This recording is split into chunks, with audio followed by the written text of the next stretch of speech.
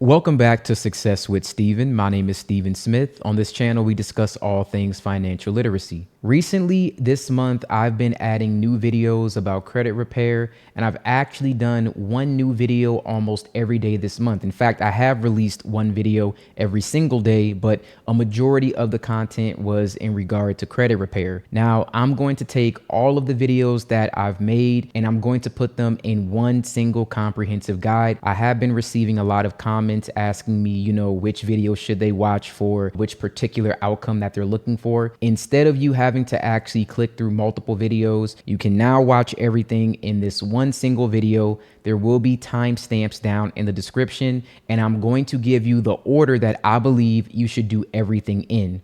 All right. So this will be how you can wipe everything negative off your credit report. And you can do this very quickly. For some, it may only be a few days, maybe a week, 14 days. For others, depending on what you have, it may take, I would say, even up to 90 days. It all just depends on your particular situation. But I will be giving you, again, all of the information that you need in order to do this as soon as possible. So without further ado, let's get right into the video. Now, like I said before, if you've been keeping up with all the content that I released this month, then I showed you two ways of actually doing this. You can either use the CFPB. Some people are having problems with that. The other method will be Ryezing.com. Now, Ryezing is an all-in-one credit repair platform. Not only will it give you access to your credit reports and your scores, which you will need for this process, it also shows you what may be hurting your credit, and it helps you take action in order to actually get that information deleted.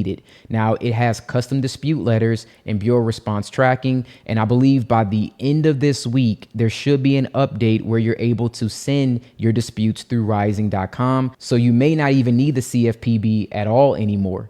Now, I want you to use Ryezing as a 90-day credit improvement system for people that have extremely damaged credit. This isn't going to be something where you'll just send one thing and then everything's gone. You'll probably want to keep it for a little bit of time. I would say at least 90 days. You'll also get personalized credit game plans, score tracking, goal tracking, education, and guidance on products like secured credit cards and credit builder loans. You also can include up to 24 months of rental and utility back reporting. So if you have a thin credit profile and you want to add 2 years of history, if you have that rental history or utility bills, you can do that and add 2 years of account age to your credit profile just by using Ryezing. Now, right now, you can access your credit report and access all of these tools for $1. That's going to be through a 7-day trial. So if you're interested in testing that out, but I would say it takes at least 90 days to start seeing real improvement,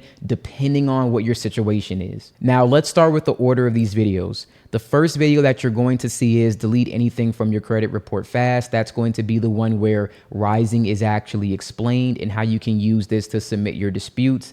I may update some videos next month because when that auto mail feature is there and you can actually send everything through Ryezing.com, I want to show you how to do that step by step. Now, after that, the next video that I would watch is remove old addresses from your credit report. You can do this in 24 hours. It's not just old addresses. It's also how to remove personal information, period, from your credit report. So that is the first step in credit repair. You should try to remove all of the old personal information because you don't want any of that tied to any accounts that are negative or derogatory because they may get verified with that personal information. So that is where you want to begin. Next, I have a video on freezing and opting out of secondary bureaus. Now, this is not to be confused with deleting information from those bureaus. If you want to see that, then you can go to my past videos, search my catalog. If you type in delete secondary bureaus or secondary bureaus,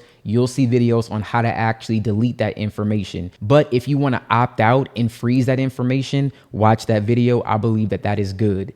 Then you can watch the how to remove hard inquiry videos. In that video, there will be an option to do it with Ryezing.com as well as doing it with the CFPB. It is up to you to choose which one you would like. Again, there'll be timestamps in the description. Then we have the how to remove collections from your credit report fast. That will show you how to remove collections, again, Ryezing and CFPB. After that, we have charge-offs. Now, as you know, charge-offs are the highest level of delinquency next to a bankruptcy. They're not always the easiest thing to remove off of your credit report. And for some people, it can take some time. Hopefully, what we hope for is at least 3 rounds. But if not, there's also a video that I just released on round 4 and how you would remove charge-offs, beyond round 3. So those are going to be back to back. Again, timestamps will be below. Then you'll have how to delete auto repo charge-offs. All right. That's going to be the same thing. Ryezing.com, CFPB. And then the last section that you'll see is how to remove late payments. OK, so late payments are going to just be like if it's the same consecutive late payments on your credit report. If there's any inconsistencies, I have videos for that showing you the 2 different methods. So you'll see method number 1 and you'll see method number 2. Once again, timestamps below. And then we have the final video, which will be how to remove closed accounts from your credit report. Now, I actually left that one last because if you're curious about that one, you can click on it. But pretty much that video is just going to tell you, hey, you can actually just go up to the very top of these other videos and they're going to show you how to remove any of these closed accounts. It lets you know which situation would you just want to maybe update late payments on a closed account. You want to remove a closed account, or you maybe want to keep a closed account because there are some instances where you don't want to remove it. So it goes over that, but really it doesn't show you how to do it. Any of the other videos that are above will actually show you. So those are all the options. Again, it's now in one comprehensive guide. I will probably update this again, especially if I show you new methods or we have new updates with Ryezing, new softwares. If something happens with the CFPB, then I might come back and update this compilation. But I do think for right now, this one is pretty good. I think this is going to be the most up-to-date methods that you guys need in 2026. All right, I want to thank you so much for watching this video. Once again, timestamps will be below. Click on the video that you're trying to use. If you want to watch this in order, then I believe that it is the best way for you to actually start with credit repair. Like if you don't know what to do, just watch it in order and you can take it one step at a time. And you can watch this when you're, if you're at work, if you're at the gym, if you're driving, like if today's Sunday, if you're just relaxing and maybe you just want to take the time to do some of this stuff now, you don't have to do this all at one time. You can take your time and just follow the process. Again, thank you so much for watching this video. You guys have a wonderful day. Welcome back to Success with Steven. My name is Steven Smith. On this channel, we discuss all things financial literacy. Today, we're going to discuss a credit repair tool that's helping people challenge collections, late payments, charge-offs, and inaccurate negative accounts without paying a credit repair company hundreds or even thousands of dollars. And the best part is this isn't about begging a credit repair company to do the work for you. And this isn't about sending some random dispute template that you found online. This is about using a real system with smart technology to analyze your credit report, find dispute opportunities, create custom dispute letters, and help you take control of the process yourself. This tool is called Ryezing, and I wish that something like this existed when I was trying to fix my own credit. Now, around 2020, my credit score was a 426. And I remember trying to apply for credit cards and getting denied over and over again. And I'm not just talking about premium cards with airport lounges, travel credits, and all the fancy benefits. I'm talking about regular credit cards. I was even getting denied for secured credit cards at one point. That's when you know your credit is in bad shape. But I finally pulled my credit report and saw that I had charge-offs, collections that I didn't even realize were on there, and even an account that looked like it could have been connected to some identity theft. Now, at the time, I didn't know what I was doing, but I was learning by trial and error. I was trying to figure out what worked and what didn't work and what the bureaus cared about and what they completely ignored. If I had a system like Ryezing back then, it could have saved me months of confusion, frustration, and wasted time. So in this video, I'm going to break down why credit disputes fail, why traditional credit repair companies are not always the best solution, and how the credit bureaus actually process disputes. and also how Ryezing helps you approach credit repair in a smarter, more organized, and more strategic way. And by the end of this video, you'll understand exactly how to start using Ryezing to clean up your credit report, even if your credit looks terrible right now. So without further ado, let's get right into the video. Most people think credit repair comes down to writing the perfect dispute. They believe that there's some magical sentence or some secret legal phrase or some hidden loophole that makes credit bureaus delete negative items instantly. But that is absolutely not how this works. The truth is, when you send a dispute to the credit bureaus, your complaint is not being reviewed carefully by a real person examining documents and saying things like, wow, this consumer really has a point. That's what we would like to believe is happening, but in reality, a lot of disputes are processed through an automated system. One of the systems commonly discussed is called eOscar. Now, this system helps the credit bureaus process disputes electronically and categorize complaints and communicate with furnishers, which are the banks, lenders, debt collectors, and companies reporting this information. Now, here's the problem. The system is not designed to make credit repair easy for you. It's designed to process massive amounts of disputes fairly quickly. Credit bureaus receive thousands of disputes monthly, with Equifax alone processing approximately 765,000 disputes each month. They're not trying to spend hours personally investigating every single dispute.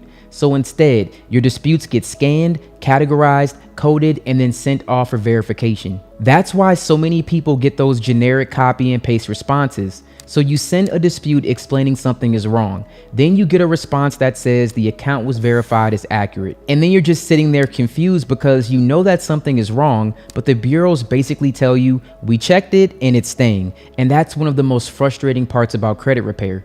It's not always about whether you're right. Sometimes it's about whether your dispute is strong enough, specific enough, and properly structured and backed by the right arguments. And that is where most people lose. They either send disputes that are too generic, too vague, or completely disconnected from the actual reporting issue on the account. They might say something like, this account is not right, when the better argument should have been about the incorrect reporting dates, missing information, inconsistent balances, unverifiable account details, or violations that actually show this information is not reporting correctly. That's why just sending basic disputes is not enough anymore. You need to have a good strategy. Now let's talk about credit repair companies, because I know some people watching this have already tried hiring one. Maybe you paid $99 a month. Maybe you paid $150 a month. Maybe you paid even more than that.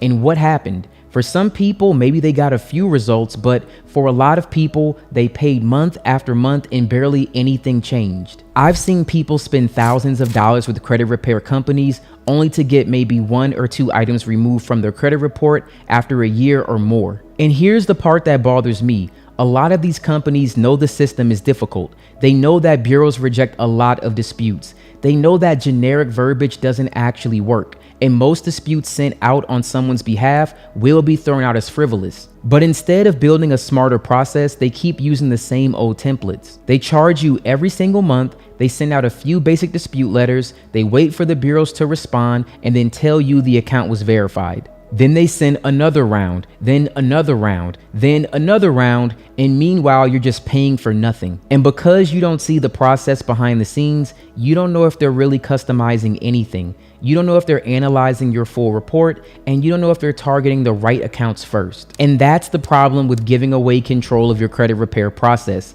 You're hoping that someone else cares about your credit as much as you do. And let's be honest, nobody is going to care about your credit more than you do. That doesn't mean you should do everything blindly. It means that you need the right tools so that you can make better decisions. And that's exactly what Ryezing will do. Now, before I show you how Ryezing works, you have to understand something very important. Bad credit is not just a personal problem, it's a business model. When your credit score is low, lenders can charge you higher interest rates and offer you worse terms. They also can require larger down payments or deny you for their best products. They can also push you towards the more expensive options. So for example, let's say that 2 people apply for the same $30,000 auto loan. One person has excellent credit and qualifies for a low interest rate of 3.39%. The other person has damaged credit and gets stuck with a much higher interest rate of 29.99%. Now, these are two very extreme examples on opposite ends of the spectrum, but the difference is massive. Over a 60-month loan term, the person with excellent credit would pay around $2,656.55 in interest, while the other person with damaged credit would end up paying around $28,225.06 in interest. Now, that is completely crazy. And this might sound like some made up example, but those were actual interest rates that I had on two different auto loans at two different points in time. Same amount borrowed, same type of loan, same type of payment commitment for the terms, but my credit score was lower and I ended up paying almost double for the same car once you factor in the interest. That's why your credit score matters. It doesn't just determine whether you get approved, it also will determine how much approval is going to cost you. And the frustrating part is that sometimes your score is being held down by information that is wrong, outdated, incomplete, unverifiable, or reporting differently across 3 bureaus. That's why you can't just ignore your credit report. You have to know what's on it, you have to know what's being reported, and you have to know how to challenge information that doesn't belong on there or cannot be properly verified. Here's where things start to change. If the credit bureaus and the credit industry are using technology to process information, then why are consumers still trying to fight back with old templates from 2006? That's like bringing a flip phone to a tech conference. Most people are still using dispute methods that are just outdated. They search online for a letter, they copy and paste it, maybe change a few words, print it out, mail it, and hope that something happens. That's why generic templates will usually have a generic response. Ryezing takes a smarter approach. So instead of giving you a random dispute template, Ryezing helps you analyze your actual credit report. It looks at information being reported across bureaus and helps identify potential issues, inconsistencies, and dispute opportunities. That matters because every credit report is different between all 3 bureaus. Not to mention that your situation is not the same as mine, so why would everyone have the exact same template? That's where a lot of people go wrong. They think credit repair is one size fits all, and it's really not. Ryezing is designed to help you create personalized dispute letters based on actual situations, and that is going to make a major difference. So next, I'm going to show you how you can start repairing your own credit with just a few clicks using Ryezing. Currently, we are on Ryezing.com. So the first thing that you'll want to do is click on Get Started. Now, when you click on Get Started, you will actually be brought to a page where you'll fill out your information and you'll create an account. Once the account is created, you will be asked some questions to verify your identity, and then you'll be able to log in. Now, if you check the link in my description, you will find an option there where you can start a trial with Ryezing right now for 7 days for only $1. After that, it will go to $39.99. So if you would like to try with that trial link, please click that. It will be down in the description below. Now, once you have signed up for Ryezing, there are 2 different ways that you can log into your account. You can download the app from the Apple App Store, or you can also download the app from the Google Play Store. Or you can come to the home page and you can click Login here. When you click Login, you'll want to enter your username and your password. Your username will most likely be your email. Now, when you log on to Ryezing for the first time, this is the screen that you're going to get. You'll have your dashboard, your credit report review, your dispute hub. You can also do rental reporting, which we'll talk about, as well as utility reporting. You have the My Account option that shows all of your account details. Now, before we actually get into reviewing the report and showing any items that we need to dispute, let's actually go to the game plan that's at the very top. So here you can actually share your score goals. So I can click on Get Started, and then I can actually choose what my options are. So if I'm trying to repair my credit, build my credit, or both repair and build my credit, I can select that option. So let's say that I want to get, I don't know, an 850 credit score, because I think that's what I want to get. Now it says, what's the motivation behind your credit score goal? You can then choose exactly what you're trying to do. Maybe you're trying to get a new job, or you're trying to actually get a home loan or an auto loan. Pick whichever one that you would like. I'm going to just do boost my financial confidence. and then how soon do you want to reach that goal. Now, they will give you a realistic time frame that you can actually do this. I'm going to select 6 months to 1 year and then update my goals. So there we go. My credit goal has been updated. So for the next step, let's actually get into generating a dispute letter. So it says here, our AI powered letter generator will create dispute letters to make it easier for you to reach your credit goals. Then I'll click on generate letters. So when I do that, it takes me over to the dispute hub. Now I can actually click here to view my credit report. Now there are 2 ways that you can review your credit report. It's going to be the interactive view and the classic view.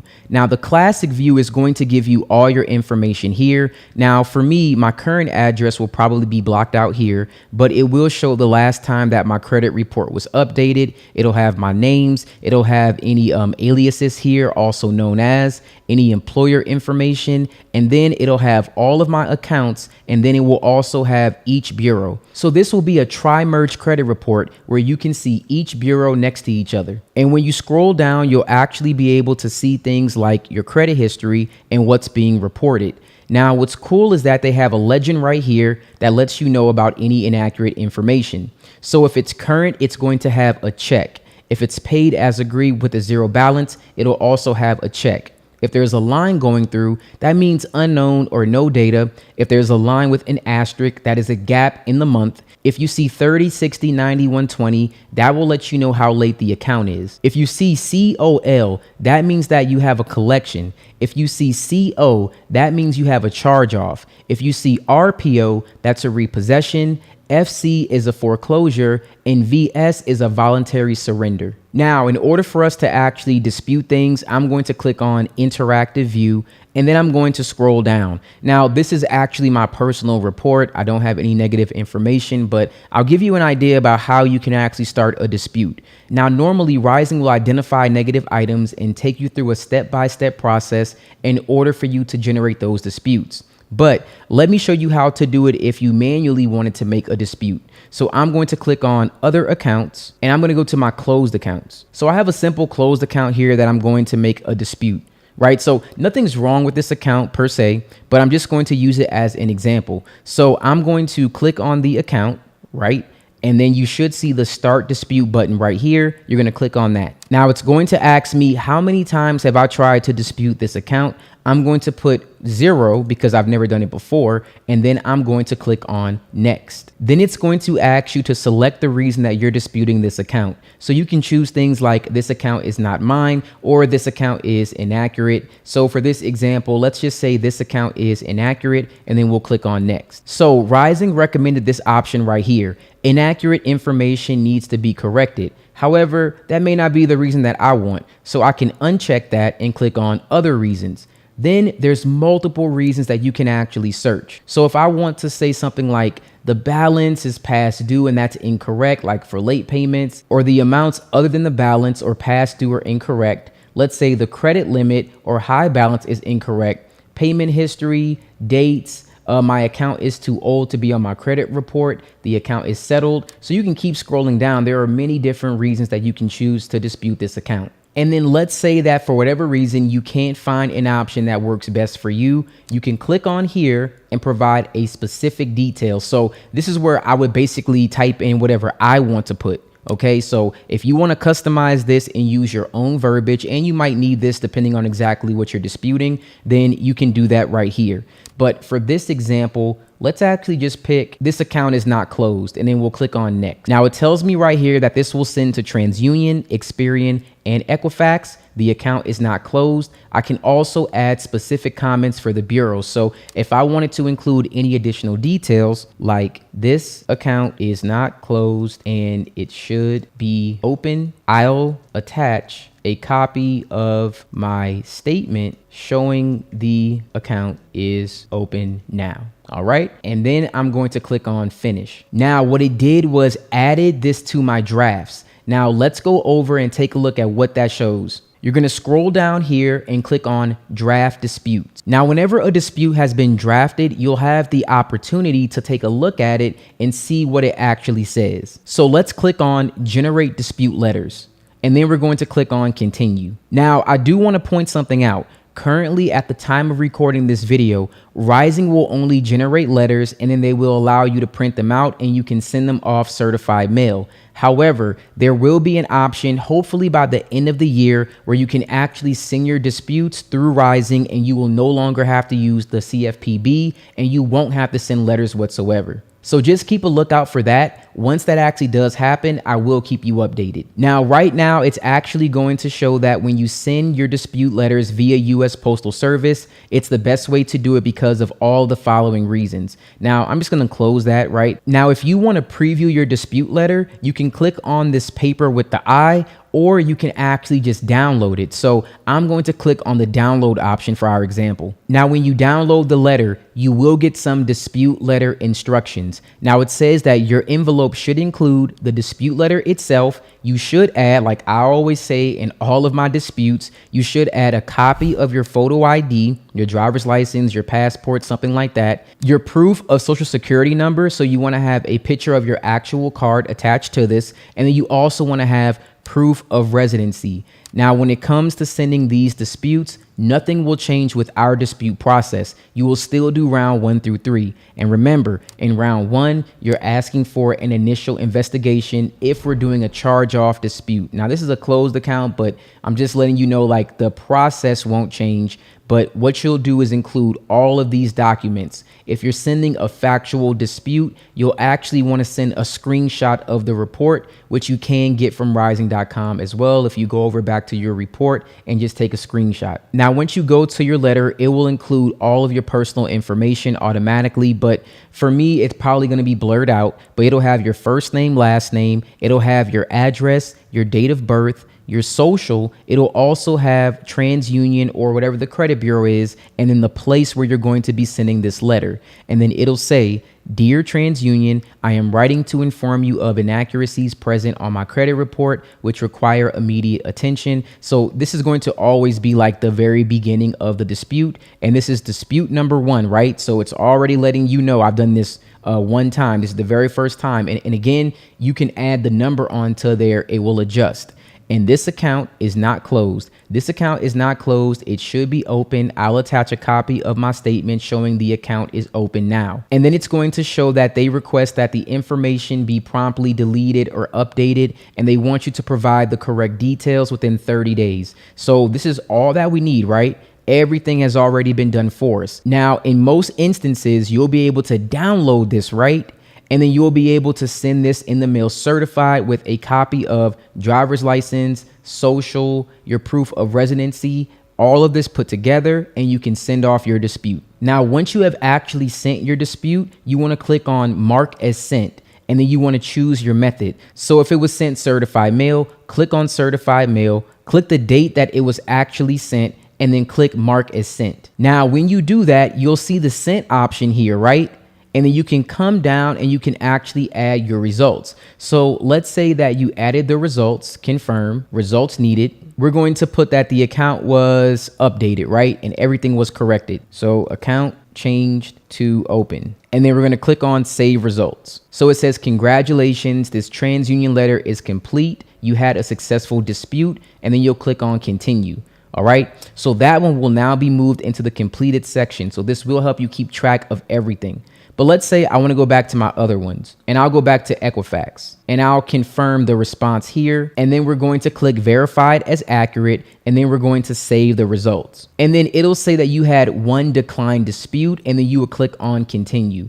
Now that lets you know that you're going to continue with this dispute, right? Because that one, obviously, if it's declined, it's not going to go into the complete. And then you will see here, wow, I did not have a successful dispute.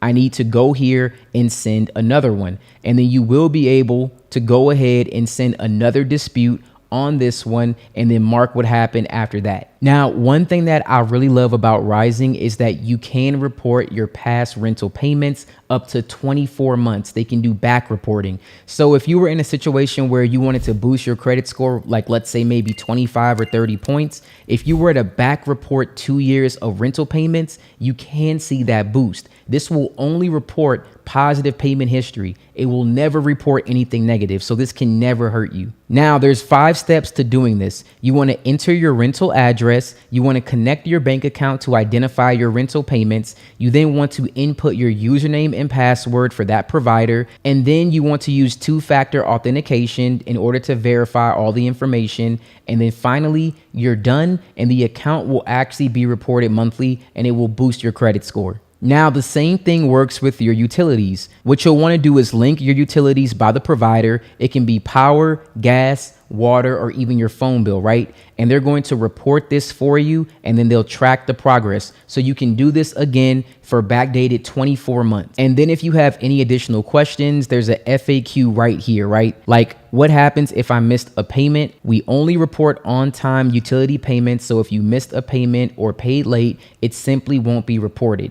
Right? So this means that your utilities will never negatively impact your credit score, and neither will your rental reporting. Now, if you take a look at the rest of the cards, there are some things like increase your credit limit. So it tells you to learn more here. And then it gives you some information about how you can actually request a credit limit increase, and then some pro tips as well. And then it shows all of your credit cards that you can actually click on. And if you did call them, then click on marked as contacted. It also will give you options about being an authorized user. It tells you learn how, and then it gives you some information on exactly how you can potentially boost your credit score by being an authorized user. And then depending on your credit profile, you may actually see some VIP credit card offers. So if you do qualify for, let's say, exclusive rewards or other credit cards, you want to click on apply now if you're interested, and Ryezing will recommend some options that you can actually use. Now, let's talk about cost. One of the biggest reasons that I like Ryezing is because it's not built like a traditional credit repair company that'll charge you $100 or $200 every single month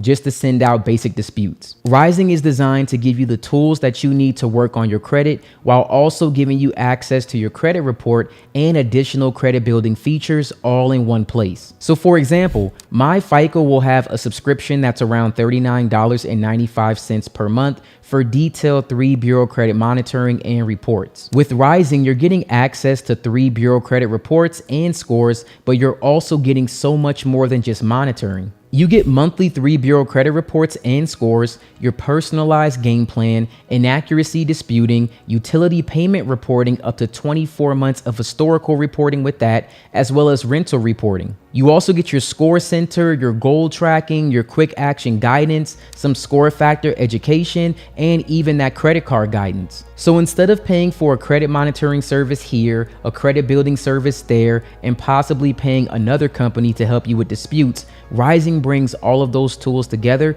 in a single platform. And honestly, if you're serious about fixing your credit, you should already be monitoring your scores anyway. You need to know what's reporting, you need to know what's changing, and you need to know what's helping you and also what's hurting you. That's why Ryezing makes so much sense. It's not just about seeing your score, it's about understanding your credit, building your credit, disputing inaccurate information, and having a clear plan of what to do next. So once again, if you want to try Ryezing today, I put a link in the description for a 7-day trial for $1. You can check that out and explore the platform and see if it's right for you. So here's the bottom line. Your credit score can affect almost every part of your financial life. It can determine whether you get approved or denied. It can also determine whether you pay low or high interest rates. It also can determine whether lenders see you as risky or reliable. And if your credit report has inaccurate, outdated, incomplete, or unverifiable negative information, you should not just sit there and accept it. You have rights. But the rights only matter when you actually exercise them. The old way of credit repair was downloading templates, mailing random letters,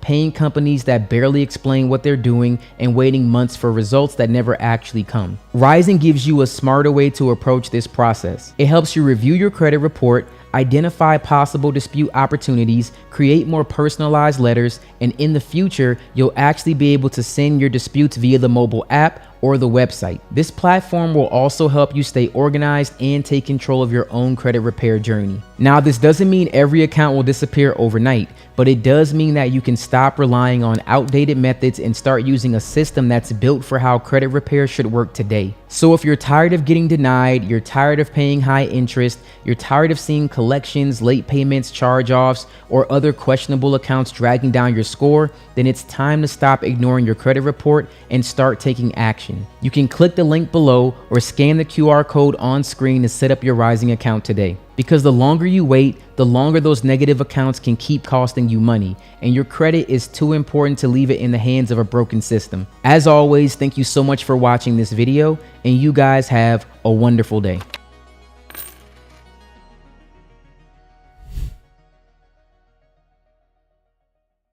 Welcome back to Success with Steven. My name is Steven Smith. On this channel, we discuss all things financial literacy. In this video, I'm going to walk you through one of the most overlooked but powerful steps in credit repair and credit optimization, which is removing incorrect, outdated, and unnecessary personal information from your credit report.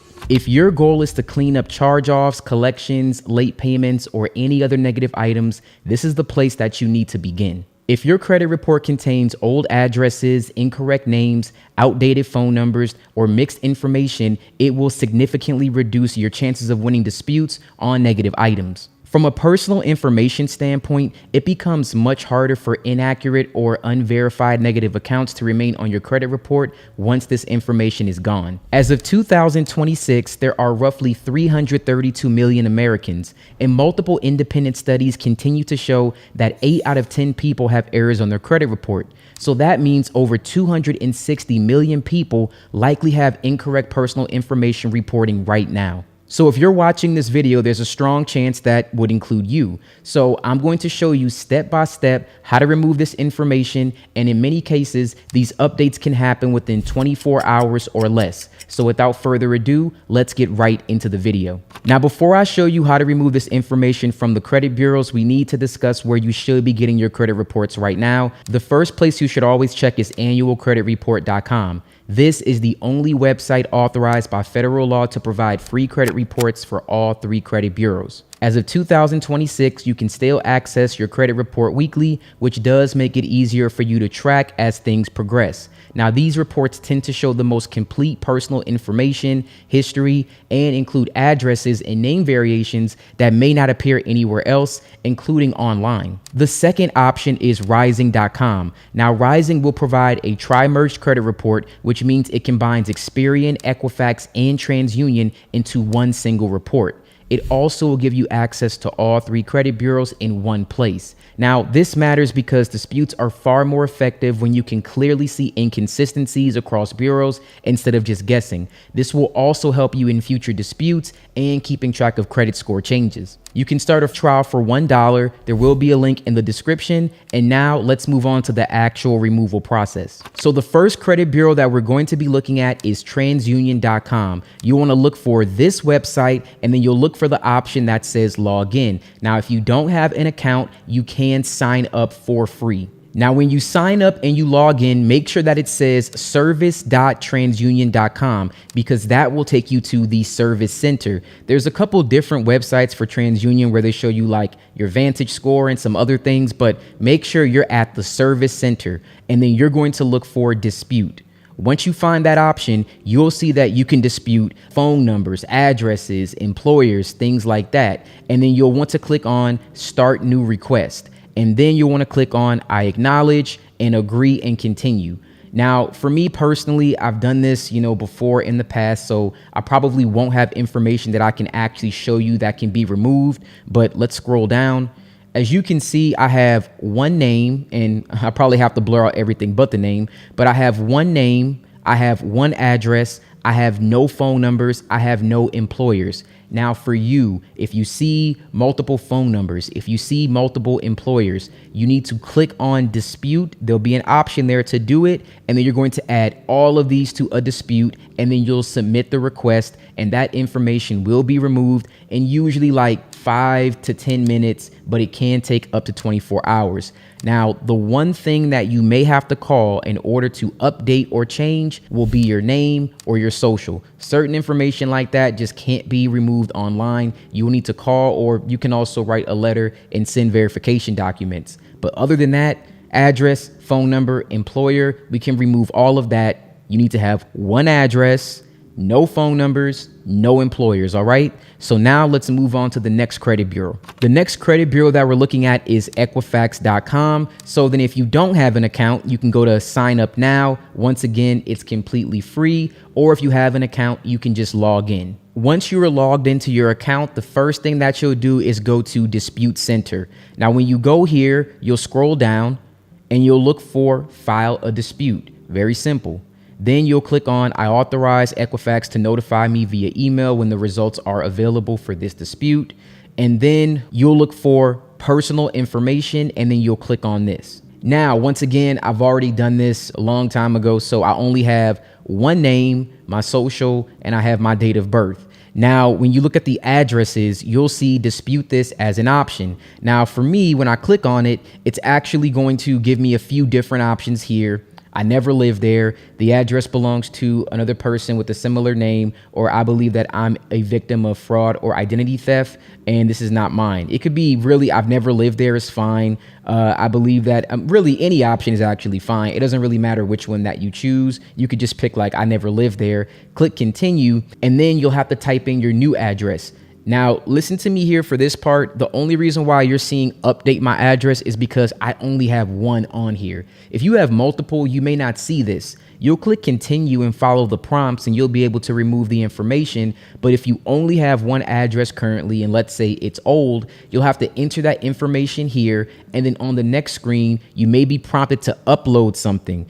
Add like your driver's license, your social, all of your documentation, and then a proof of residency. That could be a bank statement. It could be a utility bill. It could be your car insurance. It could be your voter's registration card. Anything like that, you'll want to upload that with all your identification documents, because sometimes if you don't, they'll reject it. And then your address will be updated. So if you only had one, that is the way that you update it. If you have multiple, you won't see this option. Remove all the rest, remove all the phone numbers, and remove all of the old employers. You should just have one name, one address. That is it. Now, moving on to our last bureau, that's going to be Experian. This is Experian.com. Again, you can create an account completely free. And if you have an account, just click on sign in. Now, as soon as you log in, go to the very top and you'll see this option right here that says credit, and then you'll want to click on credit reports. Now, that will take you to a screen where it'll give you an overview, right? It'll show like your credit score, but what you're looking for is file a dispute. That's what you want to see. Then you'll look for the option that says personal information. You'll want to click on that. And then you may see multiple addresses. You'll probably see multiple phone numbers. Experian's very difficult with the names. Like, as you can see, even for me, I have 4 names here. I should only have one, but I normally have to give them a call and get this updated. So I won't do it now, but later on, eventually I will. Now, when it comes to Experian, I don't have any information to actually show you, but let me show you the steps that you would take and why Experian is the one where you may have a little bit more work to put in. Now, when you click on the address here, you'll be met with a few options. You'll click on the dispute reason, like never lived there, identity theft, belongs to another person. Really, I would just pick never lived there or identity theft. It doesn't matter which one, it will result in the same outcome. Now, for this address, it is the only one that I have on my credit report. There are 2 variations of it with my unit and without my unit, but it's the same address, so I don't remove it. Now, if I try to remove it and say I never lived there, I'll get a message like this. It'll say that this address is linked to an account. Now, for Experian, some of you will notice you may be able to put all of your addresses besides one and they all get removed. That would be great if that happens. If that does not happen, you'll see this option that says that you need to call. Now, I have an entire video that shows you how to remove these addresses from Experian using an affidavit. You can watch that video. However, I do want to say it works like 50-50. So if you are in a situation where, let's say, you're not able to remove these online, affidavit didn't work, just give Experian a call. It's not difficult. Just say, hey, Experian, I looked at a copy of my credit report and I did notice that there's some information that I don't recognize. I should only have one address. That address is, and then tell them your address. Anything else on this credit report, I don't know it. I don't recognize it. I never lived there. Please remove it immediately. Just keep this one. Sometimes they do it right away. Sometimes they'll give you pushback. If they give you pushback and say, well, this account is tied to ABC collection or ABC charge off, say, hey, I don't recognize that. I don't know that address. Like I said, this is inaccurate. A credit report needs to be as accurate as possible. Remove that information. More than likely, they'll transfer you over to somebody else who will then ask you the same thing. Hey, do you not recognize this? You'll say, yes, I don't know this address whatsoever. I should have one address on my credit report. Anything else, please remove it immediately. They will proceed to remove those addresses. Now, in a best case scenario, you can just do it all online for the ones that aren't linked to any accounts. That usually ends up being like at least 80% of them. However, for the remaining, like let's say 1 or 2 that may be on there that are linked, again, you could check out that video, but if not, give them a phone call. It takes about 5 minutes. I've personally done this for myself. I've done it for my dad, and my mom to help them out. It's very easy. I've never had a problem with it. I'm very assertive but respectful. I just let them know that I understand exactly what's on my report is my information, and it's my consumer rights to make sure that it's accurate. You don't have to be rude. Just be assertive in what you understand is in fact true. I should only have this one, nothing else. Remove it immediately. All right. I want to thank you guys so much for watching this video. If you were able to remove old, outdated personal information, even if it wasn't everything, but you were able to remove something, please drop that in the comments below. Drop a comment that says done or removed. I would love to see that. And once you completed this process with all 3 bureaus, your report should be more accurate and only reflect current personal information. And this is where you will be in the strongest possible position to remove negative accounts. Again, by removing outdated addresses and mismatched personal data first, you reduce the ability of creditors being able to verify accounts using inconsistent information. If you found value in this video, please make sure that you subscribe to the channel, because I will continue to break down credit card strategies in 2026 and update old methods that I've had in the past. Also, check out Ryezing.com to get all 3 of your credit reports for $1. And again, I want to thank you so much for watching this video. You guys have a wonderful day.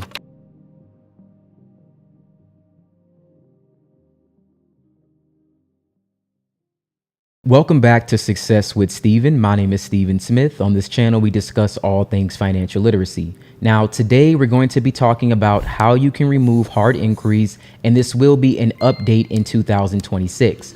Now, I've released a previous video showing you an alternative method while using the CFPB. Now, for today, I'm going to be showing you a new method with using Ryezing.com. That way, if anything does happen to the CFPB, you already know the alternative in order to remove hard inquiries from your credit report. Now, I do believe after attempting various methods over the last few months, this is still the fastest way to remove hard inquiries. Now, last year, like I said before, the Consumer Financial Protection Bureau went through major disruptions, and after a July 2025 budget bill that slashed their funding nearly in half, operating has been reduced. And just for more clarification, its operating budget was reduced from approximately $785 million to $446 million, triggering widespread disruption in this particular agency. Now, that did lead to staff reduction. It led to delays, and it also led to some growing uncertainty when it comes to this current administration and the CFPB. Now, with that being said, the CFPB has not shut down, at least as of the time of recording this video. The agency is still operating, and consumers, they can still submit their disputes through this system. However, the reason why I'm addressing this is, again, very simple. It's because in case this ever does change, I want to make sure that you have an alternative already prepared for you. The landscape will change very quickly. We know things change in an instant. So this will be your alternative backup method that no matter what happens, it will work in removing hard inquiries. And I just want you to understand that when it comes to staying effective with credit repair, you can do this by understanding shifts instead of assuming that everything will always stay the same. So this will be one of the things that, again, you can do. And without further ado, let's get right into the video. Now, I want to address a few things. If you have not seen my first video, I'm going to link that right here. Okay. In that first video, it's going to show you how to go to the FTC website, create your affidavit. And once you have that affidavit, then you can move on to the next step. All right. So again, if you haven't seen my first video, I highly recommend that you watch that before proceeding with this one. I'll also link that video at the end of this one. That way, you know, it's already there. If you want to jump to the timestamp, it'll be in the description below. I'll put the section that shows create the affidavit, and then you can jump back to this portion of the video once we actually show you how to submit that through Ryezing.com. Now, before you try to remove a single hard inquiry, you need to know where your credit data is coming from. Now, the first option that I recommend will always be annualcreditreport.com. Annualcreditreport.com is the only website authorized by federal law to provide your official credit report from all three bureaus. And at the time of recording this video, you can still pull your reports weekly, which does make it much easier for you to track changes while you're disputing hard inquiries. And most importantly, these reports show the data exactly as the bureau see it, and that means that you're looking at the true creditor's name, the true inquiry date, and which bureau is reporting it. When you're disputing inquiries, precision does matter, so if the name or the date that you submit does not match what's on file, then the bureau can claim they could not locate that item and they can close your dispute without correcting it. If you want to use this option, then you can simply go to annualcreditreport.com and download your reports directly. It costs you nothing and it gives you the most authoritative version of your credit reporting data. The second option is Ryezing.com. Now, Ryezing is a credit monitoring service that does offer a tri-merge credit report, meaning that it combines Experian, Equifax, and TransUnion data into one single document. Now, the reason this can be helpful is for organization. So instead of you having to flip back and forth between three separate reports, you can quickly see which inquiries appear on which bureau and whether or not the data actually matches, or whether an inquiry is showing up on one file but not the other. Not to mention that for this method to actually work, we're going to be submitting our dispute through Ryezing, and I'm going to give you some disclosures, but the most important thing is that you want to be signed up, and you can sign up for a trial for $1 that will last for 7 days. That way you can experience the platform and see if it's right for you. That trial link for $1 will be down in the description if you want to check it out. Either way, the objective is the exact same. You want a clean, readable view. You want these hard inquiries, and you want to be able to confirm exactly how each bureau is reporting them. And once you have that clarity, the dispute process becomes far more controlled and far more effective. All right, now with that being said, just a disclaimer, because I know some people jump through these videos. You need to watch the previous video and you need to create your affidavit first. Now, once that affidavit is created, we are now going to go to Ryezing.com instead of the CFPB in order to complete this process. Currently, we are on Ryezing.com. Now, in order for you to get started, you can click on the Get Started option. And once you click on that option, you will be brought to a page that will ask you to create an account. From there, you'll enter your first name, last name, your email address, your password, and your current address. Now,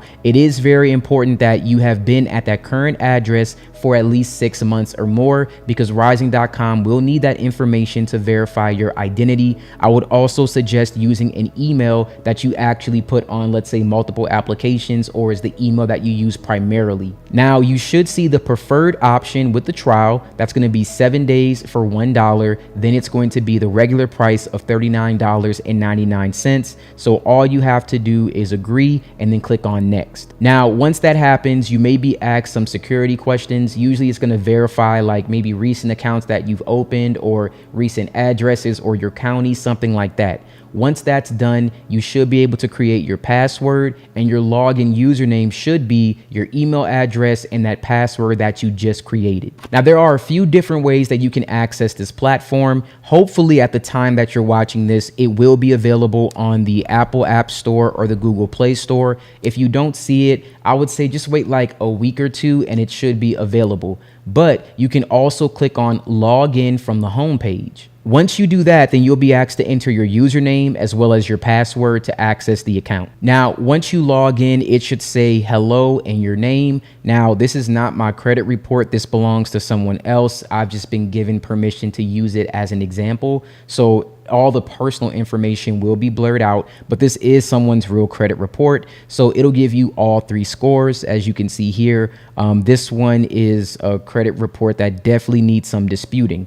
So the first thing that I would do is go to your score factors and take a look at negative items. We're going to look at hard inquiries. So for this individual, they have 21 hard inquiries. Now you can go through and look at the report and view it here by clicking on credit report view. Now, as you guys probably know from the previous video, if you're creating affidavits, I mean, in this situation, this is someone who was trying to get an auto loan and their inquiries got completely shotgunned. Like, it's 96, right?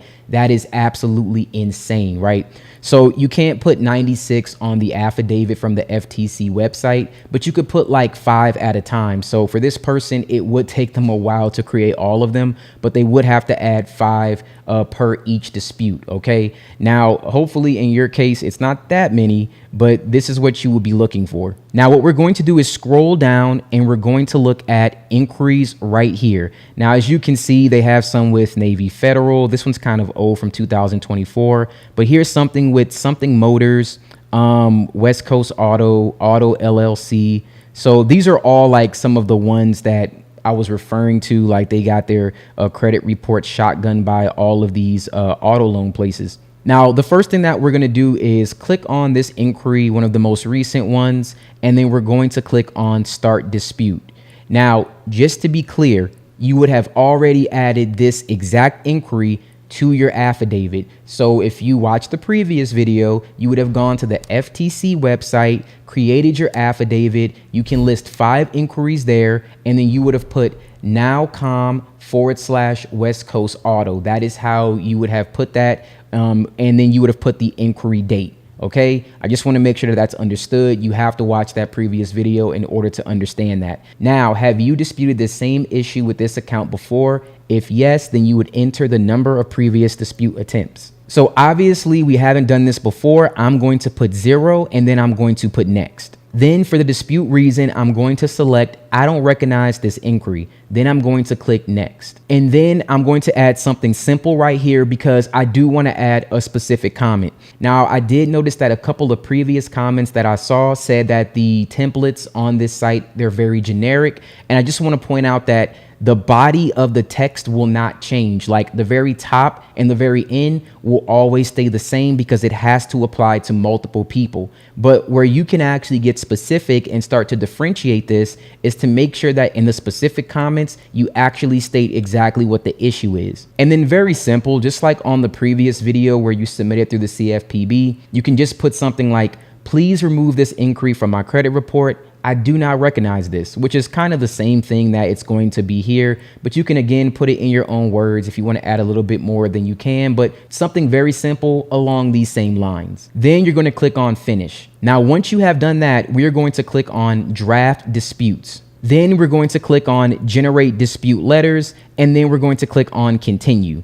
All right, so now it's going to actually draft this letter for us, and let's take a look at what exactly it states. Now, if you click on the little eye with the paper, that's going to give us a preview, or if you click the arrow like pointing down, then you can download it. So let's just do a quick preview. Now, at the very top, it's going to have the date that you generated this dispute. Now, for this individual, their name, their address, their date of birth, and their social, it will be blurred out, but this should be on the actual letter. Then it'll have Experian because that's the bureau that this hard inquiry was with. It wasn't with any other bureau. Then it'll also have the address for Experian. Now, one thing I want to state, just like when you submit this through the CFPB, you will need to have a picture of your driver's license, right? You're going to want to add that. You also want to have a picture of your social security card. And then you also want to have proof of address, proof of residency. That can be a bill. It can be your registration with your car. It can be your insurance. You know, it can be your voter's registration card. There's so many things that you can use, bank statements. All of that will count as proof of residency, and that should match the address on your driver's license, okay? And it should also match the address on this particular letter. So if it doesn't, make sure that it does. And it's going to be very simple. It's going to say, Dear Experian, I am writing to request an investigation of the following information that appears on my consumer report. dispute 1, and it's going to have the actual inquiry here. Nowcom West Coast Auto, I don't recognize this inquiry. And then our little note that we put here, please remove this inquiry from my credit report. I do not recognize this. Some information here, and then sincerely, and then your name. Very simple, very straightforward. Now, there are 2 ways that you can do this. At the time of recording this video with Ryezing.com, you would have to print this letter, which you could print it right here. It already generated everything for you, right? And then you would want to add your driver's license, your social security card, a picture of that. You would also want to add your proof of residency. All of that would go into a letter. You would fold it up. And then, of course, your affidavit, you would put that in there too. Fold that up, right? And then you would go ahead and send that off through the mail. Certified is best, but if not, then you can just send it through the post office. Now, there will be an option available on Ryezing.com very soon where you can actually send your disputes online, okay? Once that happens, I'll probably do another update demonstrating that. But for now, this is how you would do it. In the future, you will be able to submit this dispute all on the website. Now, I want to show you one more thing. Let's say that you wanted to add multiple inquiries onto this one letter. I'll show you exactly how you can do that. So what we want to do first is go to credit report review and go back to your inquiries. All right, now let's say that we want to dispute this one as well. This is the Lithia Motors drive view. Let's take a look at that one. And then we're going to click on start dispute. And then it's going to ask us our number of attempts. Let's just put 0 for now. And then we're going to click on next. And then same thing, I don't recognize this inquiry, and then we'll click on next. If you want to, then you can add a specific reason. Now, I do want you to keep in mind, because this inquiry is only with Equifax, all right? It's only with Equifax, which means it should not actually be going to Experian. Let's click on finish here, and then we're going to click on draft our disputes. And then we're going to click on generate dispute letters, and then we're going to click on continue. And then it says right here, do you want to add these disputes to letters you've already created? Once again, be careful. That other one said Equifax, right? That means that it should not be on the same dispute as Experian. So I'm going to show you how this works just for an example, right? Because it will add it on there, but make sure that the only ones that are repeating are going to the same bureau. Now, if you don't want this to happen, what you want to do is mark it as sent already. If you mark it as sent, it will not add to your current dispute. So let's click on continue. And as you can see here, we now have one dispute letter with Experian. We have one with Equifax. Now, notice here, when I click on the Equifax dispute, you now see the actual Lithia Motors drive view, and you don't recognize this inquiry. Now, what I'll do, because this demonstration didn't exactly show what I wanted on how to add one, since it was a different credit bureau, let me find one that actually reports to all 3 and then show you what I mean. Now, it was really hard to find one that reported to all 3, so instead, let's use this one with AmeriCredit, and it reports to Experian, and then we're going to click on Start Dispute, and then same thing, let's put 0 for the number of times that we've attempted. We're going to click on Next. I don't recognize this inquiry. Click on Next, and then we're going to click on Draft Disputes. Now we're going to click on Generate Dispute Letters. Then we're going to click on Continue. And then, do you want to add these letters to the letters you've already created? Once again, if we want to have multiple inquiries from the same bureau on the same letter, then yes, we click Continue. All right. Now, when I go to Experian, it shows 2 disputes, right? It went from 1 to 2. Now let's preview this. Now, as you can see for Experian, it shows Nowcom West Coast Auto with 1 inquiry, and then AmeriCredit, it shows a 2nd inquiry. So again, I would only do 5 inquiries per dispute, right? And again, the affidavit that you make on the FTC should match this. All right, so you'll want to go through, again, yours won't be like this, hopefully not, where it's like 96. I know that's like a ridiculous amount. But for you, if you had like 10, you'd want to do this and add them to each letter up to 5, right? And then if you have more than 5, create an affidavit, a 2nd one that should have the next amount, okay? Now, once you click on Mark as Sent, at that point, it will no longer add new inquiries or new accounts being disputed to that same letter. So let's click on Mark as Sent. And then it's going to ask us, how did we send this? Is it US mail? Is it certified mail? Is it fax? We're going to say that we sent it through certified mail. You would then pick the date. So let's just say that we did it today. It was on May 3rd, 2026. We'll click on Mark as Sent. Now, as you can see, the status changed to Sent today. All right. Now what's going to happen is it'll take some time for this dispute to process. I'm going to cover time frames right after this, but then we want to add our dispute results, right? So let's say for Experian, we clicked on add dispute results. And then for this one, we actually confirmed, okay, they actually deleted the information. Then we would add a note, deleted. And if I were you, I would keep a note like deleted on, and then let's say that they did it on May 20th, something like that, right? 2026. Then save results. And then we would add the same thing here, deleted. And then I would just put the date just for your reference. That way you knew exactly how long it took. Because let's say you're doing this for business credit cards or something in the future, you kind of want to have an idea of how long it took for each one of these to go through. And that way you know exactly how long it would take to remove that future inquiry. And then click on save results. Okay, so this Experian letter is complete. You had 2 successful disputes, and then continue. So now we're all good. We can see our Experian letters, 2 disputes, they are successful. Now, if for whatever reason they weren't successful, that usually doesn't happen, we would go ahead and submit our next round. Once again, then we would go back into the credit report review, click on the account, add our new verbiage that we would actually use. Normally, we don't have an issue with disputes. It's pretty straightforward. And then we would do it that way. All right. Now, again, in the future, you will have the option to actually submit this through Ryezing.com, which will be no need for the CFPB. You can just submit the disputes here without having to go to the post office. So then look out for that. And again, you should have the mobile app, depending on when you're watching this video. It may not be there yet. If not, as this ages, it'll be available to you. You can also do this from your phone. All right. So one thing I want to go over is the difference in time frames. Now, I haven't done this very often with Ryezing, so it might change. But for the time frames that I've seen with the CFPB, for Experian now to remove a hard inquiry. And again, once the option actually is on Ryezing to do it on the website, it might be even faster. But right now with Experian, it's taking around 7 to 10 days to remove a hard inquiry. When it comes to TransUnion, it's been about 30 days for me.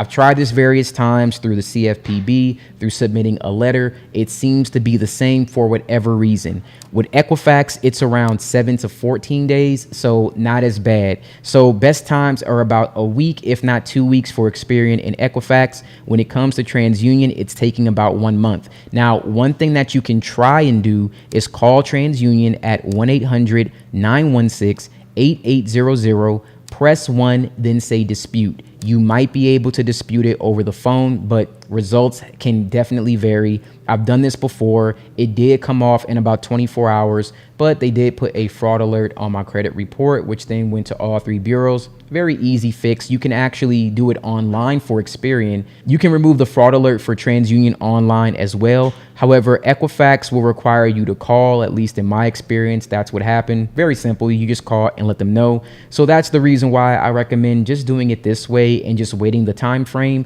and just keeping track on Ryezing.com. From there, you can actually, monitor your time frame so you can go back and review your disputes and actually see how long did it take for me to get a response. I want to thank you guys so much for watching this video. Now, if you have not tried Ryezing.com, I definitely recommend it. You can start that trial for $1. It's good for 7 days. If you've had some successes with removing those hard inquiries following this method, please drop a comment below and let me know about that success, and let me know how long it actually took you. I want to see the different time frames between the CFPB, Ryezing.com sending the letters, and also Ryezing when the option to dispute is on the platform. Let me know what happened. Now, at the end of this video, I will link the original video that I did an update on for 2026. That one will show you about the affidavits and how to actually do that. All right. So again, you want to make sure that you do that before you actually go ahead and send this letter off. Now, if you have any other questions or concerns, drop that in the comments below. I'd be more than happy to answer that for you if I missed anything in the video. Thank you so much for watching, and you guys have a wonderful day.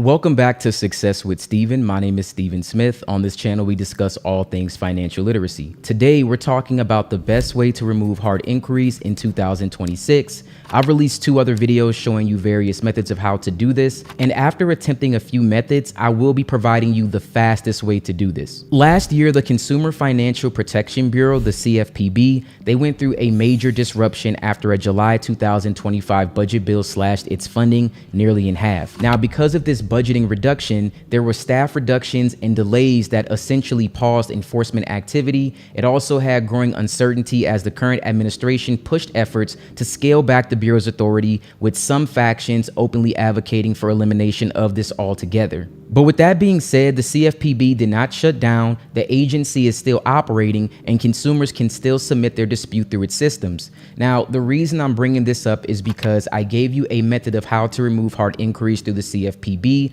I also gave you another method about the Better Business Bureau. Now, that method with the Better Business Bureau, as many of you have seen, does not work anymore. So we can still rely on the CFPB in order to send our disputes. Now, there will be some updates that I will be showing you as we go through this process. I will also be giving you my updated experience. I did 3 hard inquiries on each bureau. I had all of them removed, and I'll tell you exactly how long it took for each single one and any other updated methods that you can use in order to get this done even faster. So just know, if you've used the CFPB in the past and you've gotten results, this is still a valid option. The reason I'm addressing this now is simple. The landscape is changing quickly, platforms will evolve, procedures are revised, and what worked smoothly last year sometimes can be very different today. Staying effective means that you understand these shifts instead of just assuming that things will always be the same, and that's the reason that we need to make an update to this method. Now, quick disclosures here. I'm not a financial advisor. This is not financial advice.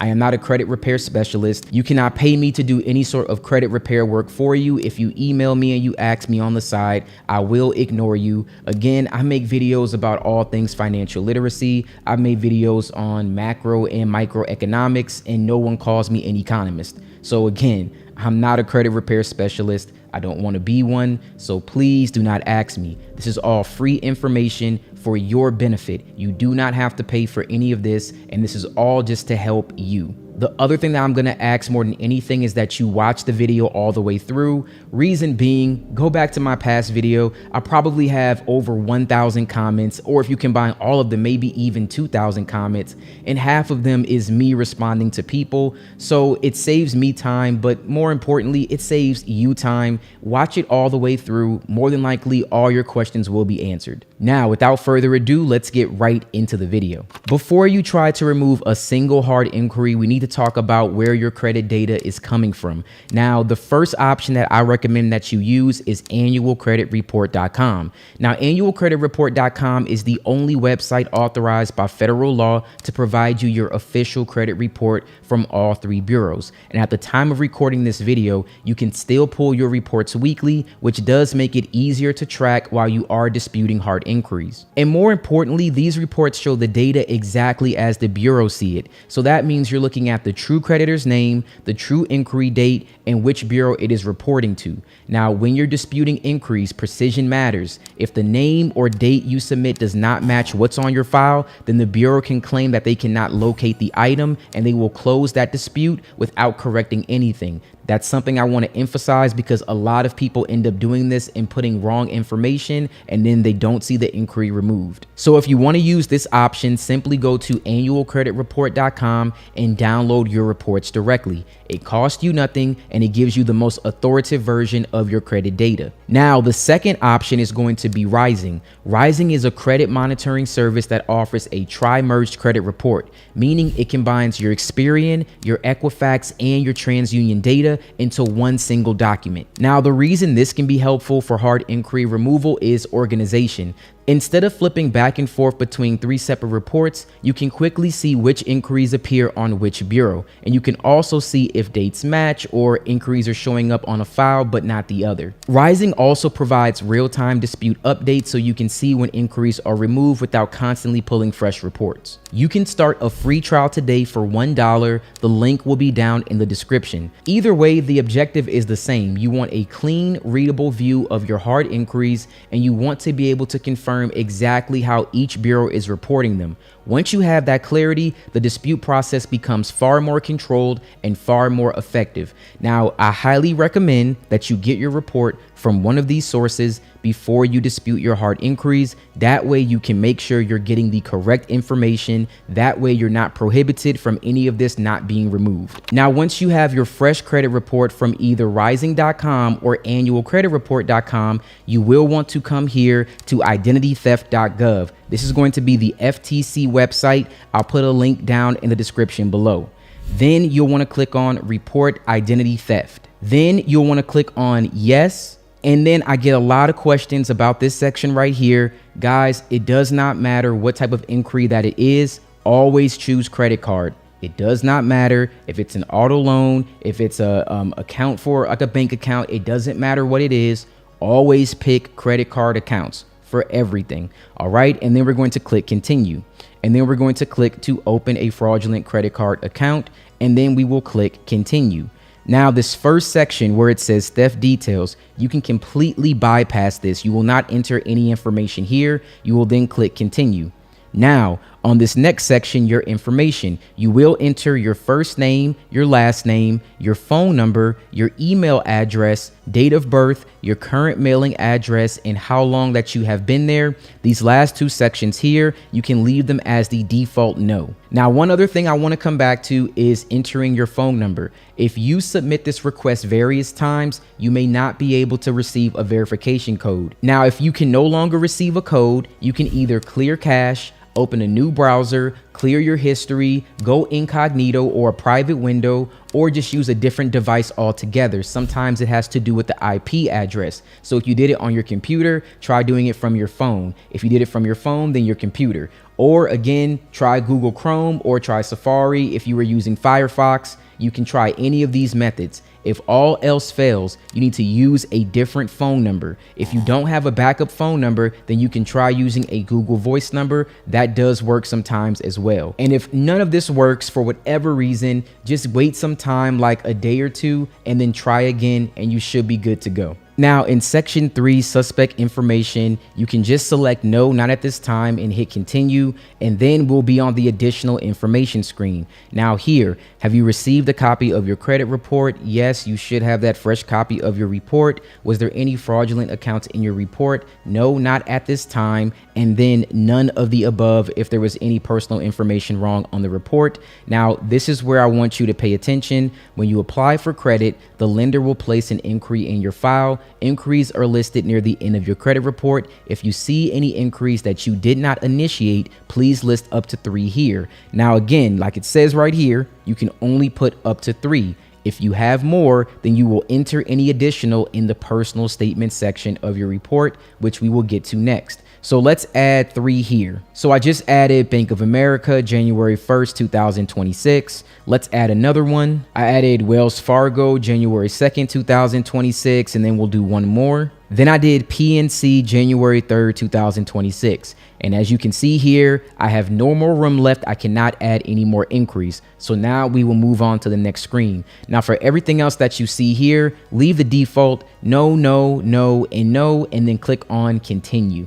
Okay, so now we're in the personal statement section. This is where you're going to actually say what happened, and this can be very short, very brief. Once again, we already added 3 inquiries. Now we're going to add our 4th one here, and I just put Truist Bank, January 4th, 2026, and something very simple. Please remove this hard inquiry from my credit report, and that is it. You guys can put whatever you would like. Please remove this hard inquiry from my credit report. I don't recognize this. I don't recognize these. You want to just put something like that. But again, try to use your own verbiage. Don't try to use the exact same thing. Just make it unique to you, but it's very simple. Just something like this. Now, once you have your report, it's going to show all the information that we just went over. Your first name, your last name, your address, your phone number, your email. Make sure all that information is correct. And then you'll notice all the credit inquiries are going to be here. But once we download this, we'll see the other one that's in the personal statement section. Now, the information will probably be blurred out for you, but once this is done, you'll hit finalize. Now, in this section, you don't want to create an account. You want to hit no thanks, submit without an account, and then it's going to ask you again, hit submit without an account once more, and then click continue, and then it's going to bring us our report. You can now download the report right here. Now this is a one-time copy, so if you go off of this page, you'll have to repeat this entire process again. So now I have my report downloaded, and as you can see right here, it has my personal statement section with the other inquiries, and then it has the first three that I put here. So if you have multiple, this is exactly how it should look. Once we have this downloaded, we will now go to the CFPB. All right, so currently we are on the CFPB. I'm going to put a link in the description for this website as well. You'll want to scroll down and you want to go to start a new complaint. Now, if you've done this before, you'll already have an account. If not, then you can go here and you can create one. But if you have an account, click on already submitted a complaint or created an account. Once you do that, you will be able to log in. And then once we log in, we'll be able to submit this complaint. All right, so now that we're on step one, the first thing that you'll want to do is click on credit reporting or other personal consumer reports. And then you'll want to click on what type of credit reporting product, credit report, and then you'll click on next. And then you'll look for credit inquiries on your report that you don't recognize. And then have you already tried to fix this problem? Yes. Did you request information from the company? Yes. You don't have to actually put the information that was requested. That's optional. Did the company provide this information? No, and then click on next. So now on step number 3, the what happened section, you can describe exactly what the complaint is about. So very simple for hard inquiries. Please remove these or this unauthorized hard inquiry from my credit report. You guys can put something along those lines. I don't recognize them. Again, put it in your own words, and then you'll list the hard inquiries just like this. To be honest, you can just copy and paste it from your actual affidavit. It's very easy to do that. And then with the next section right here, what would be a fair resolution? Honestly, it's the exact same thing. You want them to remove the hard inquiries. Now, you don't need to check this box. You don't need to publish the description or anything like that. You just want to take whatever here and you can copy and paste it here, because the same issue that you're describing is going to really be the same as the resolution. Now, right here, to verify your identity, you need to add a copy of your driver's license, a copy of the affidavit. You also want to add a copy of your social security card. And the last thing I would add is a copy of your credit report that shows the hard inquiries. So that's one thing that I've noticed that has changed. If you don't include all 3 identification documents for hard inquiries and a copy of the credit report showing it, and the name has to match exactly what's on the report. If you don't do that, then they may not remove the hard inquiries. Now, once you have all of that added, you can then click on next. Now, the one great thing about the CFPB is that, let's say all the information was the same for each bureau. Let's say that the way that the Bank of America inquiry was listed was the same on Experian, TransUnion, and Equifax. You can submit one affidavit with all your other documents, and then you can submit it to each bureau at the same time instead of it being separately. So to do this, let's say that I was looking for Experian. Experian will come up here. I would use the very first one, either this lowercase one or the one in all caps. And then you're going to check each one of these boxes. And when you do that, you're going to enter the last 4 of your social. You're going to enter your date of birth, and then you're going to enter your name as it appears on your credit report. Okay. Then it's going to say, do you want to complain about another company? You would click on yes. And then here you can add Equifax. And then it's going to be usually this one, Equifax Information Solutions or Equifax Inc. Either one is fine. It doesn't really matter. And then have you already tried to fix this problem with the company? It's going to be all the same things. Yes, yes, and no. And then same thing, check all these boxes. And then you'll want to enter your information once more. And then the last thing that you'll need to do is add, of course, the third bureau, which will be TransUnion. And you can use this first one that comes up right here, TransUnion. And then have you already tried the same exact thing? Yes, yes, and then no. And then you'll enter, check these boxes, and then enter your information once more. Now, this is very important too. When you're submitting the information, make sure you always select myself. You always have to choose myself. Now, once you select myself, your information will come up and you'll just verify that everything is correct, that everything matches. Now, I'm not going to actually submit this complaint, so I'm going to stop right here. The next screen will just be for you to review everything and then you can submit. All right, so before we wrap up this video, I just want to go over a couple of things with you. I want to go over exactly what the time frames will be for this to be resolved. Again, I've put 3 hard inquiries from each bureau and I documented exactly how long it took from each one of these. So for Experian, it was about 7 to 10 days. I will also say that with Experian, I had to submit one of them twice. I'm not sure why, but for whatever reason, one of them just nothing happened. I did have to submit it twice. And then again, the time frame was about the same, 7 to 10 days. When it comes to TransUnion, I would say that was the longest bureau, but I can't really say why. Every time that I did it, it took about 30 days. Not sure why, once again, but it was just the longest one. Now, if you're having issues where, let's say you need this removed like immediately, there is a number where you can call and you can dispute this with TransUnion.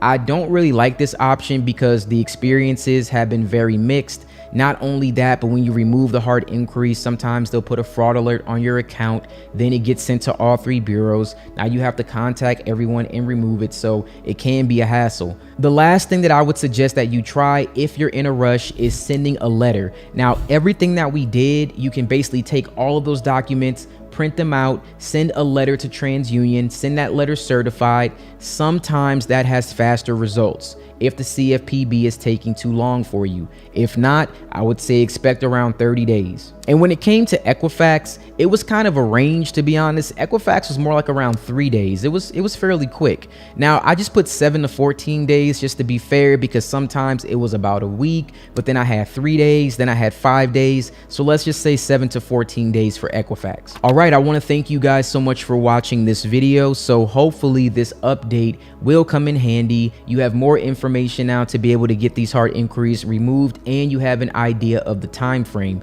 Now, once again, worst case scenario, you can always just send a letter and dispute these. It'll work the exact same way. It's not really that hard. You can also call and you can ask them to remove it. I've seen that work in 24 hours for Experian a lot. It can work for Equifax as well. And for TransUnion, again, it is mixed, but you can call if you would like. If there was something I missed or you guys still have questions, please drop that in the comments below. I will do my best to get to your question as soon as possible. If not, please check my previous videos. If I don't get to them, you may get some of your questions answered in the comments. A lot of the things that get asked are usually the exact same thing. So try some of the old videos, read through the comments. You may find your answer there. Again, I want to thank you guys so much for watching this video, and you have a wonderful day.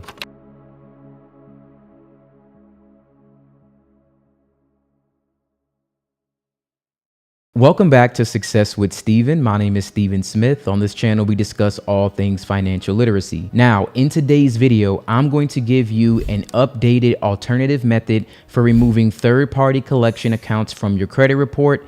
And for this process, you're going to actually be using Ryezing.com. Now, if you have not seen my previous update I did on this for 2026, I'm going to link that video right here. Now, that video is going to be very important because you need to know how to actually create your affidavit through the FTC. So you want to watch that video. The one thing that we're going to change in this video is that you can actually draft your dispute through Ryezing.com by using their dispute hub. So for this method, you will not need the CFPB. So I did want to create an alternative that does not require the CFPB that you can actually use. Now, in the future, what's really great about Ryezing is that you'll be able to submit your disputes via their mobile app or via their website, and you will not have to send letters or use the CFPB. But at this time, you can only draft a dispute using their website. So I'll take you through that process. I will show you how to do that, but just keep in mind to create the affidavit,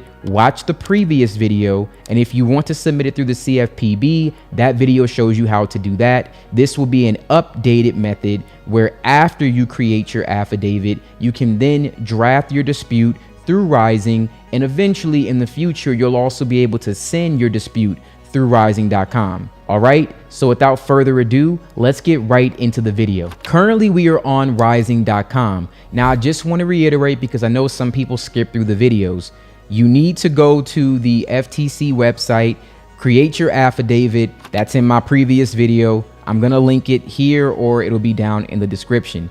Once you have done that, the next thing you need to do is go to Ryezing.com. If you don't have an account with Ryezing yet, you can actually start a trial for 7 days for just $1. You'll want to click on Get Started, and then you are able to start that trial. Now, once you have created that account, you can click on Login here at the very top of the page. When you get to login, you will see the member login. You will then enter your username, which should be your email, and then you will enter your password, and then you will log in. Once you successfully logged into Ryezing.com, you should actually see the dashboard. You should see the score center with all 3 of your credit scores. And then what you'll look for is negative accounts, which is right here. So I'm going to click on that. And then when you click on that, it allows you to do a few things. Like number 1, use credit report review to identify and tackle inaccuracies and collections. So let's click on that. Now it'll automatically identify what items are negative on your credit report.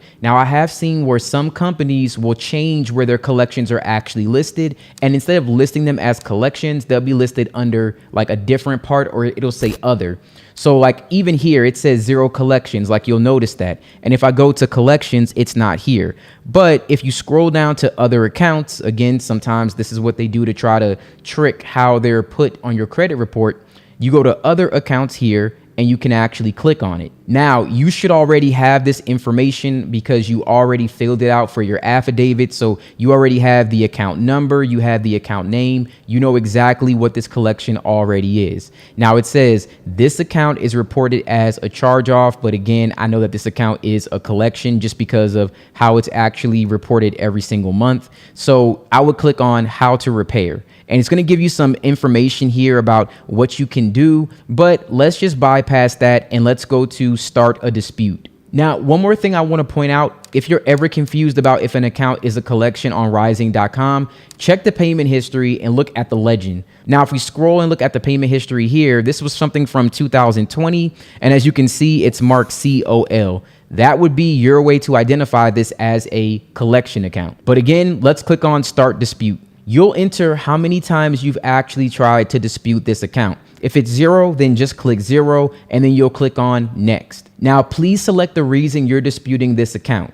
Now, you can say this account is inaccurate or this account is not mine. That's the reason that I'm going to use for this example. Now, can you give us more information? Please select the options that apply. I have no knowledge. I am not responsible for this account. This is my account. It belongs to a relative. So as you can see, there's plenty of options. There's also an option where you can do a custom dispute where you can just copy and paste it. But again, for this example, let's just scroll down and pick this account was opened fraudulently, and then we'll click on next. And now this is only with TransUnion because this collection only shows up on the TransUnion report. It will let you know here. Now we can actually enter the information that we want to add. Now, again, if you already did your affidavit, right? We already have that information. You can pretty much put the exact same thing that you would have filled out in the statement section. So that's exactly what I'm going to do here. I recently reviewed a copy of my credit report and was shocked to find that I have been a victim of identity theft.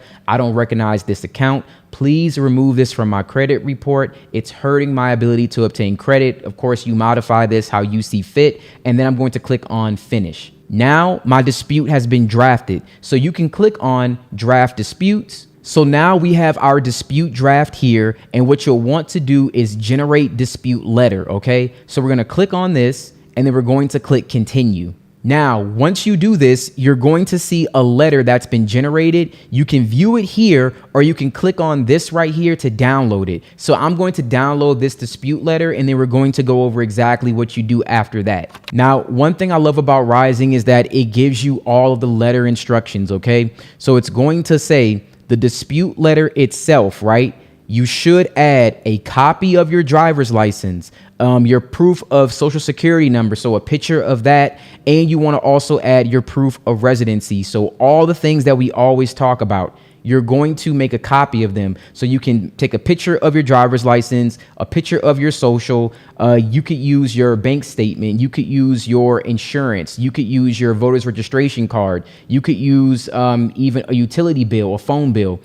Print that out, just the first page that has your actual residential address, and you'll want to put all of this together and you'll include it in this dispute. Now, this is an account that actually does belong to someone, so you're not going to see the very top of the letter, but at the top, it's going to have your name, your address, your date of birth, and your social. So all of that will already be at the top, and everything that we need, Ryezing will already put it right here for you. So I am writing to inform you of inaccuracies present on my credit report that require immediate attention. I have searched dispute templates available online, but rest assured this is self-generated. That way they can't say that this belongs to somebody else, right? And this warrants proper investigation as per the FCRA.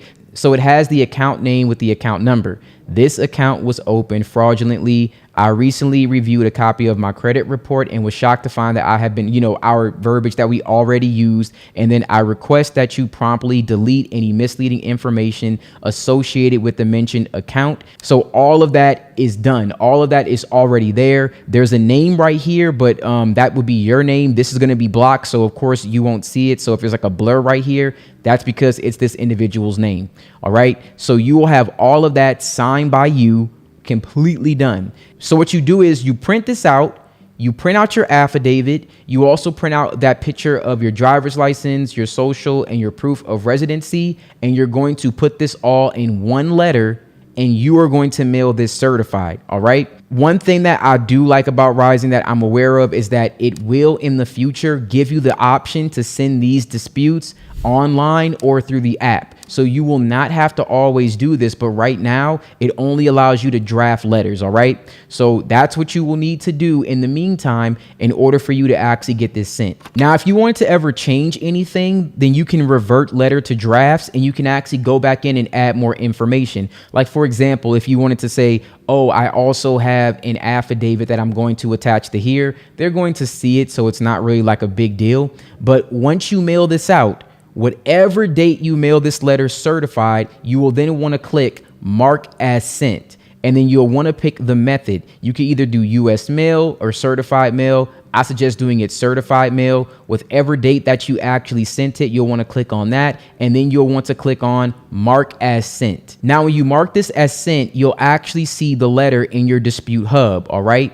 Once this account has been deleted, and again, times can vary. It used to be as fast as I would say, like it used to be a couple days, then it was 7 days. I would say at most it might take you like 3 weeks.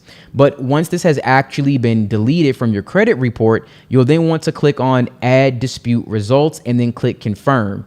And then results needed, you'll go ahead and say that the account has been updated or deleted rather. So delete it and then save the results, right?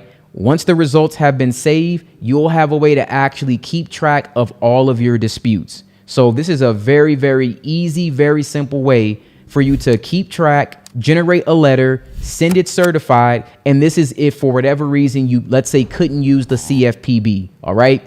I recommend using my first video, but again, if anything happens to the CFPB, this will be a way that works. And eventually, once again, on this website, you'll be able to send your disputes through here without having to send a letter. And when that update actually does happen, I will come back and make a new video showing you how to do that. Now, once you are done, it'll say completed and it'll say successful disputes won and then disputes completed 100%. So then you'll be able to see, okay, that one was taken care of. And if you have any other collections or anything else that you need to keep updated, come back to the dispute hub, update those. That way you have a record of exactly what happened. I want to thank you guys so much for watching this video. So if you got a successful deletion and you found Ryezing helpful, please drop that in the comments below. I would love to know your experience and how this has worked for you. And again, in the future, you will be able to send your disputes online through this website. I'll also make an updated video for charge-offs and late payments and stuff like that once that option does become available. If there's any other questions about this process or if I missed anything, please drop that in the comments below. I would be more than happy to assist you. Don't forget, you can sign up for a 7-day trial for $1 right now at the time of recording this video, and you'll get that in the description. I'll also link that previously in the video. And again, thank you so much for watching.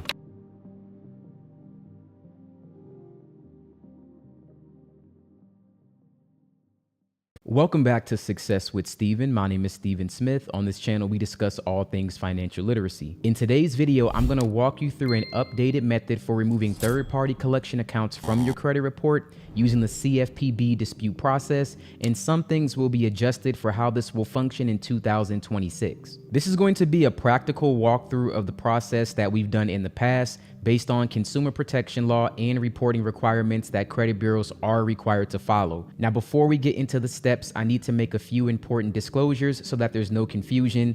I am not a financial advisor. This is not financial advice. I am not a credit repair specialist, and I do not offer credit repair services. You cannot pay me to do this. I will not do that. If you email me, if you DM me, if you send me a message on Instagram, you will be ignored. Now, what I can do for you and what I am doing is sharing educational information based on my own experience and an explanation of how these systems operate when applied correctly. If you're new to the channel and you're here specifically for the collection removal process, then welcome. I really appreciate you watching this video. Drop a comment, and I would like to welcome you personally to the channel, and understand that this works for a few very important reasons. This method applies specifically to third-party collection agencies that are reporting to your credit report. It does not apply to the original creditor or auto loans or installment loans or even charge-offs. This is not applying to the original lender. If you try to use this for an account that belongs to the original lender, it will not work. Those accounts follow different rules, different requirements, and different strategies. I will have another video on that coming out very soon, but do not try to apply this method to those accounts. Now, credit is not your entire financial journey, but it is often a gatekeeper to everything that comes next, as far as apartments, insurance rates, business funding, lending opportunities. A lot of this stuff is influenced by your credit report. That's why understanding how to properly review, challenge, and correct inaccurate or unverifiable information really does matter. And with that said, using this method should enable you to remove a collection from your credit report within around, I would say, 7 to even 30 days now, because it is a little bit longer. But the average that I'm still seeing to this day is around 7 days. So without further ado, let's get right into the video. The first step in this process is pulling your correct credit report. Now, you need a full consumer disclosure report that shows detailed information, reporting dates, and account numbers exactly as they are furnished by the bureaus. Now, I recommend doing this in 2 ways. Number 1, annualcreditreport.com. This is the only federally authorized source for your credit report, and this site allows you to pull your Experian, Equifax, and TransUnion reports directly from the source. However, these reports do not show your credit score. Now, you can download each of these reports separately. Now, do not assume the information is going to be the same across all bureaus, because in many cases, it is not. Collection accounts often appear with different names, different account numbers sometimes. You need to pay attention to this and see how they're formatted. For example, the reported dates may not match. These differences matter because each bureau is legally responsible only for what it reports, not for what another bureau shows. As you review each report, you are looking specifically for third-party collections. You are not addressing the original creditor. I just want to make note of that again. Now, my second option for pulling your credit report when you're working on removing collections is Ryezing. Ryezing offers a $1 trial, and I'll link it in the description if you want to check that out. Now, what I like about Ryezing for this specific method is that it gives you a tri-merged credit report. A tri-merged credit report combines Experian, Equifax, and TransUnion data into one single, easy-to-read document, so you're not jumping back and forth between 3 different reports and trying to piece things together. And that matters a lot when you're disputing collections, because it allows you to review how the same account is being reported across all 3 bureaus at the same time. Ryezing also provides real-time dispute updates, so you're notified as soon as a collection account is updated or removed, instead of having to wait and manually check each bureau. That makes it much easier to track progress as well as review your updates on each credit score when this information is removed. All right, so if you're following along with me, you already have your report. You either got it from annualcreditreport.com or you have your report from Ryezing.com. It doesn't matter which one, but make sure that you have one of them. Now I'm going to give you an example from an old report and exactly what you need to look for. Now, as you can see, this is my report. This is a collection that I had that was reporting. As you review each report, you are looking specifically for third-party collection accounts, and notice on this account, you can see it says debt buyer account, and the code on the account simply has the letter C. That would normally signify a collection. Now, this may look different for TransUnion and it might look different for Experian, but once again, you'll look for something similar. And when you're looking for that, just remember you'll identify these accounts when they've been placed or sold to a collection agency. And for each collection account, you need to write down the following information. You will need the name as it appears on the credit report, and you want to put the name exactly as it appears. So for this one that we're looking at, it says Spring Oaks Capital, LLC.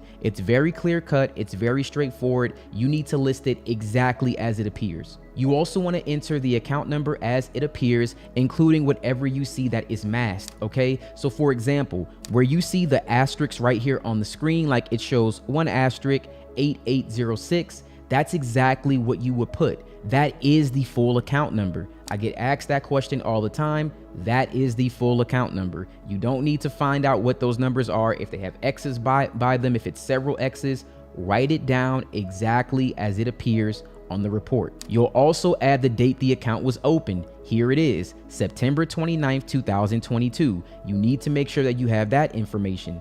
You also want to have the date it was last reported, and you also want to have the highest balance listed. Now, this is very important. If the same collection appears on all three credit reports, but the account name, account number is different on each one, you will need to treat these separately, which means you'll have to dispute them separately, not together. All right, so if the account number and name is different on Experian, it's different on Equifax, it's different on TransUnion, then you will need to do this method 3 separate times. However, if the information is the exact same, you can actually do one dispute, or rather one affidavit that we're going to produce, and then you could send that to all three bureaus, and you only have to do it once. This is not optional. This is not something that you want to shortcut. So if you see that the account number is the same for all three bureaus, but the name is slightly different, like maybe it says Spring Oaks Cap, just CAP, but not capital LLC, and then you put the name with the capital LLC and it doesn't come off of, let's say, TransUnion. That is the reason why. There's a lot of reasons why this will not work if you don't do it exactly as it appears on your credit report. So please keep that in mind. Accuracy is critical in this process, and once you've gathered all this information and it's organized for each bureau, you are ready to move on to the next step, which will be creating an affidavit on the FTC website, and that's what we're going to do next. Now, before we go over to the FTC site, I want to pause here for one moment because the goal of these updated videos is to train you to not copy scripts or follow instructions blindly.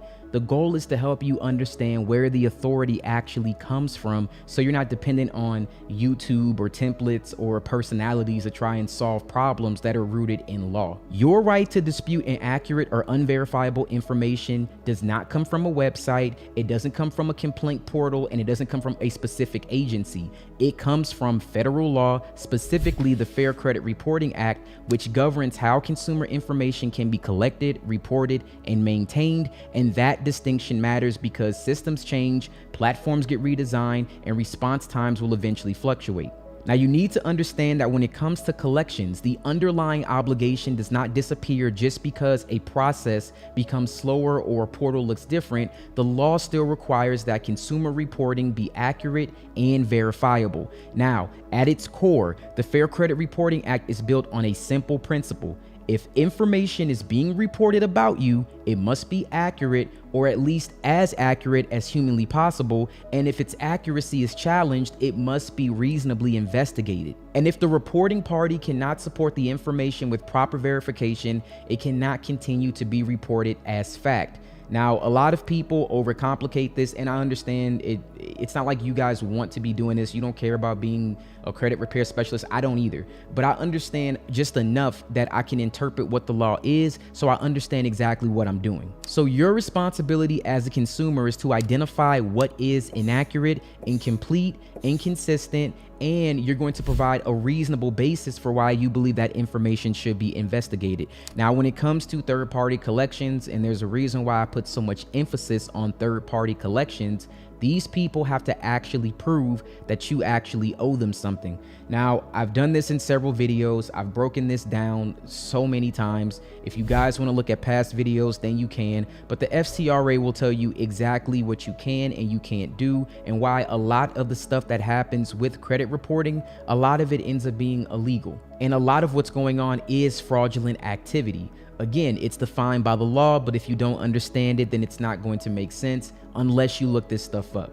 All right. Now, with that said, I will be leaving a link in the description with the FCRA. If you want to check it out, then you can. But let's move on to the next step. So currently we are on identitytheft.gov. This is the first place that you're going to go to create an affidavit. You will start by clicking on report identity theft. You will then click on yes. You will always select credit card account.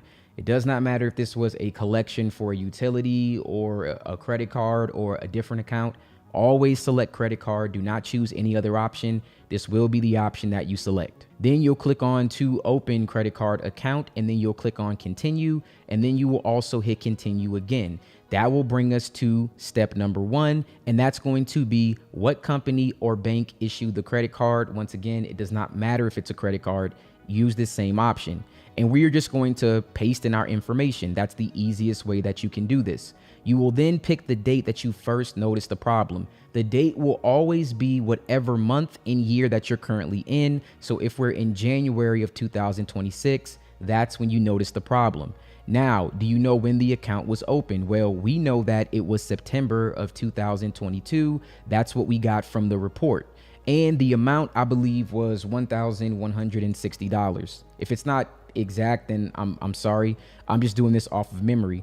And then it was, I believe, asterisk, but we can't use an asterisk, so you can use an X. If it appears on your credit report as an asterisk, it's okay for you to use an X. And I believe it was 8806. That was the last 4 of the account.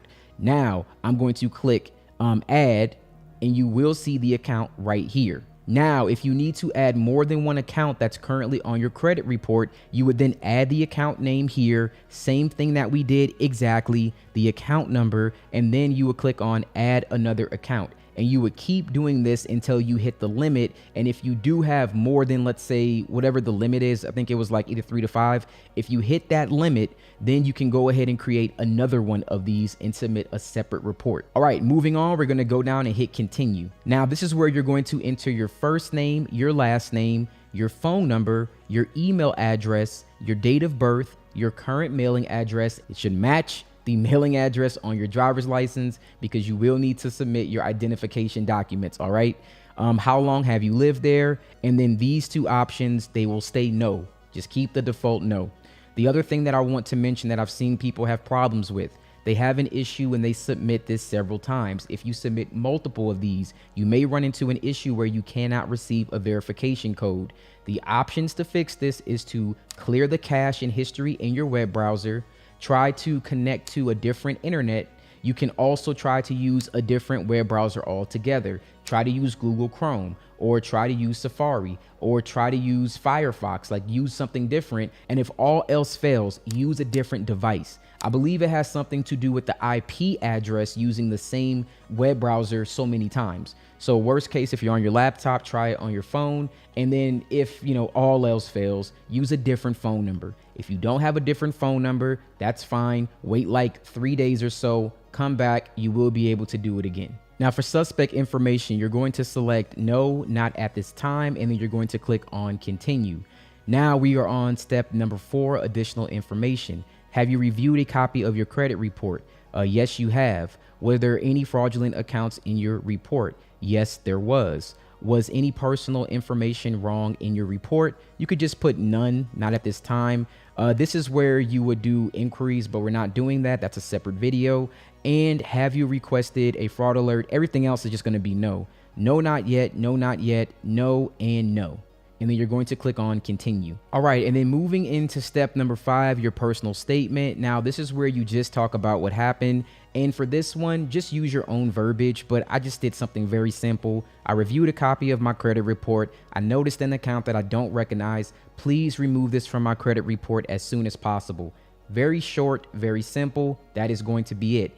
And if you want, you can actually copy this right now, because you're going to need this later on when you actually submit this through the CFPB. Now, before you submit anything, you will have the opportunity to actually review this document. Now, here's what I recommend. You want to make sure that all the information matches. Your name needs to match what's on your driver's license. Your address needs to match. I would use your primary phone number, and then I would use your primary email address. You want to use that information. If it's not that, then I highly recommend that you go ahead and you update that now. Now, you want to make sure that the company or organization will be the collection. You want to make sure the account number is exactly as you see it on your credit report, and then that the date that you see matches what's on your credit report. And then the date of discovery should be whatever month and year you are currently in, with the actual amount that's the highest balance. All right. As long as all that information is there, you have done this correctly. Now, when you get to this section, you want to submit this without creating an account.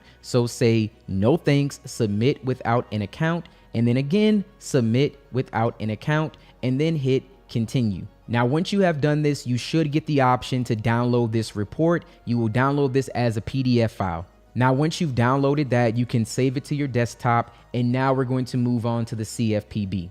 All right, so currently we are on the CFPB website. What you'll want to do is scroll down and look for start a new complaint. Now, if you've done this in the past, then you should already have an account with them. If you do not, fill out this information and create an account. And again, I would create it with the same email that you're using for your dispute. Now, once you've done this, in the top right-hand corner, you should see the submit a complaint. It'll be a blue button. That should take you to this screen, to step 1 of submitting a complaint. Now, you'll want to go to credit reporting. Then you'll want to scroll down for the type of credit reporting product, and it's going to, of course, be credit report. And then we'll move on to the next step. And then for step number 2, you're going to click on incorrect information on your credit report, and then which one of these best would describe your problem. Information belongs to someone else. Have you tried to fix this with the company? Yes. Did you request information from the company? Yes. This section is optional. You don't have to fill it out. Did the company provide this information? No. And then click on next. Okay, now we're on step number 3. Now you're just putting what happened. Very simple, guys. Just copy and paste what we already put in our personal statement. Really, really easy. I mean, if you want to add the account information here, just to reiterate, then you can add like, for my example, Spring Oaks LLC, and then, put the account number if you want to add that, but it kind of doesn't matter. And then for the resolution, it's kind of the exact same, right? Because you already put it in the personal statement. You're asking that the account be removed as soon as possible. So now that you've done this, the next thing that you want to do is attach your documents. Now, this is very, very, very important. You need to attach your driver's license, okay? It needs to be an updated driver's license. Your name should match the address that you have everywhere. It's on your credit report. That should all match. Please make sure it does. If not, you may have issues. The other thing that you'll need is a copy of your social. You want to take a picture of it, and you can crop it, and then you can send it to your computer. Add that as a document here. You will also need some type of proof of residency. That could be a utility bill. It could be a bank statement. It could be car insurance, voter registration card. It could be your internet bill. It could be your phone bill. You need some proof of residency, okay? And then the last thing that you'll want to add is a screenshot of the actual account. You need to show them the actual account that you're disputing on your credit report, and it should be the one that matches the bureau. Now, I do want to tell you one thing here, please keep this in mind. If the information is different, then I would submit this separately. So I would submit one for Experian. I would submit one for Equifax, and then I would submit one separately for TransUnion so that you can show the account that's actually with that corresponding bureau. Now, if the information is the same, again, if the name is the same, if the account number is the same, if everything is the exact same, it doesn't matter which one you put. or you could take your Ryezing report and put the tri-merged one. All right. But you just want to make sure that you're actually showing the one that corresponds with the bureau that you're trying to dispute. That is very important because I see a lot of times that people do this. They end up using the wrong screenshot and they wonder why it doesn't get removed. Okay, now we're finally going to enter the company that we're complaining about. So again, if all the information matches, you can just type in Experian. That's going to come right up. This one in all caps is perfectly fine. You'll go ahead and check everything here. Your social, your name as it appears on your report, your date of birth. You want to enter all that information right here, okay? So just enter all this information and then the name as it appears on the report. Do you want to complain about another company? Once again, if all the information matches, you can actually submit one complaint and it will go to all 3 bureaus. If the information is different, then you may have separate affidavits and you may have to submit this for each bureau separately. But again, in a best case scenario, everything matches. Name, account number is the same for all bureaus. All right, let's say yes. And then we'll enter, let's do TransUnion next. All right, TransUnion comes up. Have you already tried to fix this? Yes. Did you request information from the company? Yes. Did the company provide this information? No. And then same exact thing, guys, just repeat the same exact steps. And you want to enter your name exactly as it appears on your report. Now we can only put up to 3 companies. So that works out in this situation. Yes, we want to complain about our final company, which will be Equifax. All right, so we have Equifax here. Have you already tried to fix this? Yes. Did you request information? Yes, no. And then check everything here, all these options, and then we'll enter it in once more. And then we'll enter, date of birth, name as it appears on the report. Sometimes the name will appear differently on each report, so keep that in mind. You should probably just put the name that's actually on your driver's license. That's going to be like the easiest way to make sure that it's accurate. Now we have all 3 disputes for all 3 bureaus. Perfect. We will now click on next. All right, and this is probably going to be the last section because after I submit this, it's just going to be a review, and then if you're going to submit the complaint, I don't need to do this, so I will not be moving on to that next step. But make sure that in step 5, you always select myself. If you select someone else, like if you're doing this on behalf of someone, which I don't recommend, you need to let people do this for themselves, then they will throw this out as frivolous. You cannot try to submit this on someone's behalf. It needs to be the actual individual submitting this, okay? So you'll select that, then you'll review the information, and then you'll be able to submit this. Make sure when you go back to the CFPB, you see all 3 complaints have been submitted for each bureau. And then once again, this method still works. You'll probably have to wait anywhere between 7 to even up to 30 days to actually see that the accounts have been deleted. And this should take care of your collections if you submitted this properly and you actually made sure that all the information matched. There wasn't anything that was, any discrepancy. It just has become a little bit more meticulous when you submit the information. Everything has to match. All right, I want to thank you guys so much for watching this video. Now, as you approach the end of this process, it is important to step back and understand what actually just happened. When an account cannot be properly verified or supported by adequate records, it can legally be removed from your credit report, and that's what happens with third-party collections. Now, this does not erase legitimate debts that you still owe, all right? It prevents creditors from maybe reporting this, but if you are sued by a collection company, I have an entire video that's going to actually address that. I'm going to link that video right here. I want to also state that this does not replace having good financial behavior moving forward. What it does ensure is that your credit report reflects good information. However, if you still have bad credit habits that led to this is not a permanent fix. You will end up eventually having the same results. And if this method does not work in the future, you'll still have to follow another process based on the FCRA in order to get that collection account removed. However, the most important thing is that you actually practice good financial habits. This will help with a credit report reporting accurate information, but it does not replace bad financial habits. You need to understand that. That's a mentality that has to change. Once your disputes are resolved, your next step should be maintaining sustainability. This means continuing to pay current accounts on time, keeping your balances within reasonable limits, and avoiding unnecessary credit applications. Stability will allow the improvements that you made to actually translate into better opportunities. And if collections were removed, you may see gradual improvements in your credit profile over the following weeks or months. Now, these changes are not always immediate. And what I mean by that is, even if you remove negative information from your credit report, if you have no positive account history, then your credit score may not change that much. If some collections remain on your report, that does not mean that you wasted your time. You can go ahead and submit an investigation for that account,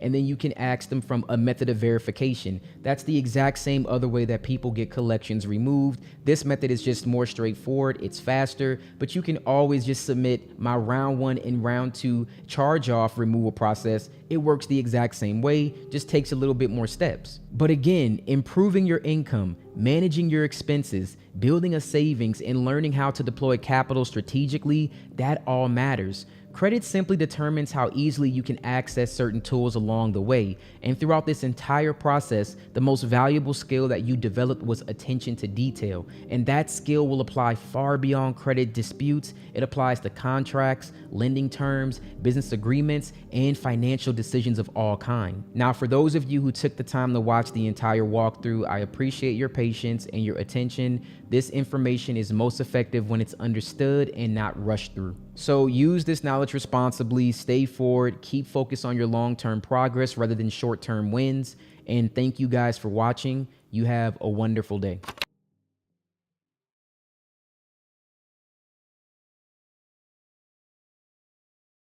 Welcome back to Success with Steven. My name is Steven Smith. On this channel, we discuss all things financial literacy. Today, I'll be discussing an alternative updated method on charge-off removal in 2026. So last year, I covered several videos on charge-off removals that are still valid strategies, and they do work as of the recording of this video. However, last year, the CFPB funding was cut by nearly 50% from a July 2025 budget bill that greatly reduced its operating budget from $785 million to $446 million. That sparked layoffs and also halted enforcement action as the current administration tried to weaken the CFPB, ultimately trying to eliminate it entirely.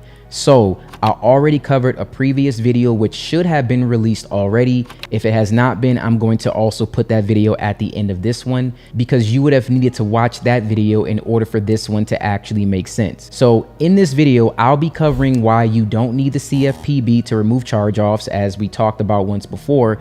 The CFPB was just an easy way for you to dispute charge-offs online. You still have the option of now submitting letters or sending it through Ryezing.com. So that's what we're going to be covering today. As I go through all of these steps, please understand that everything that we've discussed in the past, they're based on the FCRA. I talked about this in the previous video. Hopefully, again, you've already watched that, but I do suggest watching that before continuing this one. As long as your rights have not changed, these methods will all still work, but hopefully this one will be an even easier method going forward. Now, again, I went over what charge-offs are. I went over how they're the highest level of delinquency that you can have besides a bankruptcy. I also talked about what makes them one of the hardest items to get removed from your credit report. Okay, so again, we've already covered that. In this video, it's a continuation of how to send this dispute through an alternative means with Ryezing.com, and that's what we're going to talk about step by step. So without further ado, let's get right into the video. Now, once again, I'm not going to talk about what a charge-off is. You're already going to see that in the next video if you haven't watched it yet, or I'll discuss it either way. But what I do want to make sure is that you know where to get your credit report. My first recommendation is always annualcreditreport.com. That is the only source authorized by federal law to receive all 3 of your credit bureau reports for free, and at the recording of this video, you can do that once per week. It's also the only credit bureau that will show the history in its entirety for each account. Sometimes, no matter what platform you're looking at, whether it's Experian, MyFICO, even Ryezing.com, you may not get the full payment history. So I always suggest using this in tandem with whatever credit monitoring or dispute tool that you choose. Now, of course, my other recommendation is Ryezing.com. You can start a trial for $1 that will last 7 days. The link will be down in the description below. With Ryezing, this is going to be our main mode of disputing this information. It's also going to be a tool that helps us keep track of all of our disputes, because this will entail multiple rounds of disputing in order for you to remove this charge off. Now, again, I want to state, in the previous video, we talked about what a charge off is. We talked about the different types of charge offs. And again, I'm going to link this video. So if you haven't seen that and you want to get more details, then I suggest going back to that video and watching that. We're going to get into how to actually dispute a charge off once again. Now, I've broken down this method into 4 parts, starting with step number 1. For step number 1, we're going to send an investigation complaint. You never want to send a factual dispute to initially dispute a charge off. Talked about that many times. Again, if you don't understand that, refer back to the previous video. Step number 2, we're going to send a reinvestigation follow-up complaint. For step number 3, we're going to use factual disputes such as date of last activity, payment history, account attributes, and things like that. For step number 4, we're going to look at other factual disputes and account attributes if that charge off has not been deleted in round number 3. All this information came straight from the FCRA, that is the Fair Credit Reporting Act. We already talked about that. I've also showed you the Cornell Law School's Legal Information Institute, which is an online free resource that provides people with an understanding of the law. It makes it a little bit accessible to everyone as far as how the information is broken down. So with that said, let's talk about round number 1. So for round number 1, you're going to send an investigation complaint. You never want to send a factual dispute. What I mean by that is you don't want to actually say, hey, this is wrong on my account. Can you correct this? You don't want to say that. You need to send an investigation round. So round number 1 looks like this. Recently, I looked at a copy of my credit report. I noticed several inaccuracies on my account. This account is hurting my ability to obtain credit, and it's my understanding that you will investigate this account for me to ensure accuracy. Here is the account that I am asking you to investigate, and then the information is going to be on this dispute. Now, on Ryezing.com, it'll automatically generate all of this information. It'll also remind you that you need to send a copy of your driver's license, your social security card. You want to send a picture of that, and you also want to send your proof of address. You will need to send this with every dispute. All right. So this is round number 1.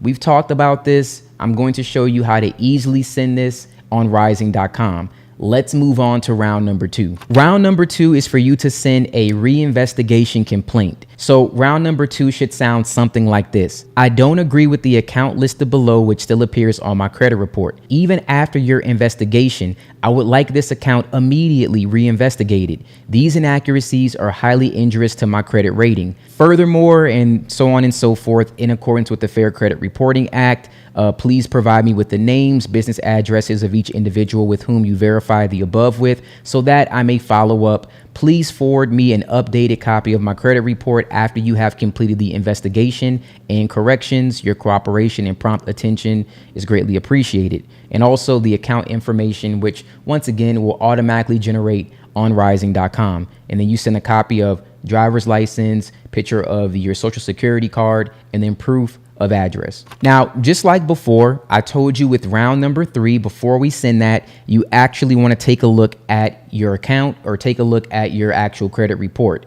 Now, this can be from annualcreditreport.com if you want to use a screenshot from there. This is Ryezing.com. Now, this is a Merrick Bank account. This was a credit card that was charged off. And as you can see on the TransUnion history here, it shows charge off, charge off, charge off multiple times. All right. So on this account, we can see that the information is inaccurate. Like I said before, a charge off can only be charged off one time. If it's showing charge off multiple times, that is inaccurate. All right. Once again, the previous video talks about this in great detail. I don't want to have to repeat myself, but if you want more information on that to understand more of what I'm talking about, watch that video. But this is just an example of what we can use as a screenshot showing that this account is repeating charge off and it is not accurate. Again, you'll notice the full payment history isn't here. That just happens with some alternative methods. So I always suggest using annualcreditreport.com, but this is also an additional way that you can dispute this. Now let's talk about round number 3.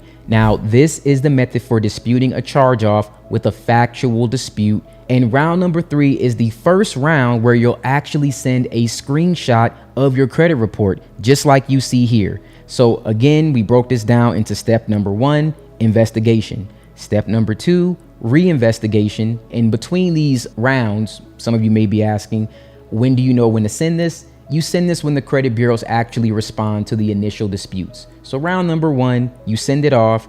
The credit bureaus may respond in, let's say, like a week. They may verify the account. You move on to round number 2. Same thing happens with round number 2. They verify it. You're now on round number 3, which will show the factual dispute. And then we're going to use things like the date of last activity, account attributes. My recommended one always to use, which I see the best outcome with, more deletions with, will always be payment history. Usually it's repeated charge off. So here's how round number 3 would go. This account was charged off on the following date and month. You would then list that information. Since then, the account has repeatedly been updated as charged off every single month. This is an update in the payment history. A charge off account should not include an active payment history.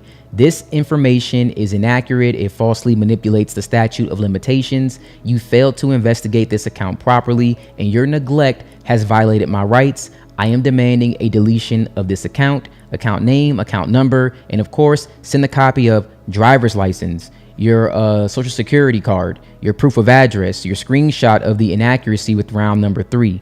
All of this should be included. And this dispute really won't be very long. You identify the account, you explain what's wrong, and then you give your desired outcome. This is what I would like to happen. That is pretty much it. It's very simple. It's very straightforward. Now, again, in the previous video, we discussed all of this, but now I'm going to show you how you can easily do this with Ryezing.com and keep track of all of your disputes seamlessly. Currently, we are on Ryezing.com. If you are already a member, then just go to log in at the very top. You should have the option, depending on when you're watching this video, to download this on the App Store or Google Play Store. If it's not there, wait like 1 or 2 weeks and you should see it there. If not, you'll always have the option of logging in on the website. Now, if you're currently not a member, you want to click on Get Started. Once you do that, you'll click on Create Your Account, and you'll have to enter your first name, last name, your email address, create a password, and your current address. Now, this should be an address that you've had in the last 6 months. When you do that, you should see the preferred trial option. That's going to be 7 days for $1. Then it's going to be the standard rate of $39.99.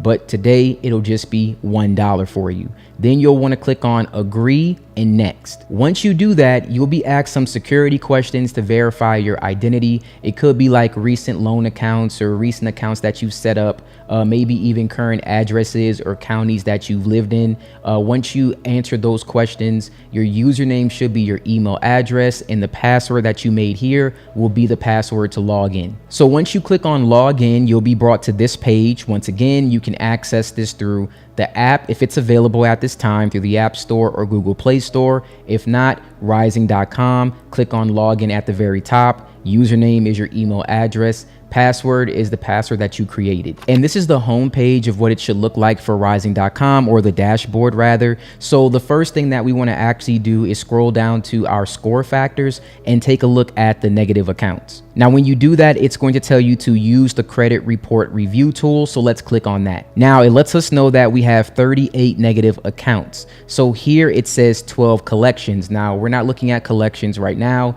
If you want to look at collections, then refer back to my collection removal video. I'm going to link that right here. We're going to be looking for charge-offs. Now, you can recognize charge-offs by how they're marked on the account details. So let's look at the one that we use for our example, and that's going to be with Merrick Bank. So I know it's a credit card. We're going to click here and we see Merrick Bank negative. So let's click here to get more details. And right here, that's all the information that we need. Merrick Bank, our account number, the type of account, it's a credit card, and date last reported, date of last payment, all of that information. Great, that's exactly what we need.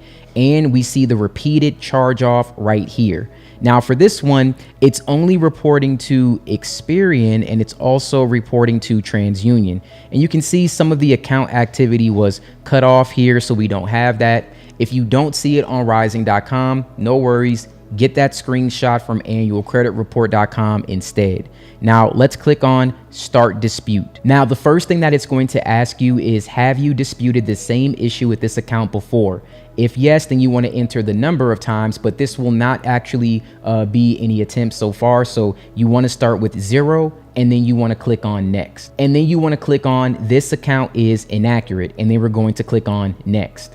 Now, again, this is an initial dispute, right? So we don't want to actually give the reason of why we're disputing this. We just want to say that the account itself is in fact inaccurate. So what I would suggest is clicking on other reasons and scrolling all the way down and clicking on custom, right? So that way you can provide your own details. And then we're going to enter the details that we saw from round number 1, the verbiage that I use for the example. All right, so I'm going to paste the details into here.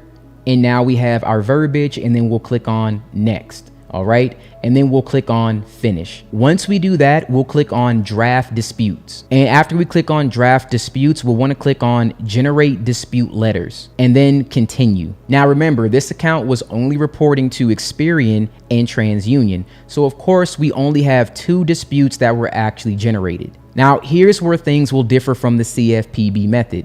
Now, for this method, at the time of recording this video, you can only submit your disputes through Ryezing and generate a letter that you will have to send through the mail. In the future, there will be an option for you to actually send your disputes through Ryezing.com. I believe it's going to actually be here at the end of the month. That's what I've been told. So hopefully, if that does happen, then that's excellent. You'll be able to then send your disputes all via this platform. So don't worry about that. But for right now, it's going to generate letters for you. So let's take a look. Now, I want to also point out here that you need to include, once again, driver's license, your social security card, a picture of that, and your proof of address. Now, for this individual, all the information is going to be blocked out, but it will already have your name, your address, your date of birth, your social. It'll have the bureau that you're disputing with and the address already here for you. It'll also have the date. So all this information will already come preloaded for you.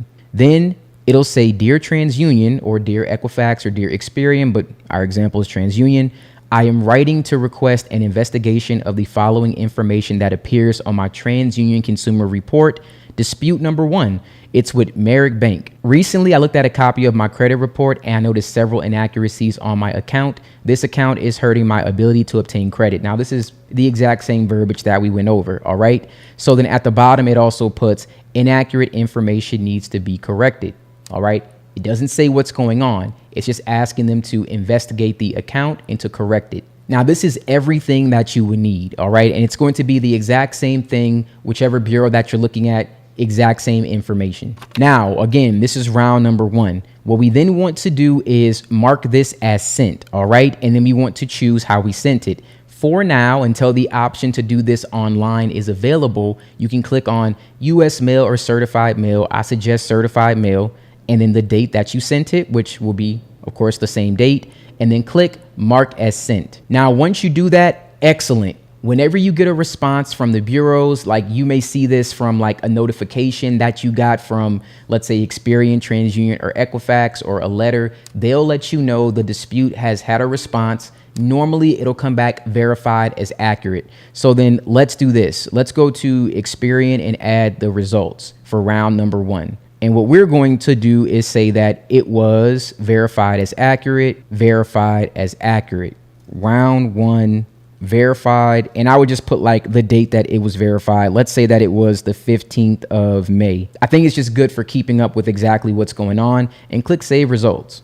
So then it's showing for Experian, our dispute is declined. All right. So then what we want to do is go back to our other ones and do the exact same thing. Just make sure that everything is confirmed as, unless it was updated. Now, if it was updated or deleted, then you can change that. But if it was verified as accurate, which is probably what's going to happen, then you just want to make sure that you save the results. All right. So declined and declined. All right. So here's what we need to do now. We want to go back to our credit report review. We're going to go back to Merrick, and this is for round number 2. We're going to start our dispute. And then this time we're going to put that we've done one attempt already, right? So then we want to click on next. This account is inaccurate. And then for other reasons, unless there's a reason here that's that you want to use, I would scroll down and click on custom, and then we're going to use our round 2 verbiage. All right, so I went ahead, I copied and pasted our verbiage in, and then we'll click on next, and then we'll click on finish, and then we'll click on draft disputes, and then we'll click on generate dispute letters, and then continue. So now we have our round number 2 disputes, and then let's preview this as well. Let's preview the Experian one. And then as you can see, we have our Merrick Bank information here, and I don't agree with this account listed below, which still appears on my credit report even after your investigation. I would like this account immediately re-investigated. One thing that I noticed too, it said dispute number 1 here. If you want to change that to 2, then you can, or go back through the process and just put 2, because I noticed that it did put 1 because I put 1. I guess if you put 0 or 1, it's the same thing, but you might want to put 2 for here. That might add some additional verbiage, but that's okay, because any one of these things can be customized at any point in time. Again, all the information that we need is here. It does it for us, and of course with our custom verbiage that we made, it adds all of our account details. And then we're going to go to mark as sent, right? Certified mail. You would put the date that you did it. Of course, this will probably be like maybe 7 to 10 days later, depending on when the bureaus have responded. Then you'll want to click on mark as sent, right? Same exact thing. We're going to go and update what happened because we need to make sure that we change that. If not, it'll start combining the dispute. So always make sure that you add in the actual results. And then same thing, once again, I'm going to say verified as accurate. And then let's say that this happened on the 28th of May, something like that. 2026, verified as accurate. And then we're going to save these results. And then I'm going to do the same thing for this bureau, verified as accurate, save results. Cool. So now we've made sure that we've closed out round number 2. Now let's move on to round number 3. This will be our factual dispute. Now for round number 3, this is when you should be looking at getting some deletions. So we'll do everything once again. We'll click on start dispute. And this time, let's just put 3 because this is round number 3. We'll click on next, and this account is inaccurate. Other reasons, custom. And now let's use our round 3 verbiage. All right. And then we'll go back to draft disputes, and then we'll click on generate disputes, continue, and then let's preview this letter once again. So now your dispute will say this account was charged off on the following date. You then enter the month and year your account was charged off. Now, again, the reason that I like to use for round number 3 is always going to be the repeated charge off. So since then, the account has repeatedly been updated as charged off every month. This is an update in the payment history. A charge off should not include an active payment history. This inaccurate information falsely manipulates the statute of limitations. You failed to investigate the account properly, and your neglect has violated my rights. I am demanding a deletion of the following account. Inaccurate information needs to be corrected. Cool, right? We have all of the details that we actually need. Then you'll have the additional verbiage here as well. Sincerely, your name. It's going to show here, but this will be blurred out for now for this individual. And let's move on to where we actually print this out, because there's 2 ways that you can do it, right? You can print out this exact letter, and then you're going to add, again, driver's license, your social. You're going to also add the proof of residency.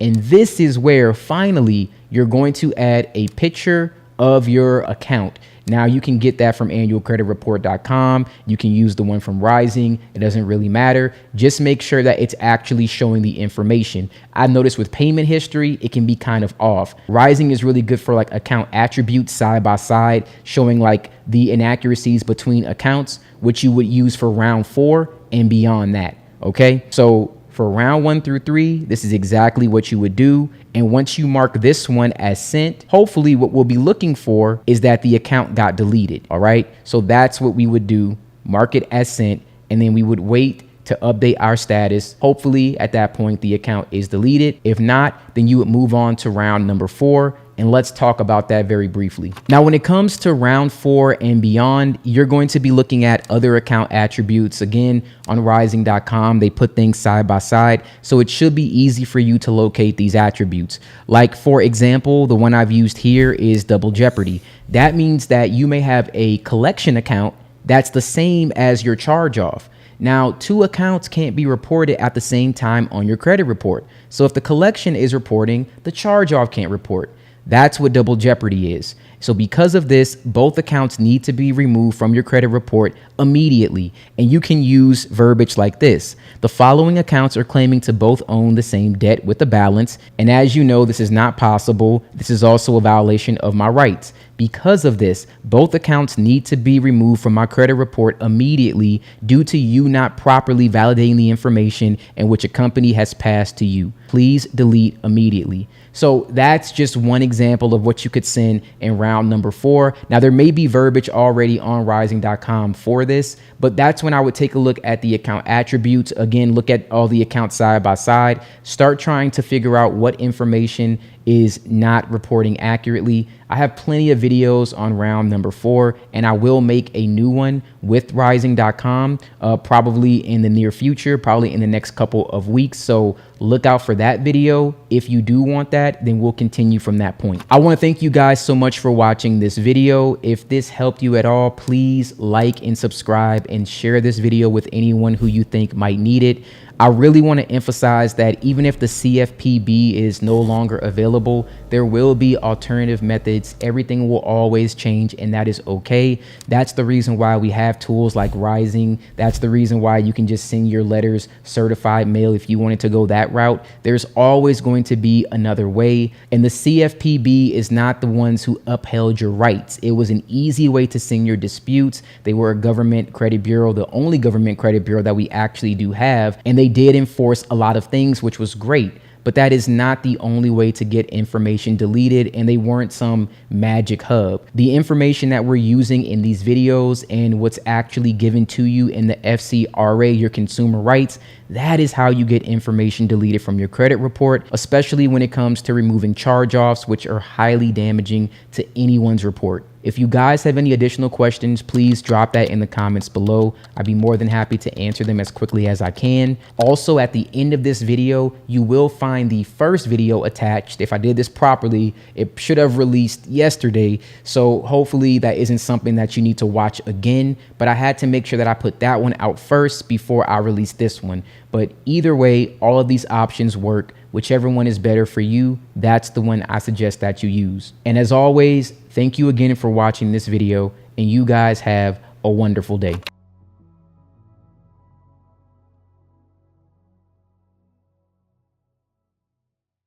Welcome back to Success with Steven. My name is Steven Smith. On this channel, we discuss all things financial literacy. Today, I'll be discussing an update on charge-off removal in 2026. Now, last year, I covered several videos on charge-off removal, and all those videos are still valid. They're still valid strategies as of the recording of today's video. However, last year, the CFPB funding was cut by nearly 50% in a July 2025 budget bill, greatly reducing operating budgets from $785 million to $446 million. This sparked layoffs, it halted enforcement action as the current administration tried to weaken it and ultimately eliminate the bureau entirely. However, I showed you a new method where you can send your disputes through the Better Business Bureau.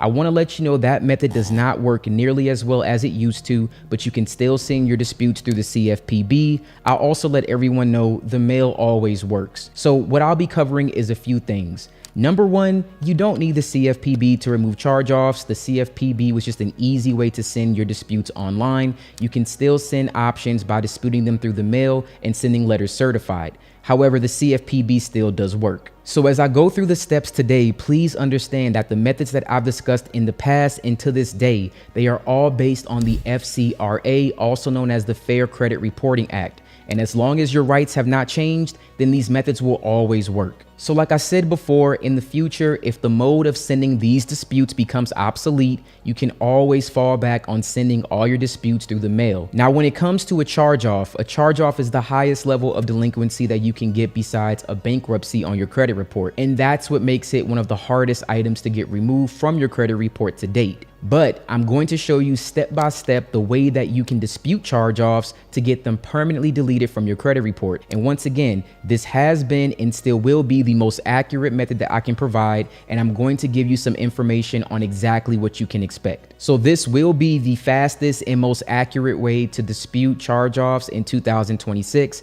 and get them removed from your credit report. So without further ado, let's get right into the video. Just like last year, I want to preface this by saying you need to get in the right state of mind. Despite what you hear online, no one can guarantee you a charge-off will be removed in any certain period of time at all. They cannot do it. I am not a credit repair specialist. This is not a credit repair channel, and I don't want money for credit repair. Please don't email me. Please don't ask me. I have never and will never do it. But here's what I can say. I personally fix my own credit using the methods that I'm going to provide for you today, as well as various other methods on this channel, and I'm sharing them with you for free so you can do this yourself. All the information I give is DIY, meaning you do it yourself and you are 100% in control of your credit and your finances. Now, what I can promise you is if you follow these steps properly, it will greatly increase your chances of success. Most of you watching this video, you've seen my previous methods, you've seen them on hard inquiries, you've seen them on collections, you've seen them on late payments, and chances are you saw some success with those methods. Charge-offs are different. Unlike collections, hard inquiries, or late payments, removal there isn't a one-size-fits-all strategy. You just can't use the same thing to get them off. Like I've told a lot of people, a credit report is as unique as a fingerprint.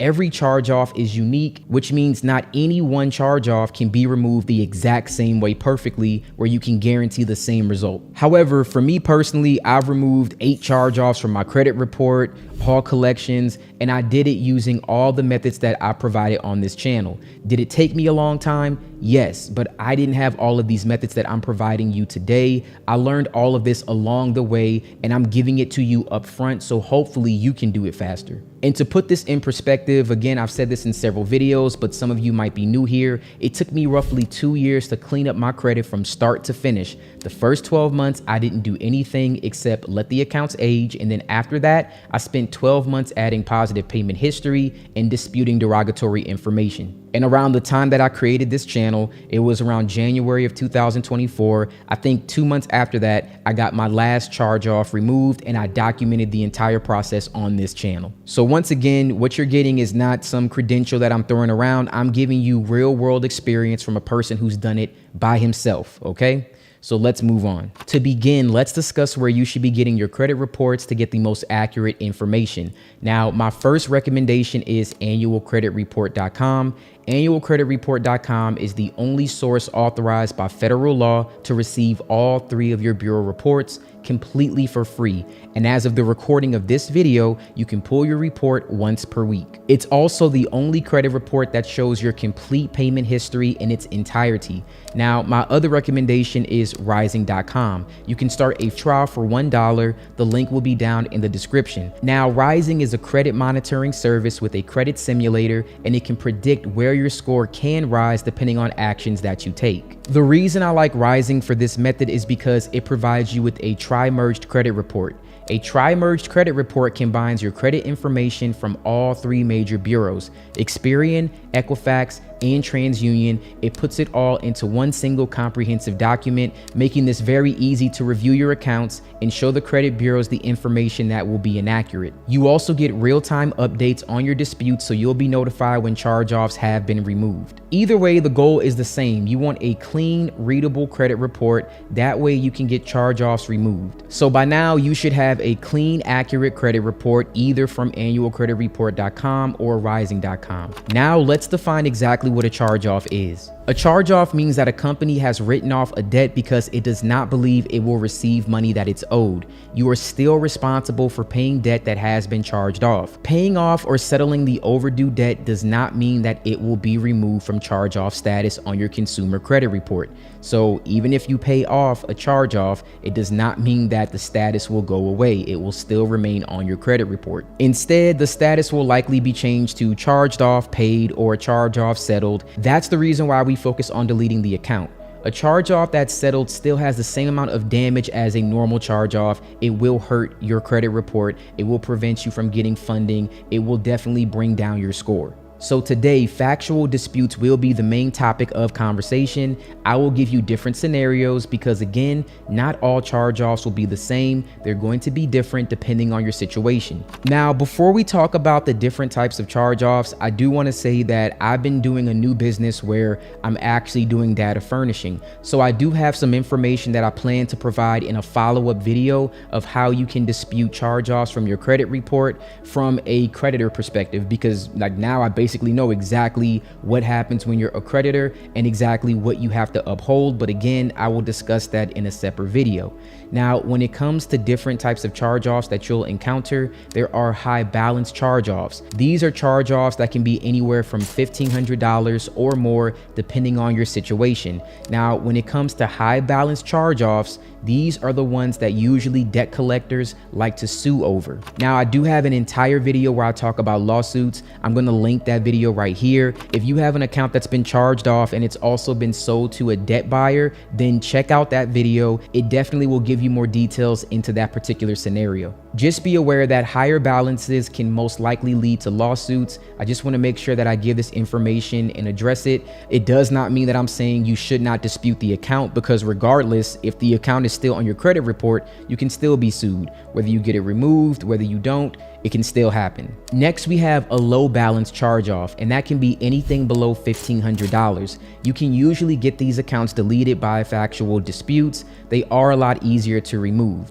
We also have paid or settled accounts. Either it's paid in full or maybe you settle for a lower balance. Whatever the case may be, these accounts are still legally validated. And when you factually dispute this account, you can skip round 1 and round 2 and go straight into round 3. Now, if you haven't seen my videos before, we will go into detail about what these rounds actually mean. A transferred account usually has a 0 balance and it should indicate sold or transferred. Now, you will need to check your credit report to verify this. If you see that it's reporting a balance, it indicates sold or transferred, you'll want to submit round 1 and round 2. Now, these are not all the types of charge-offs, but these are definitely the most common ones that you'll see on your credit report. Okay, so here is the method for disputing a charge-off using factual disputes. Now, I have broken the dispute method into 4 separate parts, or you could think of this as 4 rounds, starting with round number 1. You're going to send a preliminary investigation or an initial investigation, whichever one you want to call it, the words interchange.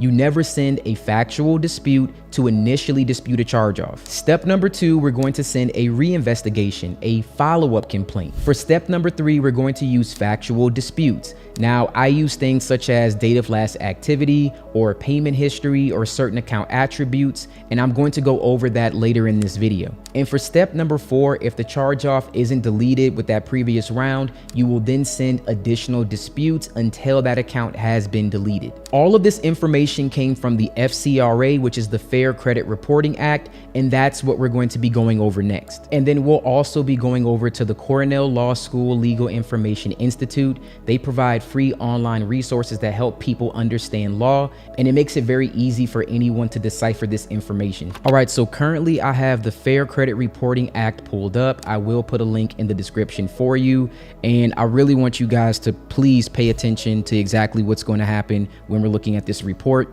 So if anyone tells you that they have a trick, a hack when it comes to credit repair, those are just buzzwords that people use in order to get your attention. Like I said last year, that's fine when the information actually does work. But if you want to actually know what to do on your own without watching a YouTuber or personality or anything like that, all the answers are right here. This will tell you everything that you need to do. This is your rule book. These are your rights, and you need to understand them if you want to make sure that you can clean up your credit report. So let's scroll down, and I want to take you to the table of contents. Now, there's a lot of information here. You guys should definitely check this out, but I already know the exact subsection that I want to actually show you, and that's going to be subsection 623, responsibilities of furnishers of information to consumer reporting agencies, 15 USC. So click on that, and it will bring you right to this one. And right here, the responsibilities of furnisher of information to consumer reporting agencies.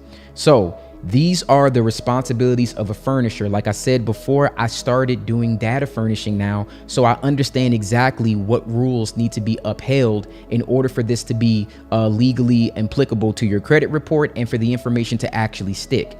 Now, the duty of furnishers of information is to provide accurate information. If we look at this section A, reporting information with actual knowledge of errors. A person shall not furnish any information relating to a consumer to any consumer reporting agency if the person knows or has reasonable cause to believe that information is inaccurate. So, if you have reasonable cause to believe that your information is not right, you can dispute the information. Now, reporting information after notice and confirmation of errors, a person shall not furnish information relating to a consumer to any consumer reporting agency if the person has been notified by the consumer. So if you tell them at the address specified by the person, which means, and that's why removing all of the previous addresses on your credit report is important, and that the information is consistent across all three bureaus. So at the address specified by the person for such notices, that specific information is inaccurate, and the information is in fact inaccurate. And you get a definition right here. For purposes of subparagraph A, the term reasonable cause is that you believe the information is inaccurate. So if you have reasonable cause to believe information is inaccurate, you can get that information disputed. So guys, you're not disputing whether or not you owe the balance. You're not disputing whether or not you didn't or did pay a debt. What you're disputing is the accuracy of information and what you believe to not be correct. And that is the only thing that we're talking about today. Now, I've switched over to the Coronel Law Legal Information Institute. Reason being, when you look at the FCRA, the information is intentionally ambiguous. Like I said before, they make it very difficult for you to understand, and then you have to try to interpret what the law actually is. So because of that, you can't just say that something is explicitly stated. The information is intentionally made to be that way, so that you have to sort of try to figure out exactly what's being said. And this is where the Coronel Law School really does help. And like I said before, as long as the law is up to interpretation, you can't get the same result every single time. So we have to actually go in here and find the parts that we can use in order to support our arguments. All right, so let's take a look at what exactly happens when you dispute an account. So this will be 15 U.S. Code subsection 1681I, procedure in case of disputed accuracy. And if we go right here, this talks about the reinvestigations of disputed information. So, subject to subsection F and except as provided in subsection G if the completeness or accuracy of any item of information contained in a consumer's file at a consumer reporting agency is disputed by the consumer and the consumer notifies the agency directly or indirectly through a reseller of such dispute, the agency shall, free of charge, conduct a reasonable reinvestigation to determine whether the disputed information is accurate and record the current status of the disputed information or delete the item from the file in accordance with paragraph 5. So just to sum all of this up, this lets you know right here, before they actually can delete an account, there might be a reinvestigation. Well, if there's a reinvestigation, that means there has to be an initial investigation.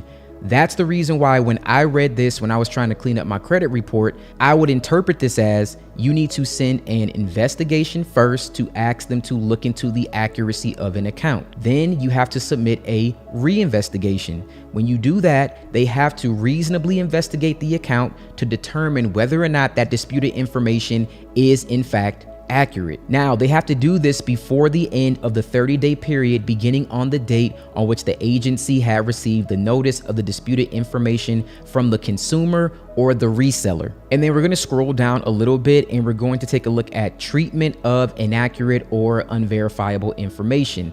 So it says, if after any reinvestigation under paragraph 1 of any information that's disputed by a consumer, an item of the information is found to be inaccurate or incomplete or cannot be verified, so that could be it. It could be inaccurate, it could be incomplete, or they can't verify it by the consumer reporting agency, then they shall promptly delete that item of information from the file of the consumer or they have to modify that information as appropriate based on the results of the reinvestigation and promptly notify the furnisher of that information that it has been modified or deleted from the file of the consumer. So what this is saying is that when you actually submit, like let's say your round 3, your factual dispute, you have to have information that's either inaccurate, incomplete, or it just simply can't be verified, which is why I always have you remove old personal information. That helps with verification. They can't verify it. Or if it's incomplete, you have to show them exactly what's incomplete. Or if it's inaccurate, show them what's inaccurate. All right. When you do this, they will either delete the information or they will update the information. It can go either way. Now, in a best case scenario, the information gets deleted. If it doesn't go that way, they can update the file. But that's where we can continue sending reinvestigations, right? Telling them that it's still incorrect, and we could show them other reasons why the account is either 1, inaccurate, 2, incomplete, or they won't be able to verify the information that you're asking for or the information that you're disputing. Now, guys, this is the reason why I stress so much. The CFPB doesn't matter. The BBB doesn't matter. It doesn't matter, okay? These agencies don't uphold your rights. You do. The law does. It's here. This is the rule book. These are your rights. As long as you know these, you can get the information deleted off of your credit report. Okay, you need to know them, and then you need to know the procedures, which is the steps that we need to take in order to get these accounts deleted. So now that we hopefully understand why we have to go through this process, let's talk about round 1. Now, for round 1, you're going to send an investigation complaint. You never want to send a factual dispute until after you have had this initial or procedural investigation, and then this will be followed up by a reinvestigation. So I have the verbiage right here, and you can actually copy and paste it in. I would try to change it slightly, just, put it in your own words, but this is what you would send for round 1. I'm also going to show you how to send this through the CFPB, but if you didn't want to do that and you want to put this in a letter, you can literally just copy this and make this the body of your letter, and you can then send this to whichever bureau that you're disputing with. Now, for round 1, it says, recently, I looked at a copy of my credit report. I noticed several inaccuracies on my account. This account is hurting my ability to obtain credit. It's my understanding that you will investigate this account for me to ensure accuracy. Here is the account I am asking you to verify as accurate. And then you put the account name, the account number, and put the account number exactly as it appears on your credit report.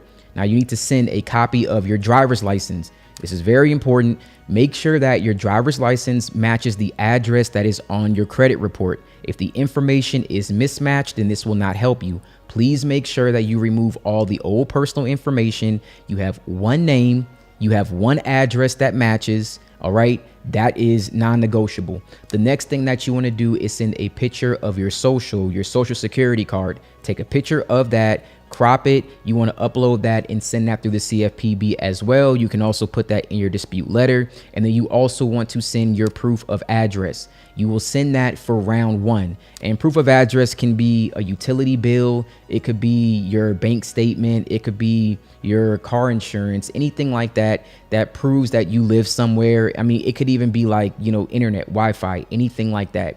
You want to send all of this for round 1, and I'm going to show you how to do that later on in this video. Now, round number 2 will be sending your reinvestigation complaint. Now, a lot of people ask me about how do I know when to send the next round? My recommendation is to use the Ryezing app. If you do have Ryezing, you will get notified once the dispute has been resolved. If the dispute is resolved and of course the account stays the same, sometimes you'll get a deletion for round 1, but usually it just comes back as verified. When that happens, you can go back to the CFPB and you can send your round 2 dispute, or you'll get a letter in the mail letting you know the dispute has been resolved. If it shows up as verified, then you'll know, okay, I can send my next round after this. You want to make sure that you don't send round 2 if you wait more than 30 days. If you wait more than 30 days, go back to round 1 and start from the beginning. Now, for the round 2 verbiage, it says, I don't agree with the account that's listed below, which still appears on my credit report. even after your investigation.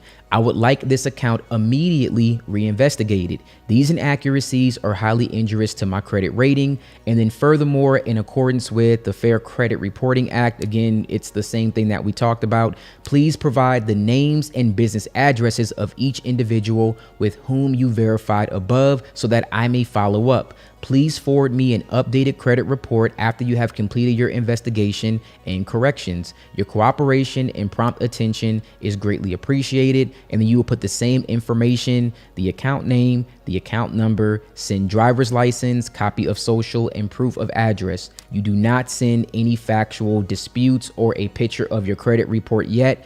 All we're doing is asking them to reinvestigate and say, hey, if you did this investigation, if this is actually true, provide me with exactly how you did it. All right. And if they don't do that, sometimes you get a deletion just from round 2. Now, let's say that you didn't get a deletion. This is where we're going to move on to round number 3. Now, before we talk about round number 3, I just want to go over the most common inaccuracies. Now, the number one inaccuracy that I recommend that people use is the repeated charge-off method. That means that every month on your credit report, the account will actually update as charged off. Now, this is extending your statute of limitations, and every update makes the account look newer than it actually is. Re-aging an account, that is illegal.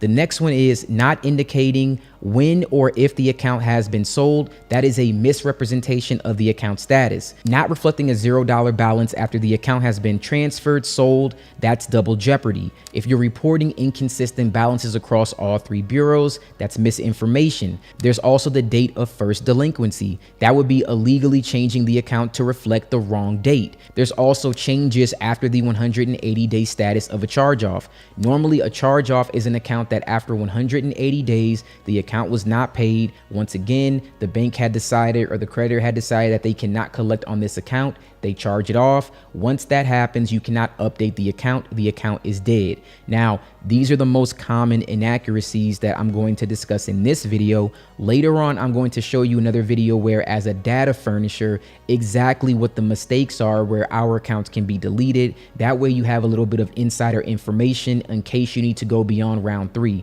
Once again, this video will already be long, so I'm going to separate that and put that in my next video. Now, here's an example of a factual dispute. You can see that this was an account that I had with Merrick Bank on Equifax. Now, as you can see, Equifax every single month is being reported as charged off. However, the account was initially charged off back in 2022. So if this account was charged off in 2022 and it was in March, why is it that every single month you're updating the account? That is extending the statute of limitations. That is not accurate reporting. This information is inaccurate. It is a misrepresentation of me and my credit. This account needs to be deleted. So this is an example of when you send round 3, this is what you're going to want to screenshot. And I recommend that you screenshot each one for the bureau that it corresponds to. You want to show the one for Equifax, you want to show the one for Experian, and then you want to show the one for TransUnion. All right, now let's go over this one more time. We're going to put it all together. So step 1, or round number 1, we're going to send an investigation complaint. That's that procedural initial investigation to dispute our charge off. We're going to send the documents that I mentioned. We're not going to send a screenshot of the account. Step 2, we're going to send our reinvestigation. That is our follow-up complaint once we get notice. You do not want to keep sending a dispute after a dispute. If you do that, they will throw it out as frivolous. You have to wait for them to respond before you send your next round. Once you have a response or an update on your credit report, again, use Ryezing.com, then you will know that you can move on to step number 2. Now, step number 3, that's what we're currently on right now. That's when we're going to get our screenshot and we're going to send some verbiage like this. Now, the account was charged off on the following date. You can put the month, you could put the year. Since then, the account has repeatedly been updated as charged off every single month. This is an update in payment history. A charge-off account should not include an active payment history. This inaccurate information will falsely manipulate the statute of limitations. You failed to investigate the account properly, and your negligence has violated my rights. I am demanding a deletion of the following account, account name, account number.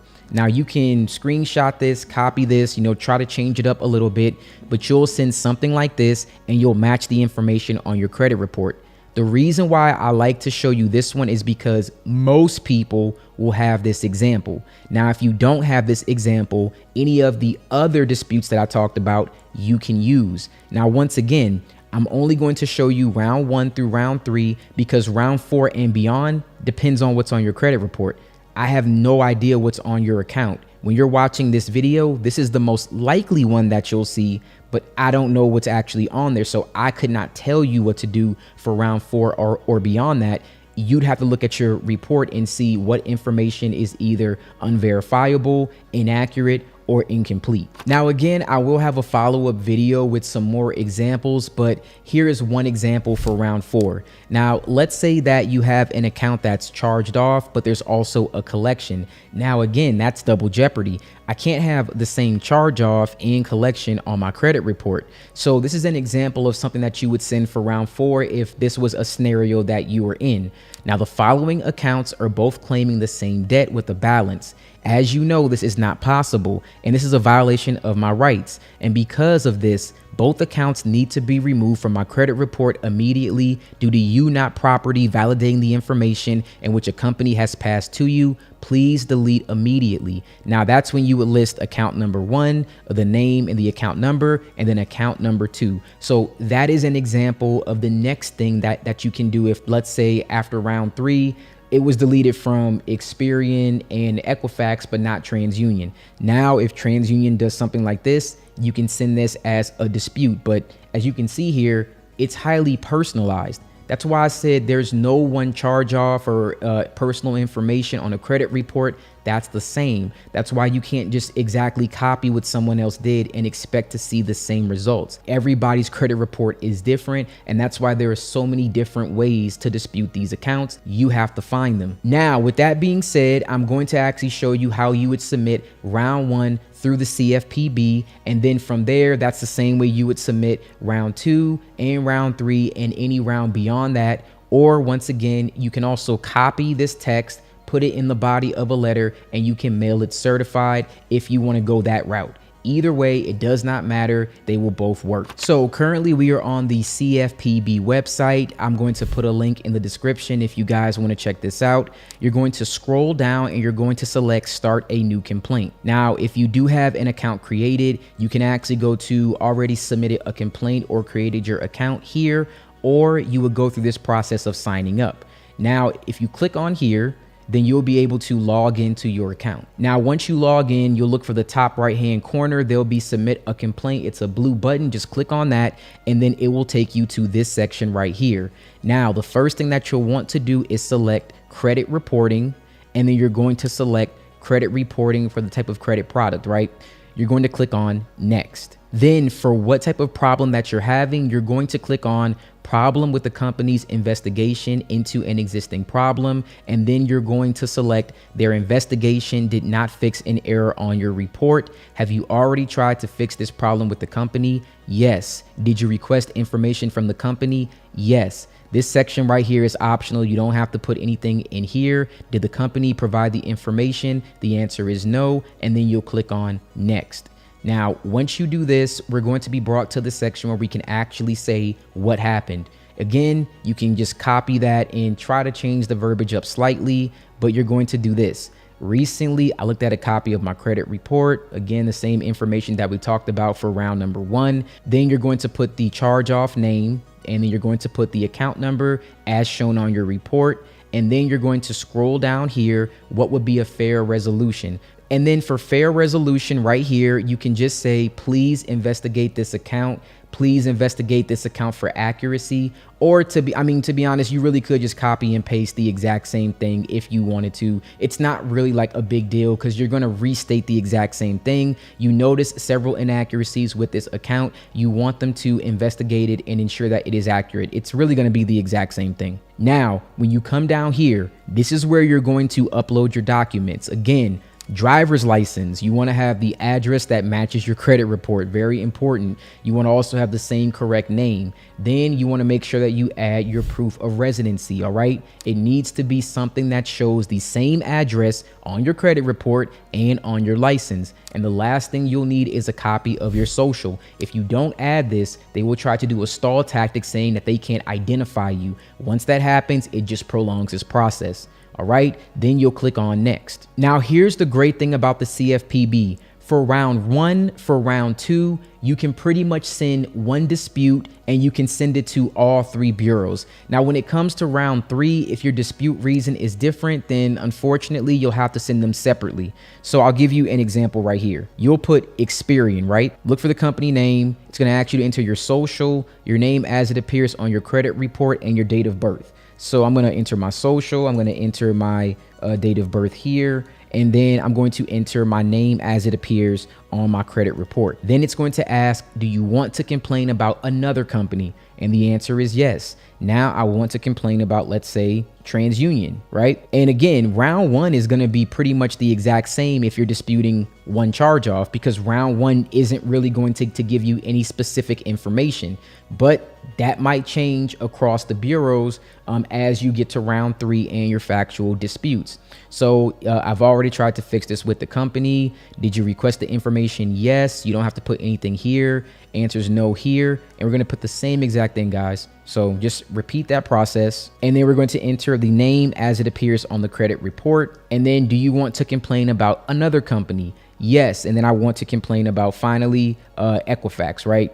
And then Equifax will come up. And again, all the exact same things. We just put the exact same information. Now, again, the reason why I like this is because when you do it like this, the CFPB will send your dispute to all 3 credit bureaus at the same time. So it saves you a bunch of time instead of having to do this one by one. Again, that works for round 1 and round 2. Now, if round 3, let's say it's showing repeated charge off for, all 3 credit bureaus, it's the exact same thing, then I guess you could actually just do this and send them all at the same time. But if there's any discrepancy, like anything slightly different, the name, anything, I would recommend just sending them separately. All right. Then you're going to click on next. Now, this is going to be the last step that I'm going to show you. Now, who are you submitting this complaint for? You would click myself. Never put someone else. If you put someone else, it'll get thrown out as frivolous. You always want to select myself. Now, when you select myself, the next option is review, like it says here. It just shows all of your information. Just make sure that everything is correct. If everything is correct, you're good to go. Submit that complaint. You will then see the complaint in your portal for the CFPB. Here's one thing that I always get asked about. I just have to reiterate it. The CFPB is like a one-way street. The CFPB will not update you automatically about your disputes. You will not get constant updates about this, okay? The CFPB is just going to send this out, and then they will send you the same thing. It'll say after 60 days, this complaint will be completed. They send that out as a default to everyone. That is not what's going to happen. What will happen is the bureaus will respond in usually like a week or so, usually I would say 5 to 7 days. And you may see this either through Experian. If you have the app, Experian notifies you. TransUnion, if you create an account with them, then you can log on and you can go to their dispute portal and you can see when it's been resolved. You can also go to Equifax, go down to their dispute center. They will show you the status of the dispute. Or you can download Ryezing and you'll be notified when there's an update on each account. When you receive that notification for an update, now you will then send round 2. You will copy that other verbiage that I said for round 2. You will come back and repeat this process. Then you'll wait, get an update. Maybe some things got deleted, maybe not. Then you will send round 3. And that is where you may have to do these one by one. All right, because then depending on what's on each bureau, the information might be different, and you want to make sure that you screenshot accurate. If it's TransUnion, it should go to TransUnion. If it's Equifax, theirs may be different. You want to send it to them. If it's Experian, again, it might be different. You want to send that. Account number might be different, name. You want to send the screenshot that corresponds with that bureau. So again, that may make this process take a little bit longer, but it's definitely better than sending letters and writing 3 of them out and then mailing those off and send them certified. All right. I want to thank you guys so much for watching this video. If you took anything away from this, just understand that when you actually know your rights, when you know the law, this process does become a whole lot easier. I also want to set the right expectations. Once again, no one person's credit report is the same. There are no guarantees here. You are not guaranteed to get an account deleted. This process, this information does just make it more likely for you to succeed. And another thing, most people get deletions not just because they understand this process. It's really because they're persistent. Like for me, I probably have sent over 300 complaints. I've done it so many times, and I know me, I'm a persistent person. If I want something done, it will get done. I will stay on top of it. The more persistent you are, the more likely that you are to see the results. So if you're someone who emails me or tries to contact me and tries to say, hey, I sent 1 or 2 rounds, this didn't get deleted. I'm sorry, like 3 or 4. My response is normally like, look, I've sent 15, I've sent 20, I've done this as many times as it took, okay? That's all that I can really say. Your persistence will pay off, and how much you want it will actually determine the results that you see. So stay consistent, stay on top of it. If one method doesn't work, or a dispute rather, try a different option. Keep trying new things, because worst case scenario, this information falls off in 7 years. So if you do nothing, it'll still fall off. The best thing that you can do in the meantime is learn exactly what's going on, build positive financial habits, so when you are ready, you can actually start taking advantage of your good credit, your funding sources, anything like that. Like you can leverage your credit score to your benefit, because really in the end, the reason why people have bad credit usually has to do with them not being responsible with money. That's really what it comes down to. And because of that, an account defaulted. That's really what it comes down to for the most part. Are they over leveraged? That happens to everyone. It happened to me. It doesn't matter how smart you think you are. It doesn't matter how well you think you can handle money. This happens to every single person usually. Okay, so you're not alone. Everyone usually will go through this in some way, form, or fashion. I hope that for you, the process is smooth. I hope that it does really work out. But if not, once again, stay persistent, stay consistent. I will have a follow-up video where I talk more about the data furnishing side, because now as time has gone on, I have a broader perspective looking at the other side, being a data furnisher and reporting information. And now I see exactly what's required by me legally in order to uphold this account and have it report to your personal credit. So that is a very unique perspective that I've never shown on this channel, and I definitely want to share that with you guys, so hopefully it'll help you get more deletions. Once again, thank you so much for watching this video. I greatly appreciate it, and you have a wonderful day.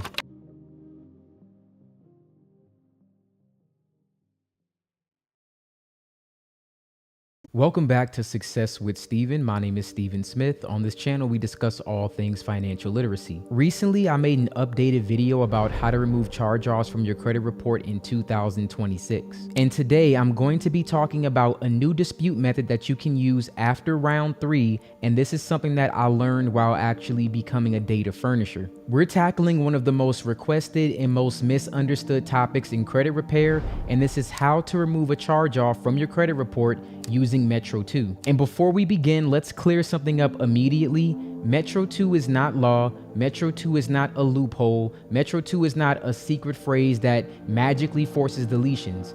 Metro 2 is a data reporting format. It's a standardized language that lenders use when they send account data to the credit bureaus. So I'm sure you're thinking, if Metro 2 is just a reporting format, then why does everybody talk about it like it's some powerful credit repair weapon? That's because the Fair Credit Reporting Act requires that everything on your credit report be accurate, complete, and verifiable. So if the data being reported through Metro 2 creates contradictions or missing fields or impossible timelines or misleading account statuses, then you have the legal right to dispute it and force an investigation. So understand that Metro 2 is not the weapon. Accuracy requirements are the weapon, and that's going to be in the FCRA, which I've talked about so many times. And as long as that doesn't change, then your consumer rights don't change. And as long as that doesn't change, then my methods won't really change. But I'm gonna walk you through the entire process step by step so you understand how this actually works. And a quick disclaimer before we continue,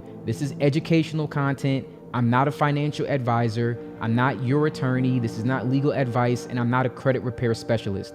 The goal here is to teach you how to understand your rights and communicate effectively with the credit bureaus and furnishers to effectively remove charge-offs from your credit report.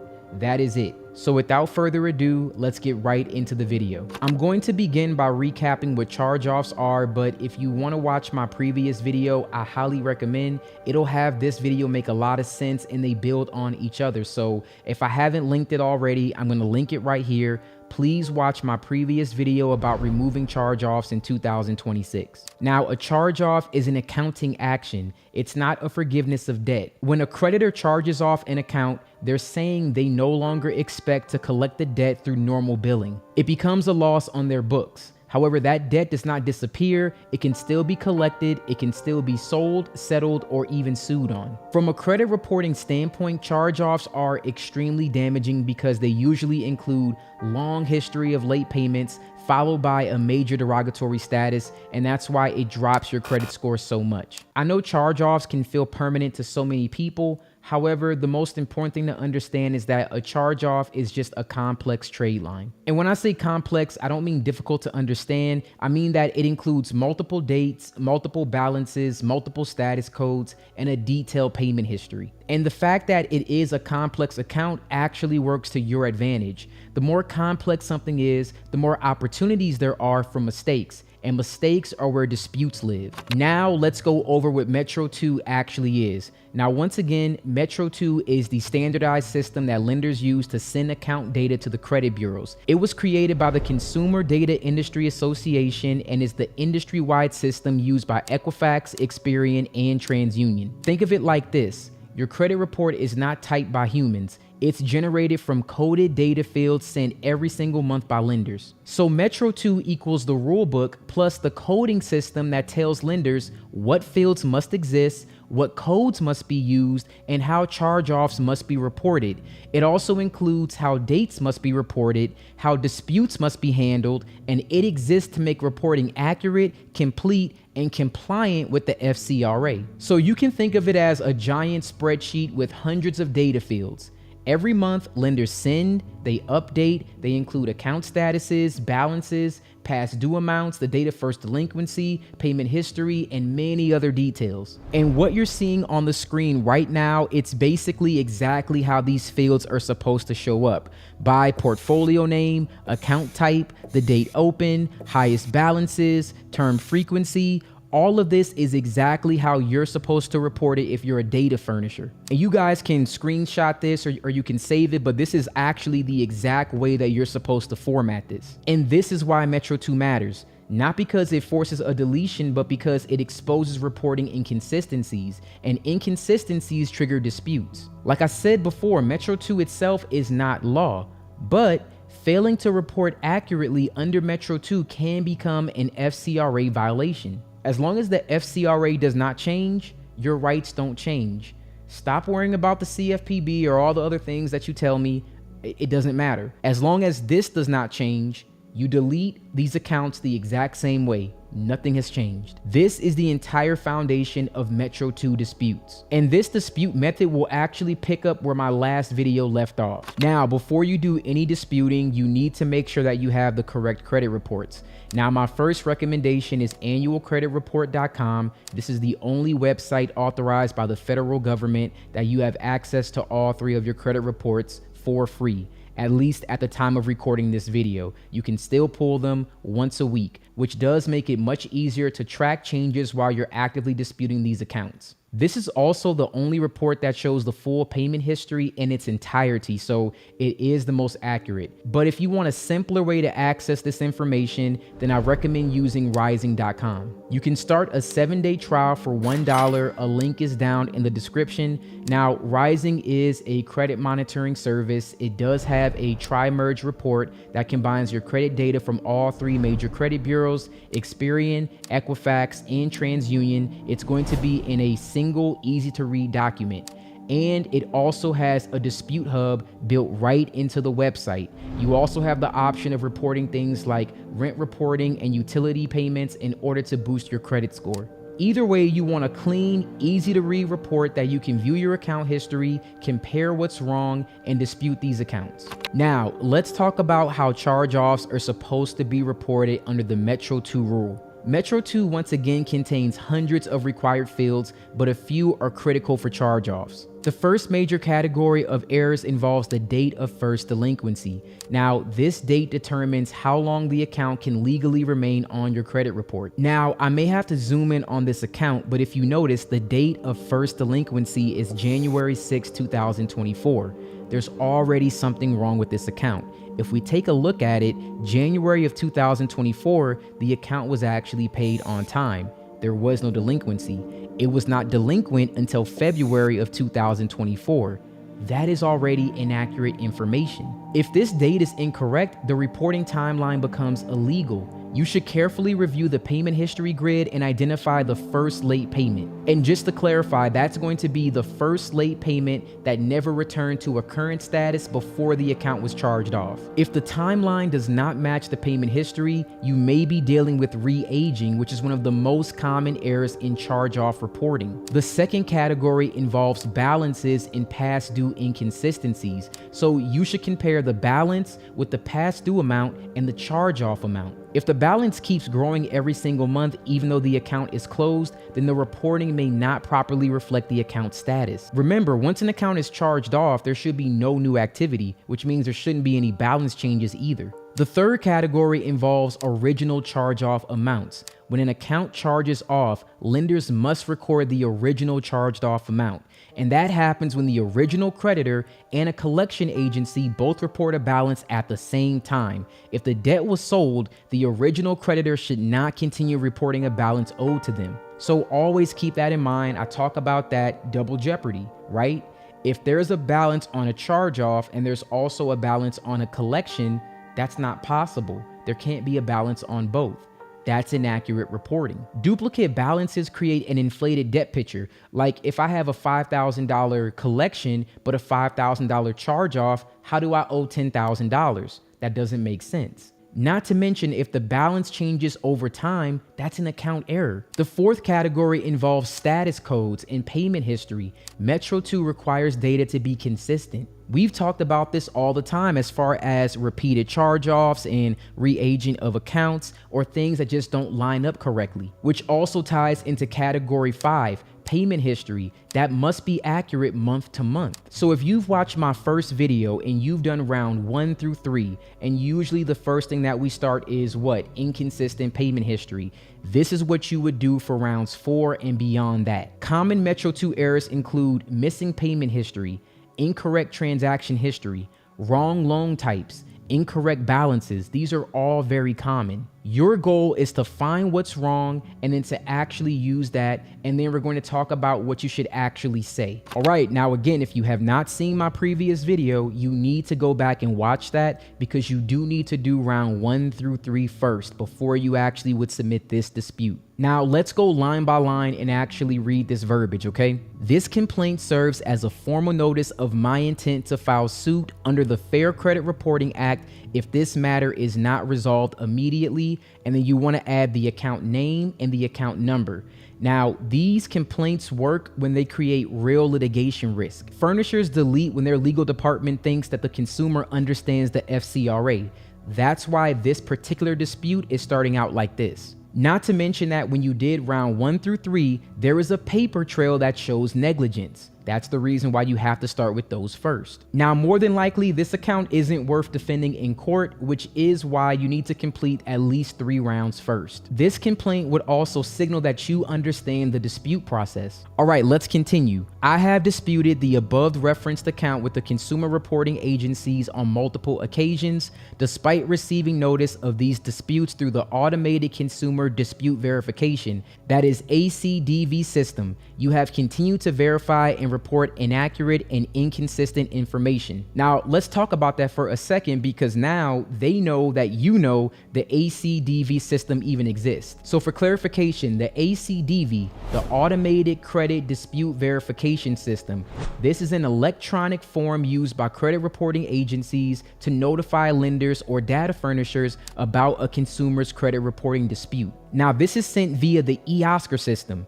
This document will trigger a formal investigation into inaccurate, incomplete, or fraudulent information. And like I said before, there's no human going over these disputes. It's a system that's talking to a system. Now, let's keep reading. Your continued reporting after receiving notice of dispute constitutes a failure to conduct a reasonable investigation, and that's required under the FCRA subsection 623B. Specifically, the account contains inaccurate and inconsistent reporting, including but not limited to inconsistent and inaccurate account data across consumer reporting agencies. This is also where, if you're using Ryezing.com and you have a tri-merge report, you can show the inconsistencies and highlight this. Continued reporting after notice of dispute, failure to correct or delete information that cannot be verified with maximum possible accuracy. Your actions constitute negligent and or willful noncompliance under FCRA subsection 616 and 617. Be advised that I am prepared to file suit seeking statutory damages, actual damages, court costs, and attorney fees. You have 15 days from the receipt of this letter to delete this trade line and cease reporting. If this matter is not resolved within that time frame, I will proceed with filing a lawsuit without further notice. This complaint is sent in good faith in an effort to resolve this matter prior to litigation.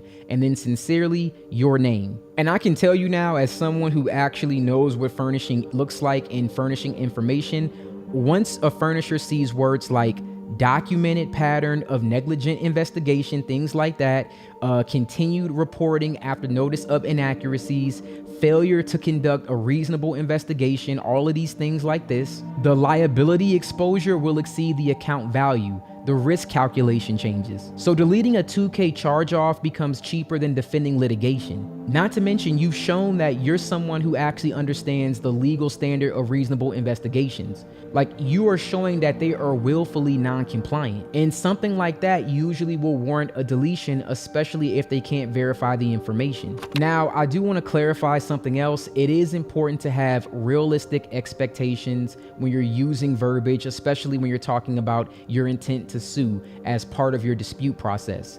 Even when the letter is written well and sent at the right time, it does not automatically result in a deletion of every single charge off. This type of escalation tends to be more effective after a documented dispute history already exists, and when there are genuine reporting inaccuracies or investigation failures that have been involved. When all of those elements are present, this can be extremely powerful. Now, in practice, escalation disputes like this are commonly used by consumer attorneys or advanced credit repair firms because they increase legal risk for furnishers and often prompt faster resolutions, corrections, or deletions before a dispute turns into a formal litigation. So you need to understand that just sending this out and saying that your intent to sue does not automatically mean you will now get a deletion. You are building a case, all right? As long as you have a strong case with strong documentation, you can get the account deleted. You can have this more than likely warrant a deletion, along with all the other things that I've talked about in my previous videos about updating personal information, about removing anything that's verifiable, about changing addresses, things like that. You still need to do all of that. All of that will increase the likelihood that these accounts get deleted. All right. Now, I'm going to show you how you would submit this through the CFPB. I'll also show you how to put this into like a letter format and how to send that as well. All right, currently we are on consumerfinance.gov.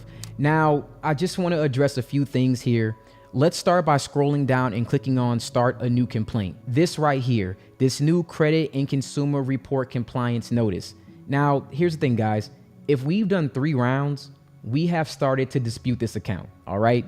If you've done 3 rounds, either through the CFPB or you've done it through a letter, you are compliant with the CFPB. All right. So right here, it says this consumer compliant portal is designed to help consumers, including to resolve complaints against credit reporting agencies. Now it asks right here, have you submitted your dispute to a credit reporting agency more than 45 days ago, or is your dispute with them no longer pending?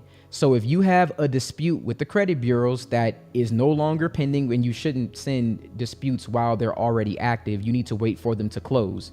And has it been more than 45 days ago since you did that? As long as all of that is true, which if you follow the process, it should be true, then yes, let's submit this, and you click on proceed. And then this is just basically saying when you must first dispute the complaint with the credit reporting agency. I mean, it doesn't matter. If you have to send a letter first, then do that. But you're already compliant. We're sending round number 4. So let's just proceed. That's it. That's the thing that everybody's been talking about, at least to me, like that they've been having a problem with. That's it. Anyway, now we move on. If you don't have an account, then you can create one. If you do have an account, then click on already submitted a complaint or created your account. Now, when you first log in, you'll click on start a new complaint. It should be in the top right-hand corner. It should be blue. All right. Then you're going to look for credit reporting or other personal consumer report, credit reporting for the type of credit reporting product, and then you're going to click on next. Then you'll move on to step number 2. For step number 2, what type of problem are you having? You want to click on problem with a company's investigation into an existing problem. And then which best describes your problem. Their investigation did not fix an error on your report. You want to click on that. Have you tried to fix the problem with the company? The answer is yes. Did you request information from the company? The answer is yes. You don't have to actually put what you requested. That's optional. Did the company provide this information? The answer is no. And then you click on next. Then right here, you want to actually describe what happened. You can actually just paste our verbiage that we had right in here. You can add the account name, you can add the account number, and all of the details here. You can also, and I highly recommend that, change the verbiage. Don't copy this verbatim. Take it into ChatGPT or put it in your own words, but do change the verbiage up a bit. That way it is tailored to your situation. Now, what would be a fair resolution for this issue? Here you can put delete this account from my credit report, and then you'll put the account name, the account number. That is it. It's that simple. The documents that you attach, they don't change. You enter a copy of your driver's license. You'll also do your social. You want a picture of that, and you want your proof of residency. All right. I will also submit a copy of your credit report with the inaccuracy and highlight it. All right. Only do one inaccuracy. Again, you don't want to use all your ammunition at one time. Pick one, and then you'll send this. So upload all those documents and then click on next. Then you will type in the company that you're disputing with, whether it be Experian, TransUnion, or Equifax. Technically, you can add all 3 companies to this dispute right now. But here's the thing. If the inaccuracies are different, you'll want to submit this 3 different times. So if the payment history is wrong on Experian, you'll want to submit it for that. If the date of last delinquency is wrong on TransUnion, submit it separate for that, all right?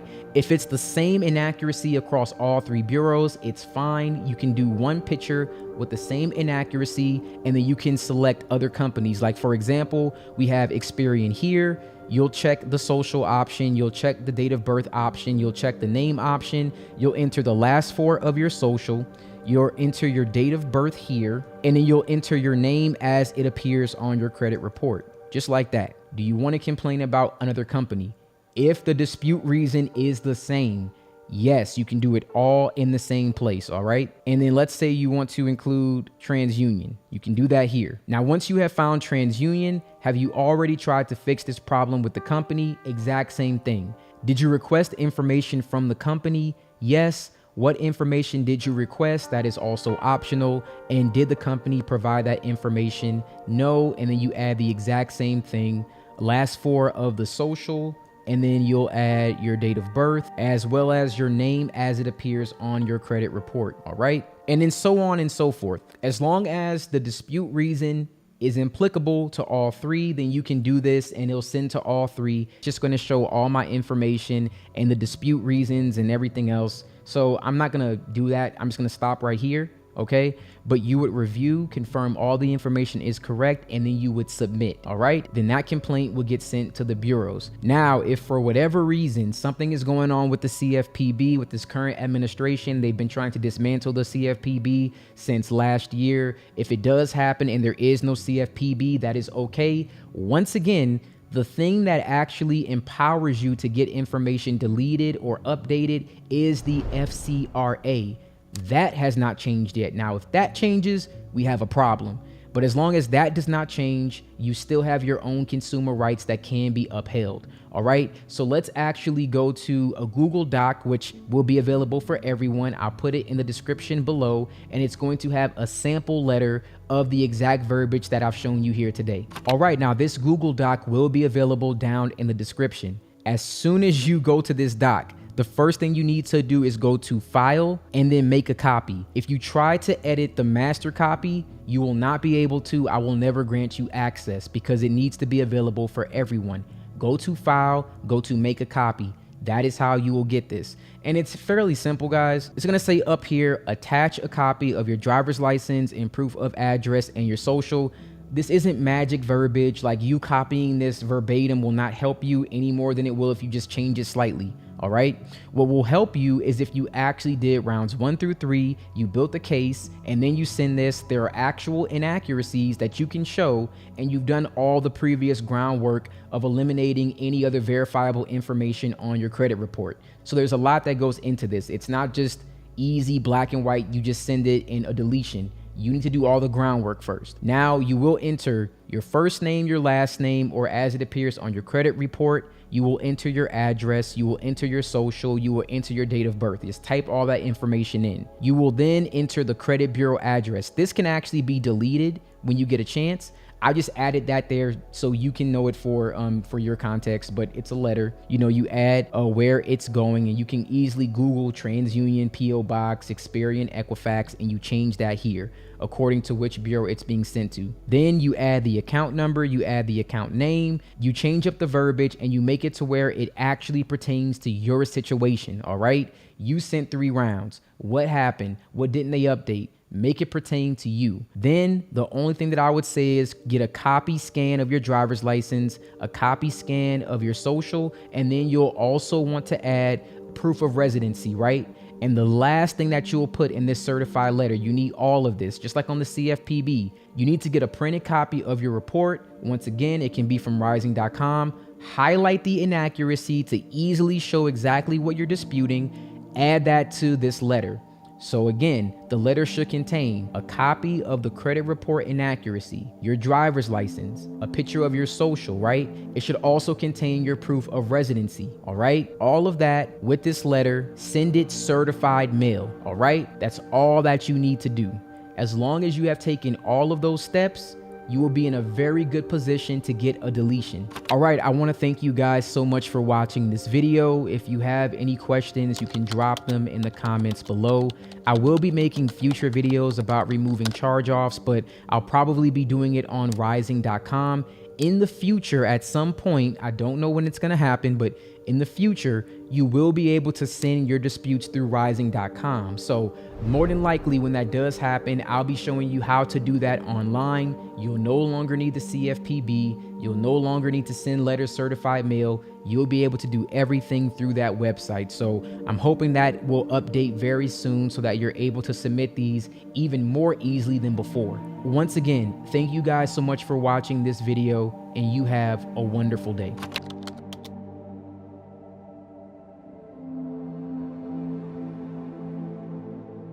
Welcome back to Success with Steven. My name is Steven Smith. On this channel, we discuss all things financial literacy. Today, I'm going to show you how to remove a repossession from your credit report in 2026, and this will be an update to our last video. In this video, I'm going to show you how to remove that repossession using Ryezing.com. Now, this will be a full step-by-step guided process. I'm also going to explain the logic behind the process and what to look for so you can identify the weaknesses in the credit report, so that way you can get this removed from your own credit profile. Now, in the last video, I showed you how to do this through the CFPB.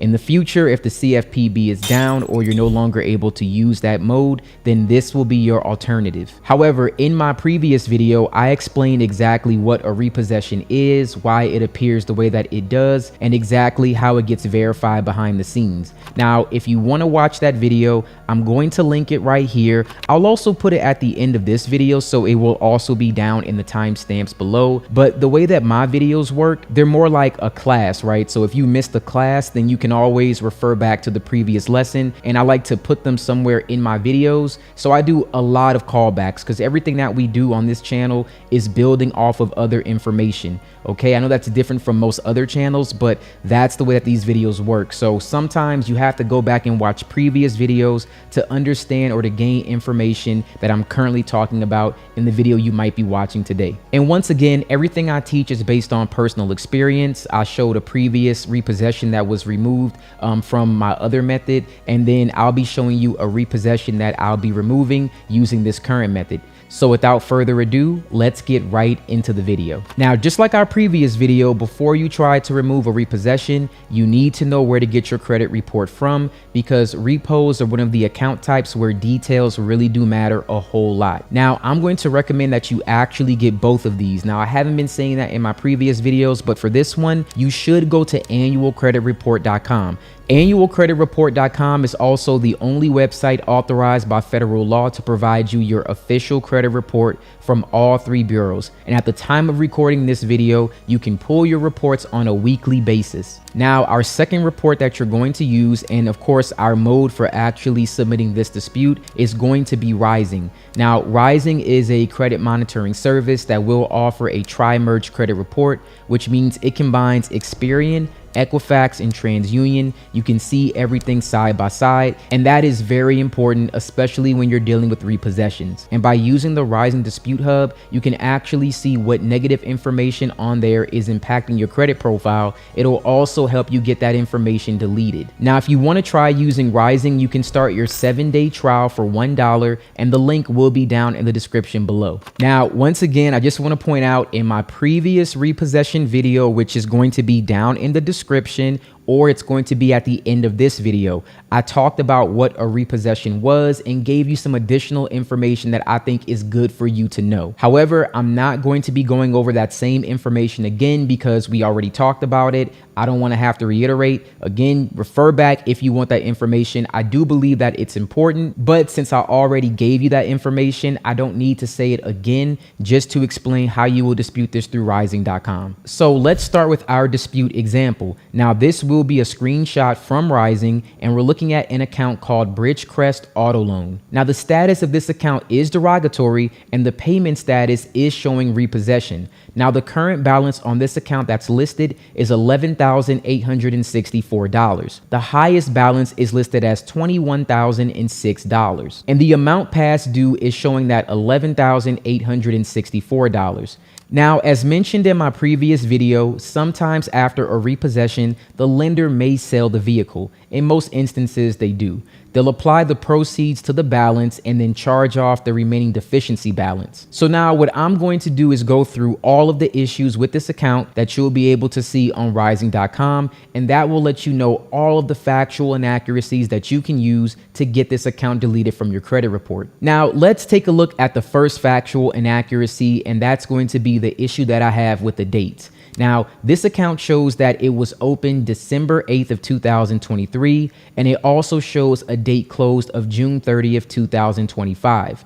It also shows the date of last activity as June 30th, 2025, but then it shows the date of last payment as September 4th of 2025, which is after the account was already repossessed. Now, that is a major detail to pay attention to. If the account was actually repossessed on June 30th, 2025, but the date of last payment is reporting as of September 4th, 2025, then we need to ask, How was there a payment after the account was already repossessed? Now, as we already talked about, it could have been that the account was actually auctioned off and then the proceeds went to the balance, but yet we shouldn't see that that was a payment made by the actual consumer. That was something that occurred when the car was repossessed and they auctioned it off and they made a payment on that vehicle. That's the type of inconsistency that can be challenged because the bureaus are required to report information that is accurate and verifiable. The next thing Ryezing is showing us is the payment history, which is the most impactful dispute.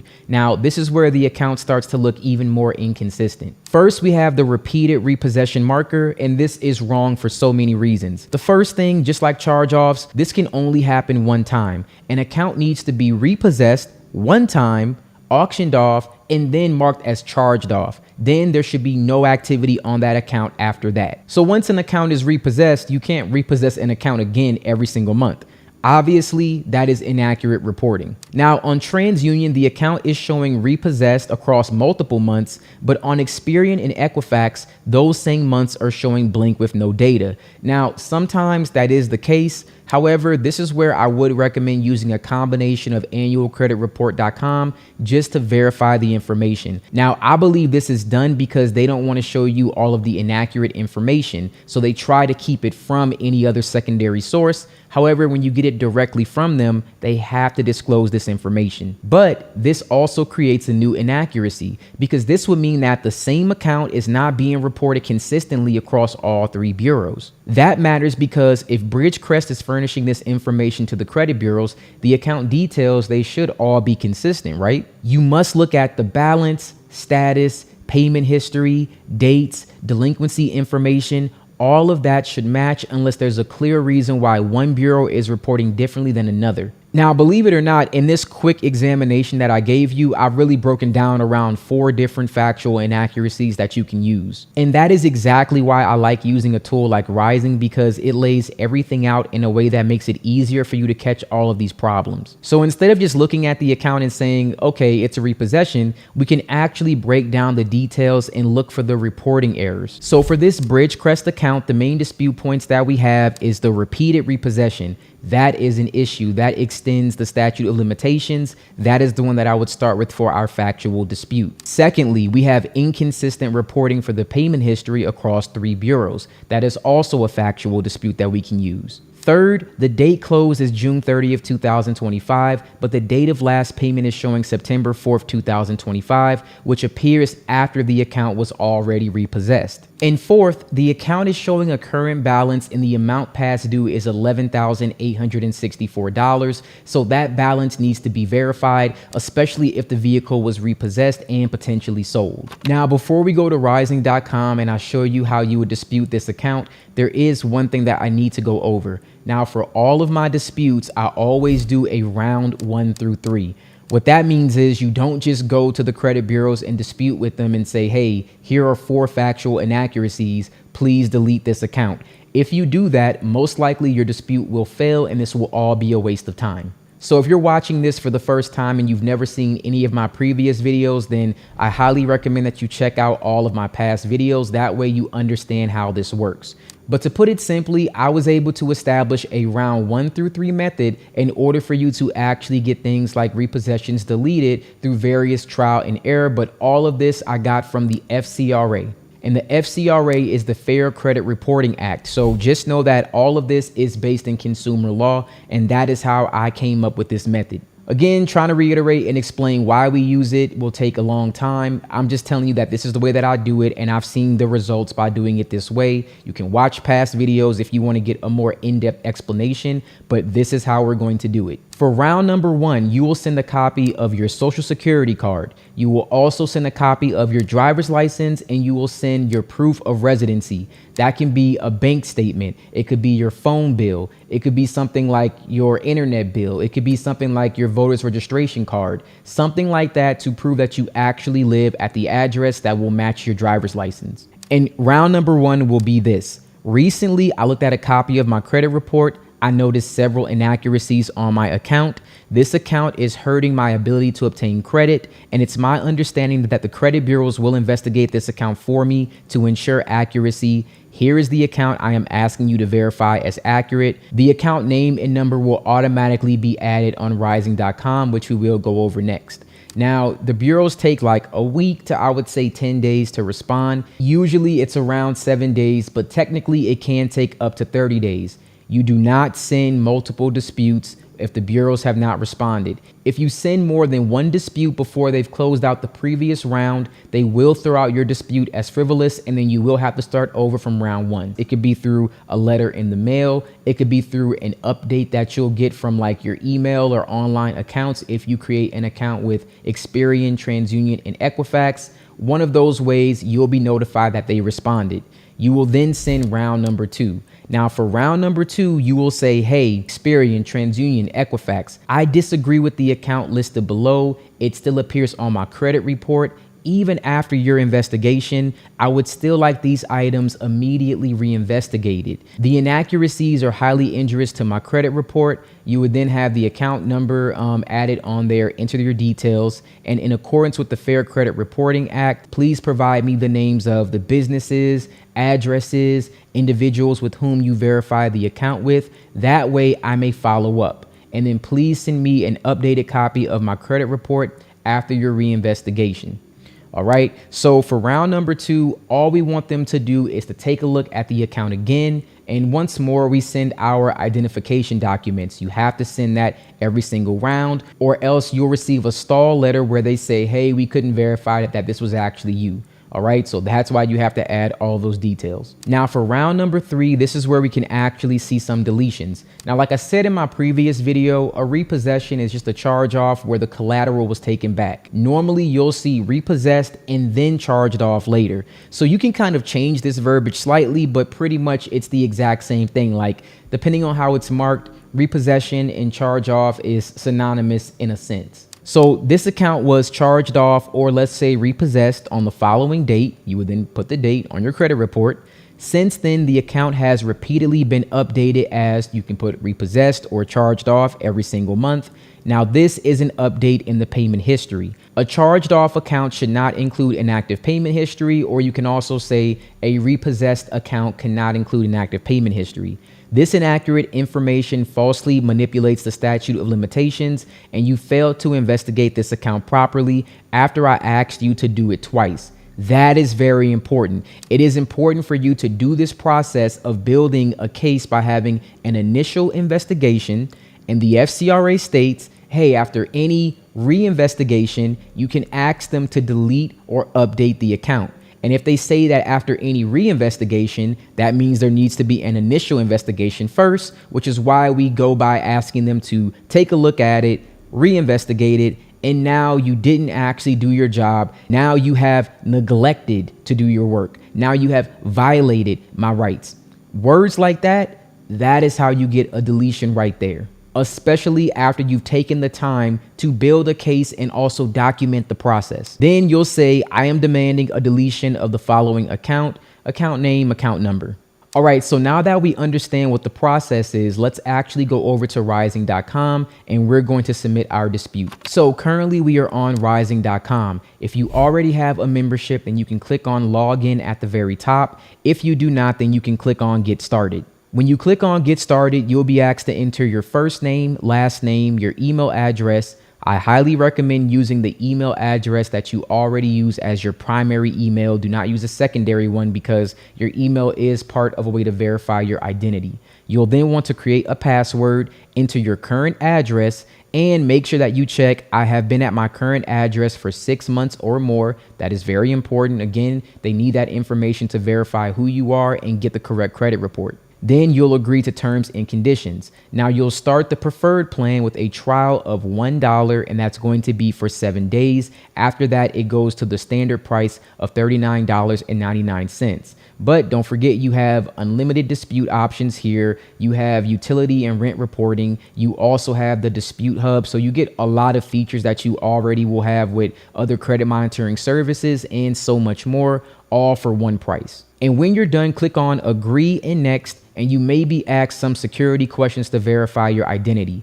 After you answer those questions, you can go back to the home page and you can log in from your computer or desktop, or you can download the app on either the Google Play Store or the Apple Store. Now, for our demonstration, I'm just going to log on through the website. So once you've created your account, click on Login at the very top. Then you'll enter your username. Your username should be the email that you use to set up your account and then the password that you just created.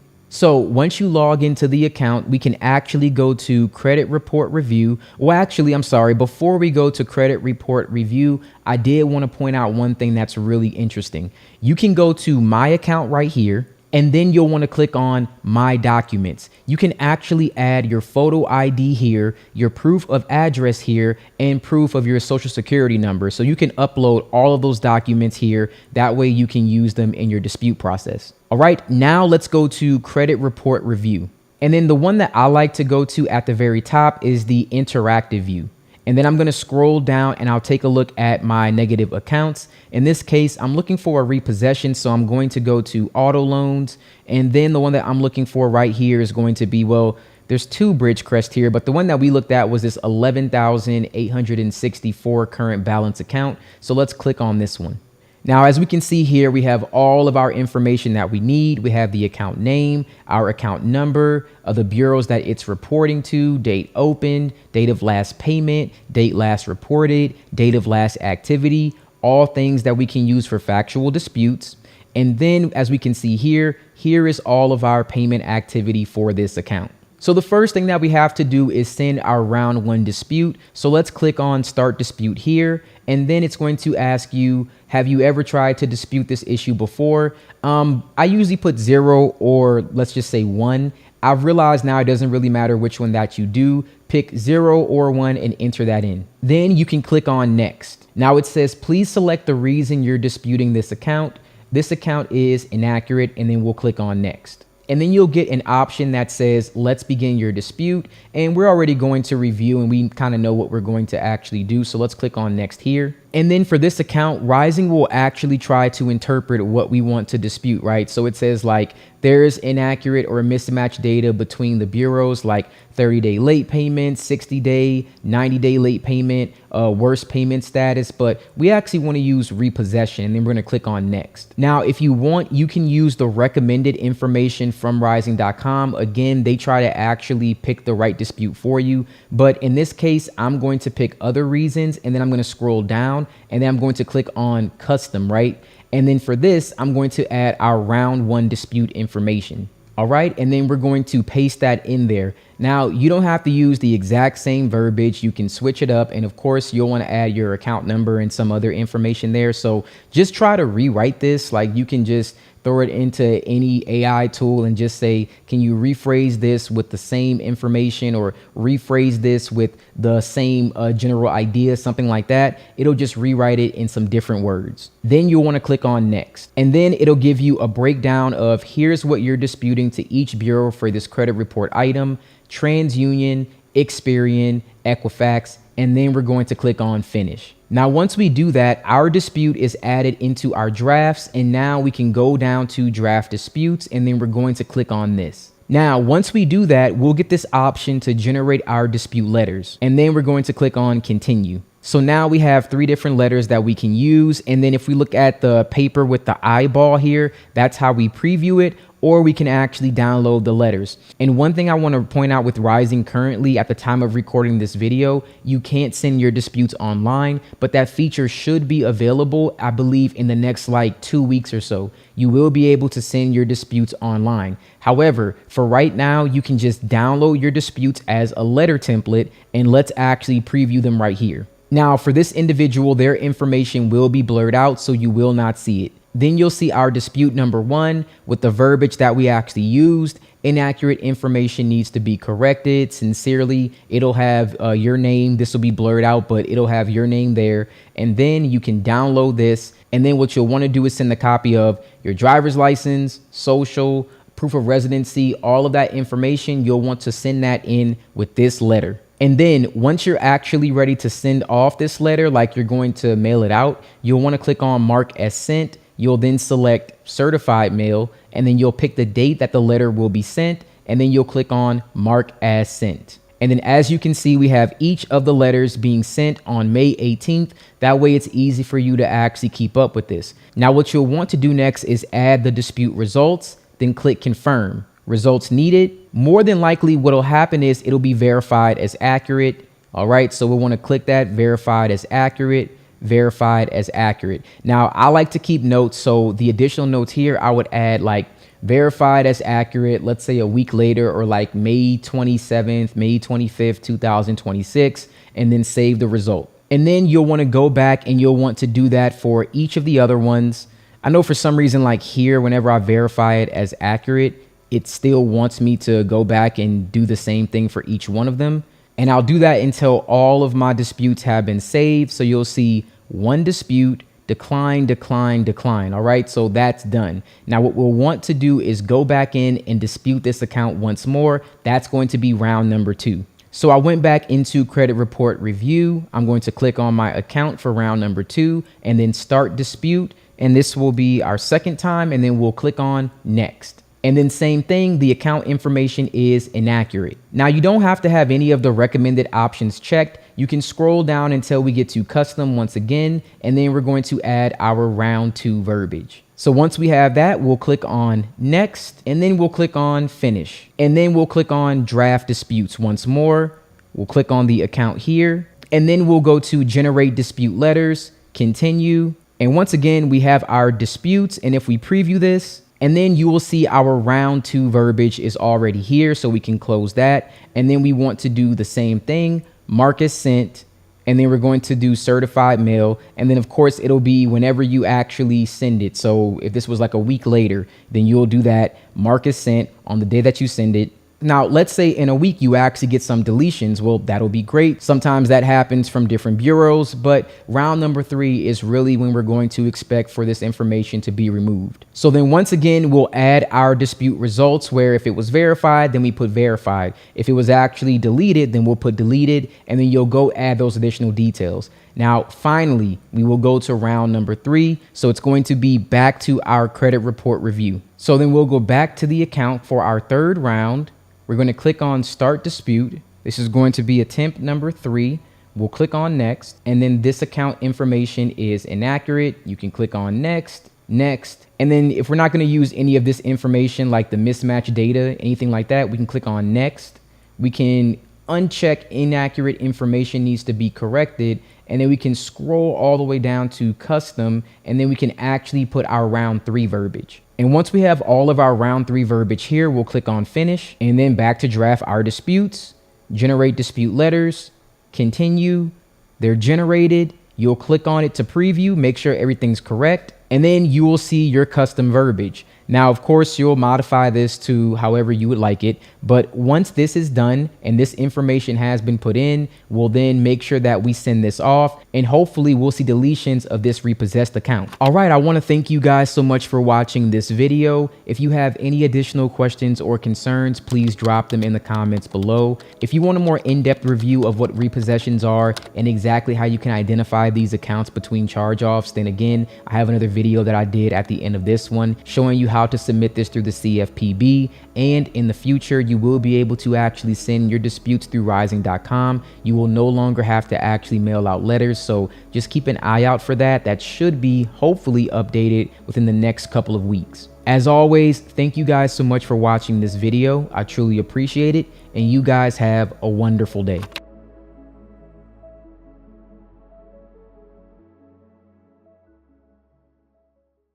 Welcome back to Success with Steven. My name is Steven Smith. On this channel, we discuss all things financial literacy. Today, I'm going to show you how to remove a repossession from your credit report in 2026. As you guys should know by now, I've been updating all of my previous videos. This will be a full step-by-step guided process, and I'm also going to explain the logic behind the process. We'll also talk about what you need to look for to identify the weaknesses in the reporting on your credit profile in order to get this repossession deleted. By the end of this video, you're going to understand what a repossession is, you'll understand why it appears on your credit report, and you'll also understand how to actually dispute this and get it removed from your credit, as well as the different methods that you can use to actually send this dispute. As I said, I've been updating all of my videos because lately everyone's been asking me about the CFPB.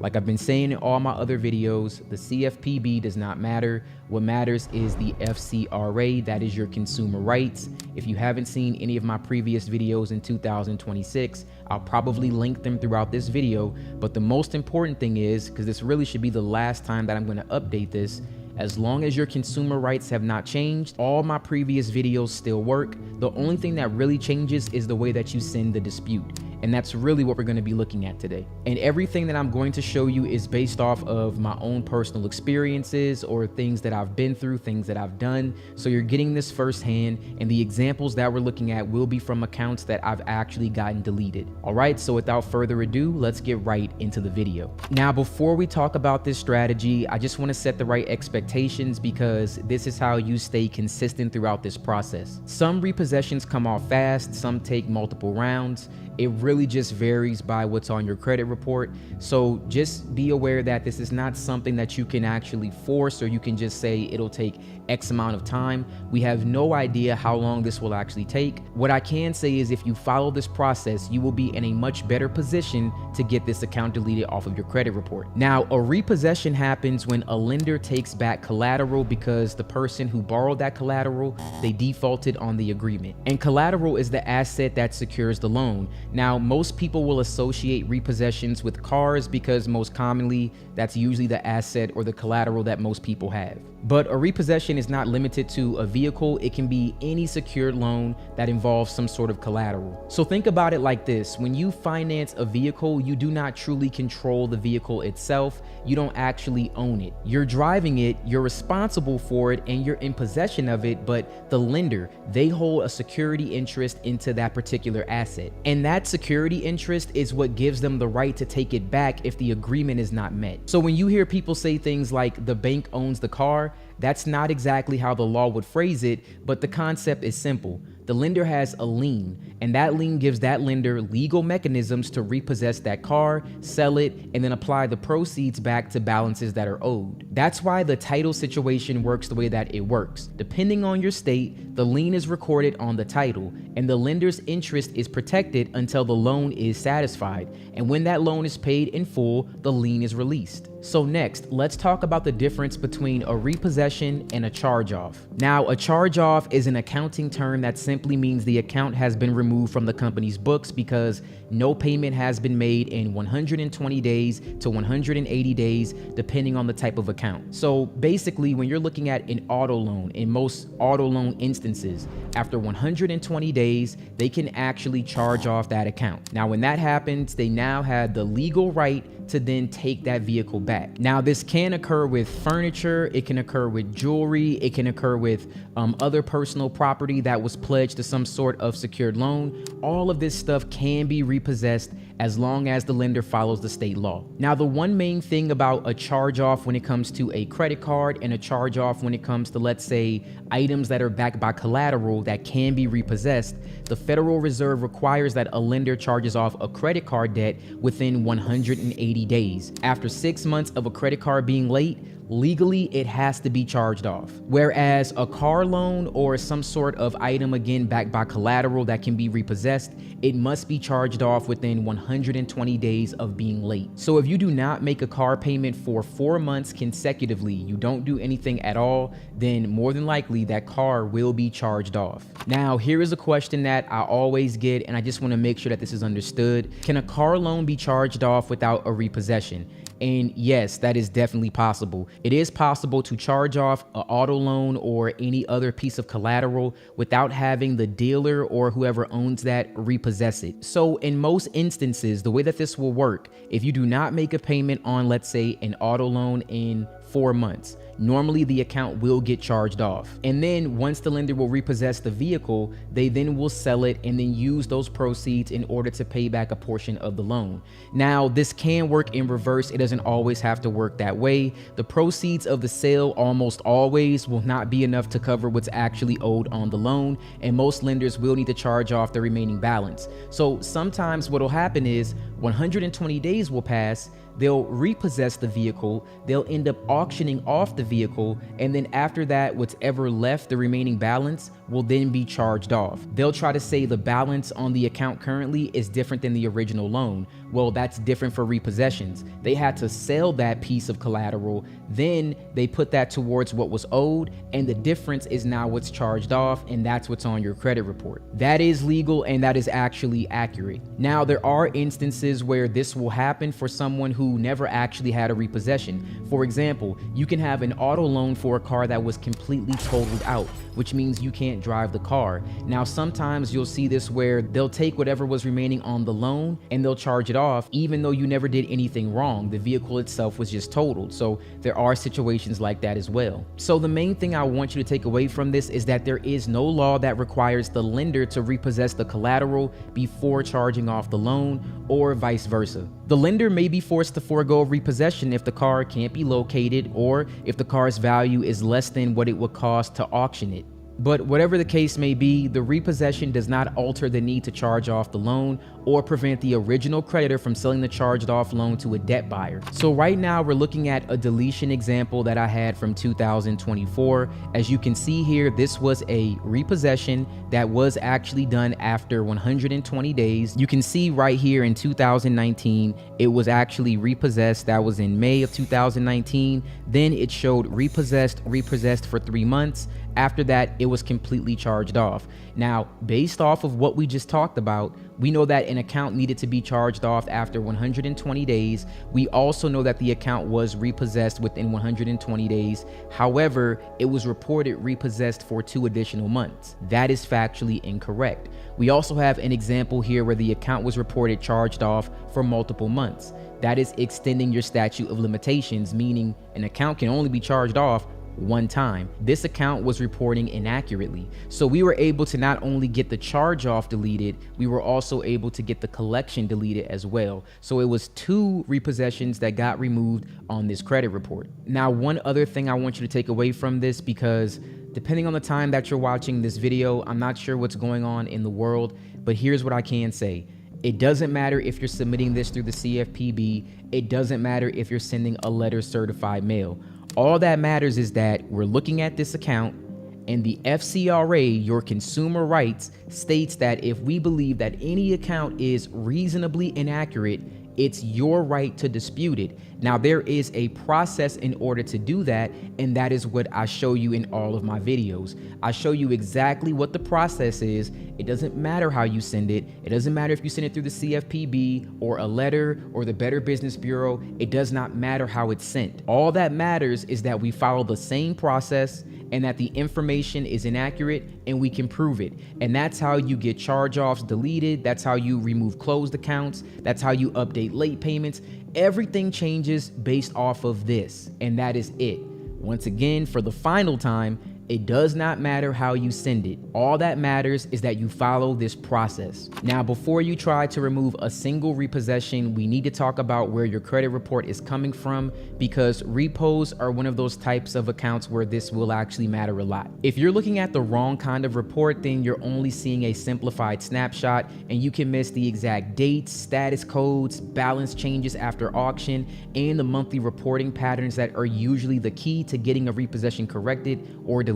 The first option that I recommend is the one that I trust for repossession disputes, and that's going to be annualcreditreport.com. Now, annualcreditreport.com is the only website authorized by federal law that provides your official credit report for all 3 bureaus. Now, at the time of recording this video, you can typically pull reports on a weekly basis, and that makes it easier for you to track updates while you're doing your disputes. Now, the second option is going to be Ryezing. Now, Ryezing is a credit monitoring service that offers a tri-merge credit report, which means it combines your Experian, your Equifax, and your TransUnion data into a single document.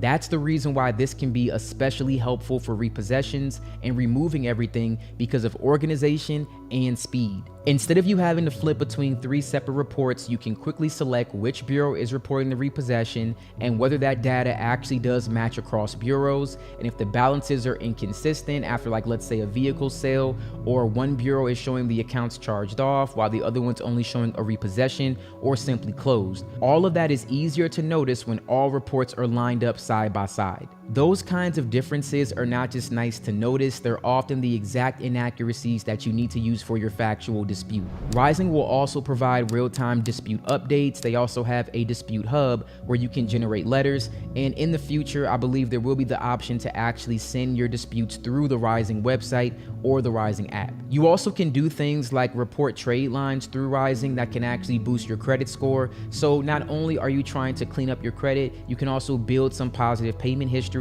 all through this single website. Now, if you want to try Ryezing, you can start your 7-day trial for $1. The link will be down in the description. Either way, the objective is simple. You just want a clean report that you can actually see and compare all 3 bureaus, and this is what you're going to be using in order to actually get these deletions. All right, now let's cover the actual dispute process. Now, if you've watched any of my previous videos from 2004 all the way up until 2006 current to date, this process has not changed. I've talked about this through several videos. I've learned this on my own. I got all the information from the FCRA. I've broken it down. I've explained exactly, like, step by step how I came to this rationale, how you can do the same thing, and how your consumer rights determine if this account can be deleted. Not the CFPB, none of that matters.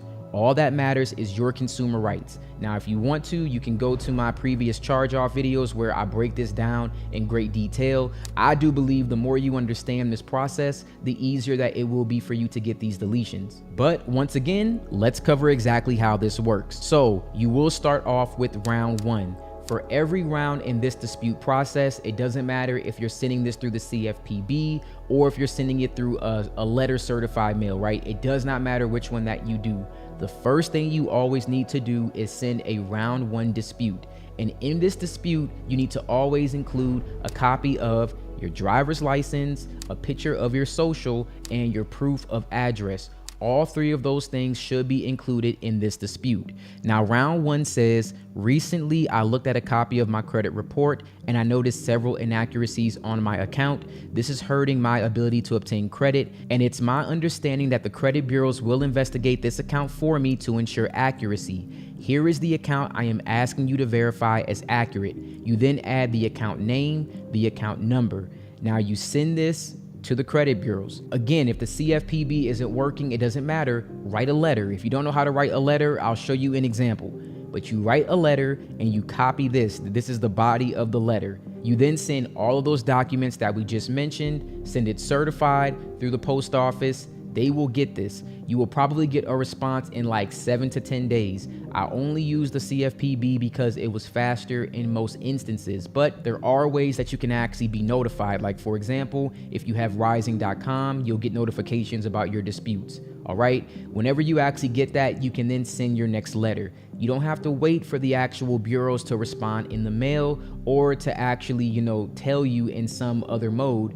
All you need to see is that the dispute has been closed. Once it's closed, you can send your next letter or you can send your next round through the CFPB. Now, let's say that we're moving on to round 2. You got a letter in the mail. You noticed for whatever reason, you got a notification on Ryezing.com. You notice that there's an update, right? You then send round 2, and round 2 says, I disagree with the account listed below, which still appears on my credit report. Even after your investigation, I would like this item immediately reinvestigated. The inaccuracies are highly injurious to my credit report. And then you would enter the account name, the account number, and in accordance with the Fair Credit Reporting Act, you honestly don't need to mention the subsections or anything like that.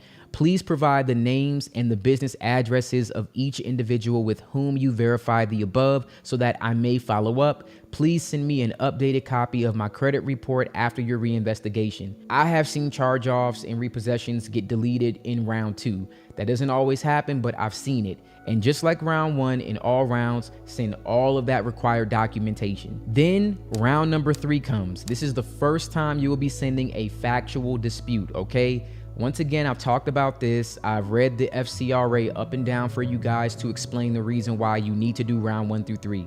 We've talked about it multiple times. If you don't know, please refer back to my previous videos. I'm gonna link them right here. I'll show you my previous repossession videos, my previous charge-off videos.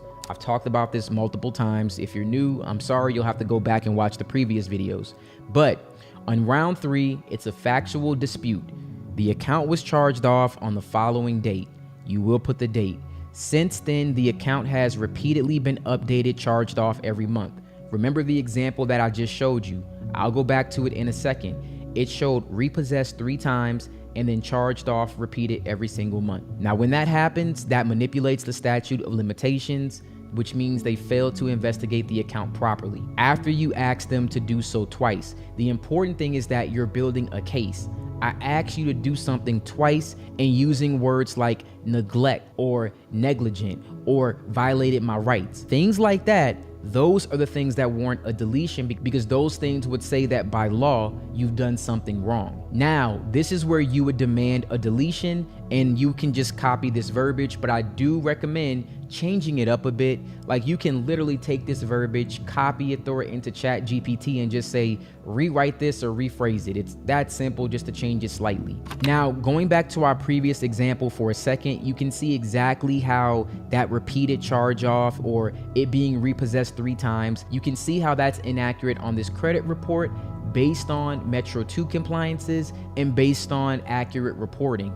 This is inaccurate, and for that, it warrants a deletion. Not because you owe this balance, not because of anything like that. We're not arguing whether this account is valid. All we're arguing is that this information is not accurate. So because it's not accurate, it can be deleted. That doesn't somehow remove the obligation of this account on your credit report. It doesn't somehow absolve you from having to actually pay or being sued for this, which I have an entire video that talks about lawsuits when it comes to debt buyers and how to handle that. One about debt buyer letters and stuff like that. Go ahead and watch that video. I'll link that here as well. It's just like there's so much information that goes into credit disputes and credit repair because it's just based on consumer law. So like I said, I've talked about this extensively various times, and there's literally everything we talk about can lead to something else. So I'm trying to keep it like just on repossessions, but I have a lot of videos that cover this topic. So when you see something like this, you know exactly what you're disputing. Okay, now I know that people will ask me about, well, what happens if it doesn't get deleted after round 3? Well, you continue to dispute. That's where things like Ryezing.com really does come in handy because again, tri-merged report shows everything that you need to see and you can look at them side by side and you can look for the next factual inaccuracy.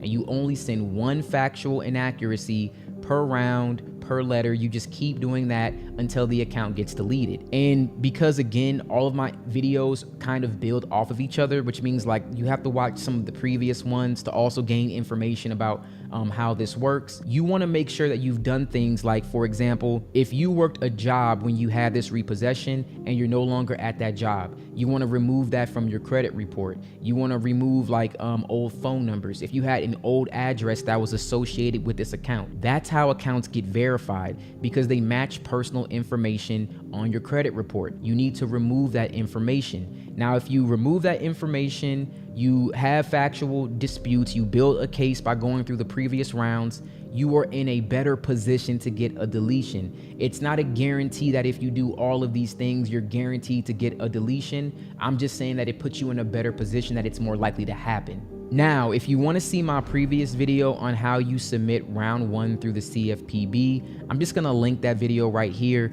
I could show you an example, but again, it really hasn't changed. Like it just hasn't changed much. If you go to the CFPB, the only thing that it says now is that in order to dispute, you have to contact the credit reporting agencies first. That is it. That is the only thing that they say. And it's a very simple process in order for you to just go there and submit it. But today, what I'm going to show you is what you do when this is sent in the form of a letter. So here's an example of what round 1 would look like. You would add your name, your address, your social, your date of birth, and then here you would put the address for that credit bureau, whichever one that you're disputing. So you can always take this and add TransUnion, add the PO box, add the state, and also add the city and the zip code. These are easily discoverable if you go on Google and you look for it. And then our same verbiage, dear whichever credit bureau, Recently, I looked at a copy of my credit report. Remember everything that we said from round one. Now, I just added this here, but you can always just put the account name and account number, and then you'll include, of course, your driver's license, a copy of your social, and then you'll also include your proof of address. All of that just has to be included for your round one letter. And then round two, same thing. You just copy this verbiage, you delete it, and then you just add the round two verbiage here. It's that simple. Then you send that letter certified mail. The only thing that will change with round three and beyond is that you will then send an actual printout or a screenshot or something of the actual credit report, the inaccuracy, and you can highlight it. So send that actual inaccuracy, send your actual, driver's license, a picture of that, proof of residency, all of that, your social security card, a picture of that, all that in a single letter, and then you send that certified mail. All right, that is the only thing that will change if you don't have access to the CFPB. But also, like I said, in the future on Ryezing.com, you'll be able to actually send it through there, where you won't need to use the post office or send a letter certified or the CFPB. Now, when that happens, I will do an updated video on that particular method. All right, I want to thank you guys so much for watching this video. If you have any questions, please drop them in the comments below. I'd be more than happy to answer those for you. If you do need, again, the verbiage, then you can refer back to my previous videos. Like, we talk about this extensively in detail. If you want to see how to submit that through the CFPB, once again, I'll link that video. I'll also put it at the very end. So if you're watching this video, once it ends, you'll be able to click that one next if you want to see those steps. Also, if you want to get like a round 4 idea of what you can send, then I'm going to make another video on this when it comes to repossessions. Let me know if you would like that in the comments below, and I'll be more than happy to make that. Once again, thank you so much for watching this video, and you guys have a wonderful day.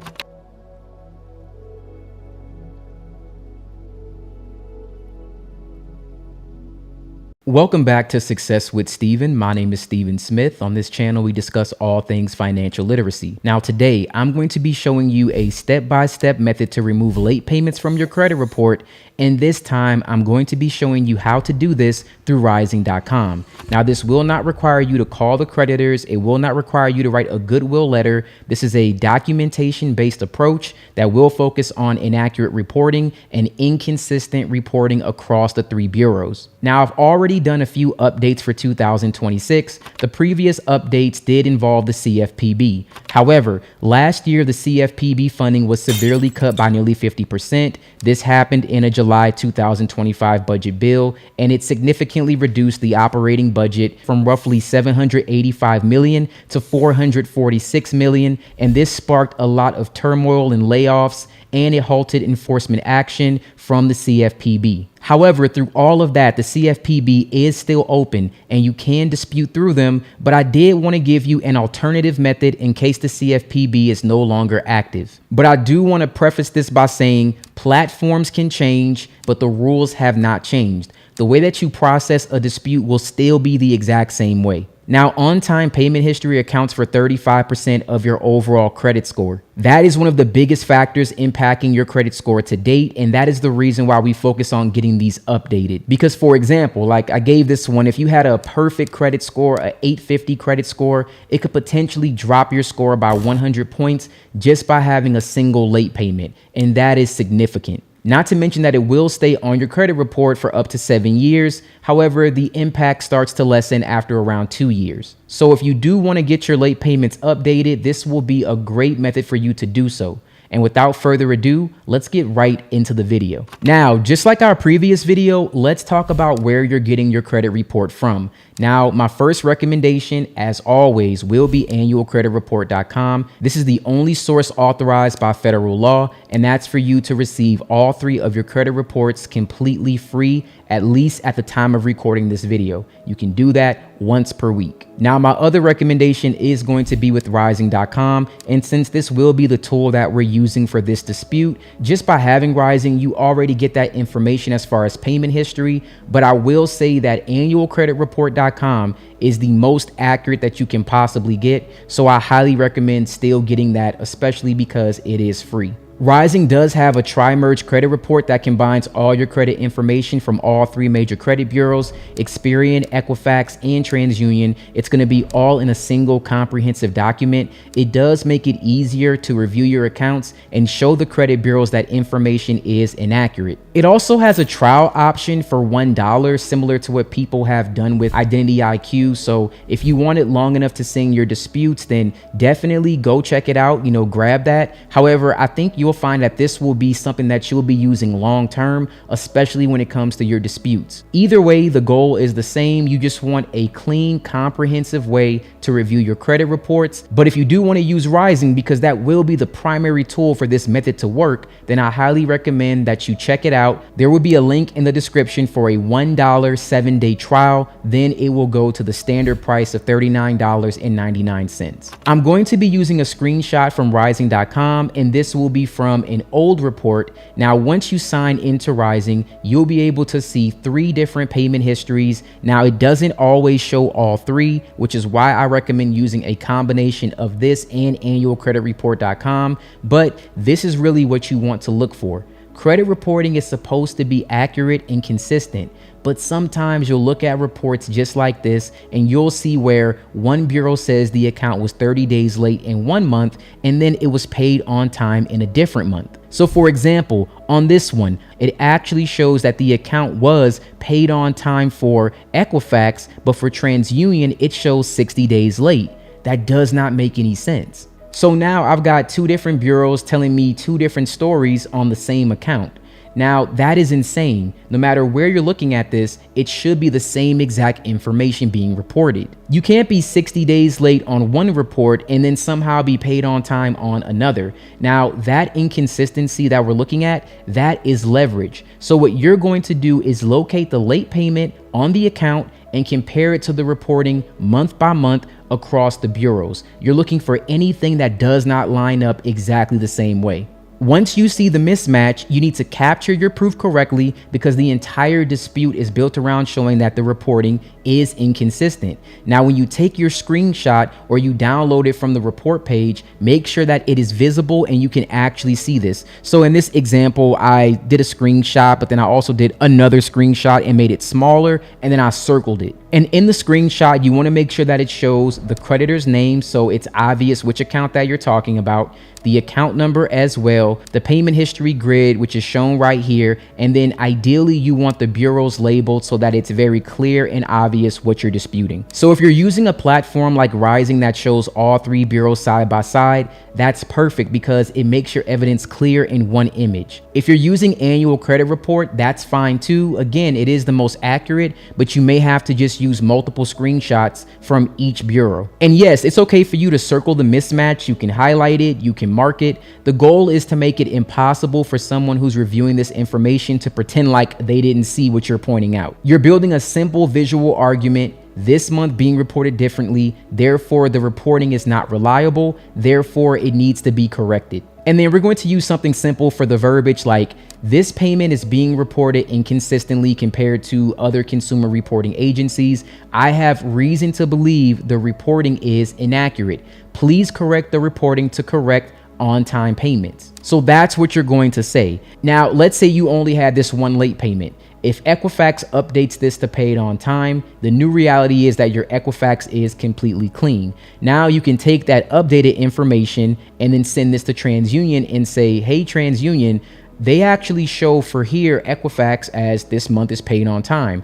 You're wrong. Please update this to paid never late. So when you do this over and over again, you'll eventually keep doing it until all of your late payments have been changed to paid on time. So you're essentially building a chain reaction. So step 1 is getting one bureau to flip. And then for step 2, you can use that flip bureau as proof against the remaining bureaus and then keep getting them changed. This is one of the most effective ways to remove a late payment when the reporting doesn't match, because you're not asking them to do you a favor. You're telling them your own system is not aligning. Now, I've done this already, showing you how to do this through the CFPB. I'll probably link that video at the end of this one, but I just wanted to make sure that I showed you the process of how to do this from Ryezing.com. So let's go ahead and let's submit our dispute. So currently we are on www.ryezing.com. If you already have an account, then just scroll to the top and click on login. And of course, like I've been saying in the previous videos, depending on the time that you're watching this, it should be available in the Apple App Store or Google Play Store. If you're watching this in like the very beginning of May,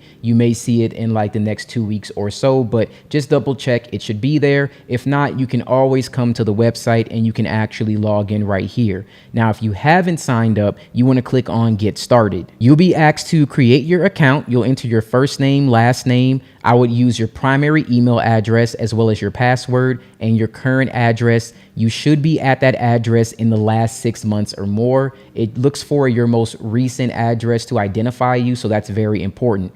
Now, when you do this, it should show your order summary as the preferred trial. That's 7 days for $1, then $39.99 per month. And then you agree and you click on Next. And once again, when you sign up, you should have the options of Google Play, App Store, or if you don't see that option yet, it will be coming, then go to login at the very top on the website. Once you do that, you will enter your username, which should be your email address, and then the password that you created upon sign up. Now, once you log in, you'll be brought to the dashboard, and the first thing that you'll want to do is look at your credit report review. You can also see the score factors here, but we're looking for let's go to negative accounts and then credit report review.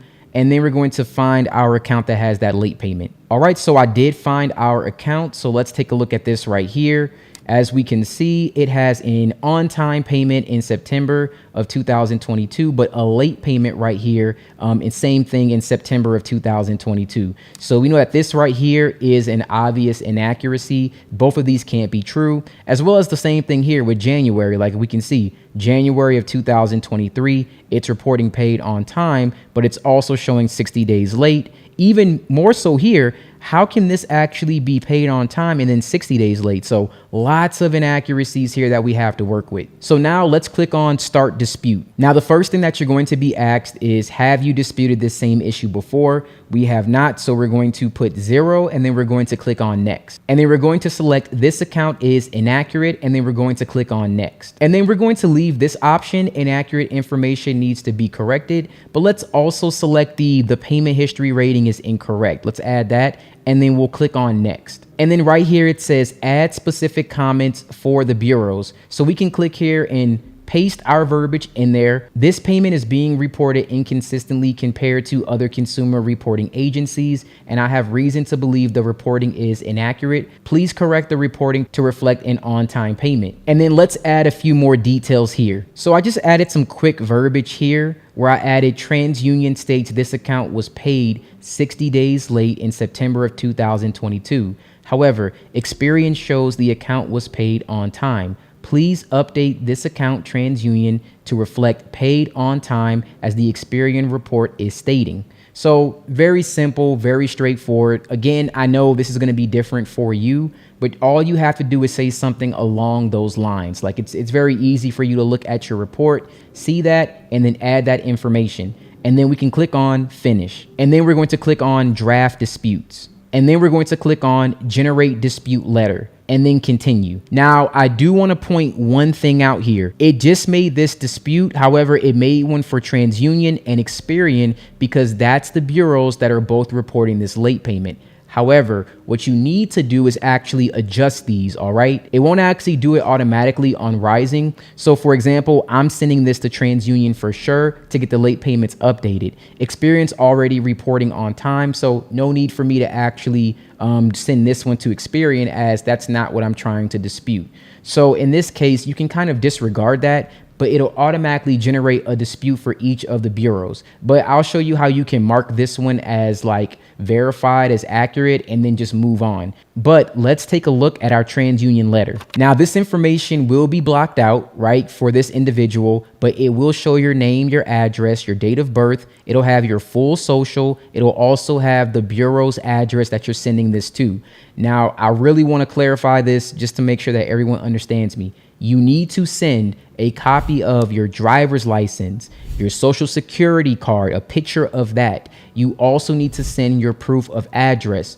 All of this needs to be included with this letter. Now, at the time of recording this video on Ryezing.com, it generates the letters for you. In the future, which should be, I think, in the next couple of weeks, you should be able to send your disputes online through this platform. But for now, you want to send this in the form of a letter. It'll already make it for you. You print this out, you attach all of your personal information, your driver's license, your social security card, a picture of that, your proof of address. All of this goes into the same letter with this information as well. Now we have dispute one, the account that we're disputing, and inaccurate information needs to be corrected. The payment history or rating is incorrect. So right here, now this is what I put. The payment is being reported inconsistently compared to other consumer reporting agencies, and I have reason to believe the reporting is inaccurate. Please correct the reporting to reflect an on-time payment. TransUnion states this account was paid 60 days late in September of 2022, or you can say not paid, but TransUnion states that this account was 60 days late in September of 2022. However, Experian shows the account was paid on time. Please update this account TransUnion to reflect paid on time as the Experian report is stating. All right, so that's pretty much all that we need to state. And again, you need to adjust this to whatever it would be for you. Take a look at your report and then you'll be able to see exactly what doesn't make sense. And then you want to take a picture of that or a screenshot that will also be included in your letter. Now, when the time comes and you can send this through Ryezing.com, you can upload all this information and it'll be sent. But for now, print out the letter, driver's license, the picture or copy of your social security card, your proof of address, a screenshot actually showing the inconsistent information, and then you will send it all in one letter. Now, when you're actually ready to send this letter off, you want to click on Mark as Sent, all right? And you can choose whether you did US mail or certified mail. Again, in the future, there will be an option for you to send this off, so the option will probably be a little bit different. So let's just say certified mail, the day that you sent it, and then mark as sent. Now it'll automatically mark the Experian one. Again, we're not sending that in this situation, but it always generates all the letters that are associated. All right. So it's like an automatic thing. Don't worry about it.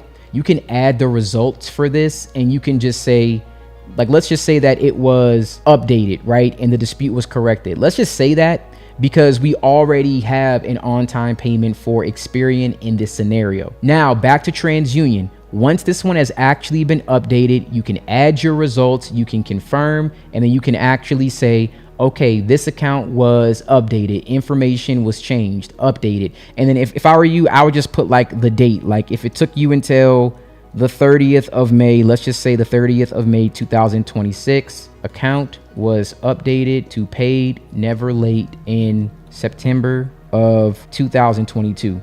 I just like having all of this information so that way you can keep track of when disputes were actually done, what the result was, and then you can save the result. Now, I will be making another video where, let's say for late payments, the inaccuracies don't quite match up, like everything is consistent across the board.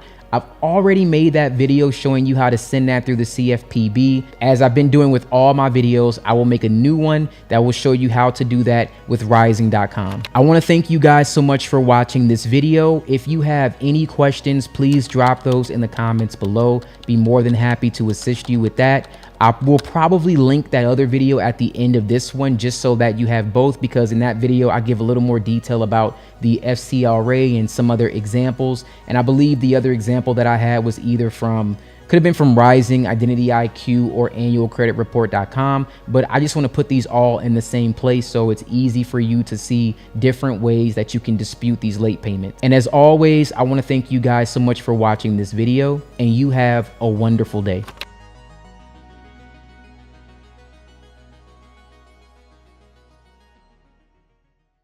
Welcome back to Success with Steven. My name is Steven Smith. On this channel, we discuss all things financial literacy. Today, I'm going to show you step by step how to remove late payments from your credit report. And this will not require you to call, and it will not require you to write a goodwill letter. This will be a documentation-based approach that will focus on inaccurate reporting and inconsistent reporting across the 3 credit bureaus. Last year, I updated this method, and I will say since last year, that method has become outdated. We will now be sending a dispute through the CFPB once again, but I also want to make sure that I tell you, because some people, I would get comments where they would say this method doesn't work, I'm not able to submit this. Once again, all of the methods that I have on my channel, they will always work because they are based on the FCRA, that is the Fair Credit Reporting Act, which we will talk about once again. If it does not work for the mode to send this, then you can always send a letter certified. I just have to reiterate that. And again, I'm going to always say that I've gotten several comments asking me to update this. So because I've been asked so many times, I am willing to do this once more for you. Now, last year, the CFPB funding was severely cut by nearly 50%. That was in a July 2025 budget bill. That significantly reduced the operating budget from roughly $785 million to $446 million, sparking major turmoil and layoffs. It halted enforcement action, as well as the current administration trying to not only weaken the CFPB, but they seek to eliminate it entirely. However, the CFPB is still open. It's still my main mode for disputing, and you can still submit your disputes with them as well. This to me is the best route. It's the most successful, and it's the least demanding. But the reason I'm making this video is because, once again, things change. Sometimes rules get updated with the CFPB. However, you don't have to wait for me. You don't have to wait for anybody else. So once again, I'm going to show you the method where the CFPB can be used, but always keep in mind, if that option is no longer available to you, you can always just send letters certified. On-time payments account for 35% of your overall credit score. In fact, on-time payments is the biggest factor impacting your credit score to date. If you had a perfect 850 credit score and you had one late payment report 30 days late, that could effectively drop your credit score somewhere around 100 points. And that will stay on your credit report for up to 7 years. So without further ado, let's get into the steps that you can take to remove late payments from your credit report in the fastest method possible. So first and foremost, let's discuss where you're getting your credit report from. We want to make sure that you're getting the most accurate information that is crucial to this method working properly. So my first recommendation is annualcreditreport.com. Annualcreditreport.com is the only source authorized by federal law. They authorize you to receive all 3 of your credit reports. And at the time of recording this video, and I think this might be an ongoing thing because I've been saying this for like the last 2 years, you can pull your report once per week, which does make it easier for you to track your updates while you're disputing. Again, that can be subject to change, which is why I'm also going to be giving you a second recommendation. Now, my other recommendation is Ryezing.com. You can start a trial for $1. The link will be in the description. Now, Ryezing is a credit monitoring service with a credit simulator. And the reason why I like Ryezing for this method is because it provides you with a tri-merged credit report. A tri-merged credit report combines your credit information from all 3 major bureaus: Experian, Equifax, and TransUnion. It will put it into one single comprehensive document, and that makes it very easy for you to review your accounts and show the credit bureaus the information that is inaccurate. You'll also receive real-time updates on your disputes, and you will be notified when these late payments are removed when you use Ryezing. That is something that you cannot do with annualcreditreport.com. It also has that trial period option for $1. So if you just want to use it long enough to grab that report, then that would be excellent. You can screenshot things and then complete this process as soon as possible. Now, if you don't want to spend anything, you can absolutely use annualcreditreport.com, but I do recommend using Ryezing so everything is organized. Either way, the goal is the same. You want a clean, readable view of the payment history for the account that you'll be disputing this late payment on. Now, I'm going to be using an old screenshot for an example. Once you're signed into Ryezing.com or you have your annual credit report, you're going to look for something like this. You'll be able to see 3 different payment histories. Now, credit reports are supposed to be accurate and consistent. That is the one thing that you are promised as a consumer. Not that it's 100% accurate, but it is as accurate as it can possibly be. But sometimes credit bureaus will receive conflicting information, like the example that we're looking at right here. So if we take a look at this report, you can see that in February of 2020, TransUnion had a 30-day late payment, Experian had a 30-day late payment, and Equifax had a payment on time.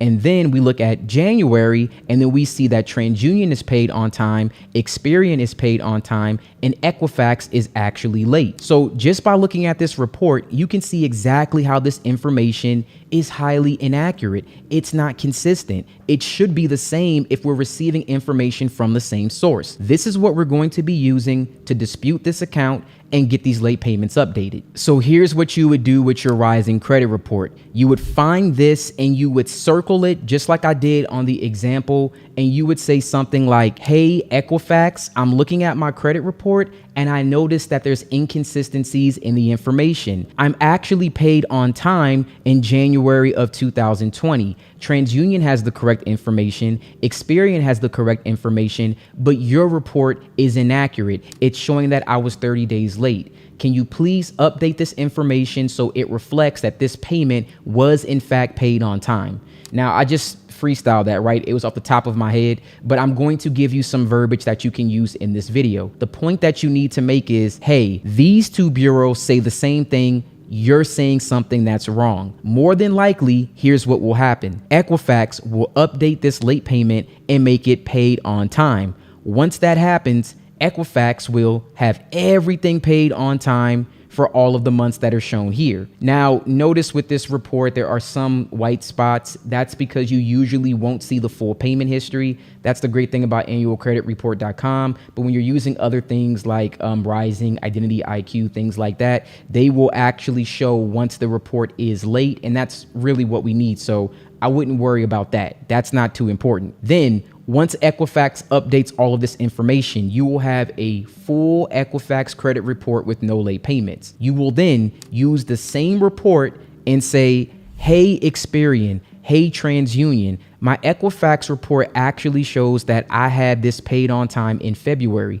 but you're reporting 30 days late. Equifax is right and you're wrong. Can you please update this information so that it accurately reflects my credit report that's shown with Equifax? More than likely, they will update it as well. Now, once that happens, you have fully updated all of your late payments. Now, of course, there is another scenario where you don't have these inconsistencies. I will be updating a method for that. And then the other thing I'll be doing new this year, I will have a third and probably fourth. It's not really a difference in method, but just some new examples that you can use that I have seen worked over the last few months. Now, the reason why I'm starting with this method is because it is, in my opinion, the most effective way to update late payments. Now, I don't recommend that you dispute more than one late payment at a time. Two would be the most. Two would be pushing it. I've just noticed that you receive more late payment updates when you only dispute 1 month at a time. Then once that 1 month has been updated, you can dispute the next month. So getting late payments updated, while not being all that difficult, it can be very tedious. So once again, depending on at the time that I release this video, if you don't have these inconsistencies, it is okay. There is another method for you. So now, if you've been following along with this, again, you should have a credit report from Ryezing or annualcreditreport.com. You should find these inconsistencies if they're available. If you see them, please circle them and then take a screenshot of your credit report. If you're using Annual Credit Report and you have multiple reports, that's okay. You can screenshot all three and just circle the inconsistencies. It works the exact same way. There's no problem with that. Now, before we actually go and submit this dispute to get these late payments updated, I want to talk to you about the FCRA. Now, as you guys know, I don't always update these credit repair videos because I'm not a financial advisor. This is not a credit repair channel, and I honestly did not want it to be known as a credit repair channel. So while I know that it's a problem for a lot of people, I don't want to hyper focus on it just because I don't want to get boxed into that particular category.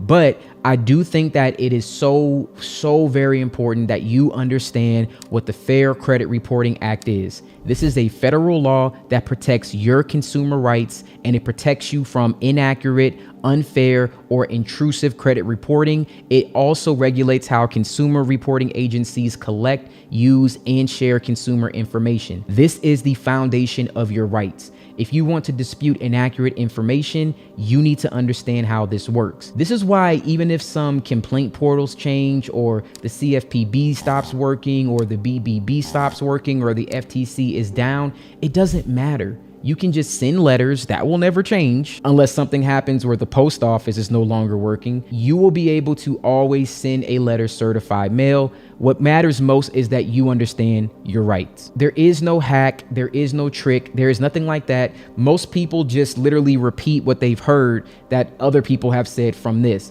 I have done it myself. I read it, I interpreted it, and then I was able to come up with other ideas and methods for some disputes. And I guess the thing that people like is my interpretations and how I interpreted the law, and they've seen some good results from that. But the core idea is so simple. Consumer reporting has to be accurate, and if you notify any reporting agency or any creditor that the information is inaccurate, they have a legal obligation to investigate and correct that information if it can't be supported properly. And the burden of proof is not on the consumer. I just think that is, once you understand your rights, you understand that like you guys don't have to prove anything to these people. You're required to identify what's inaccurate and provide a reasonable basis for why you believe that it's inaccurate. In this specific method, your reasonable basis is that there's inconsistencies across the bureau. That's the whole play of what we're doing here. You're not trying to be a lawyer, you're just trying to become effective. So currently we are on ftc.gov. I'm going to put a link in the description.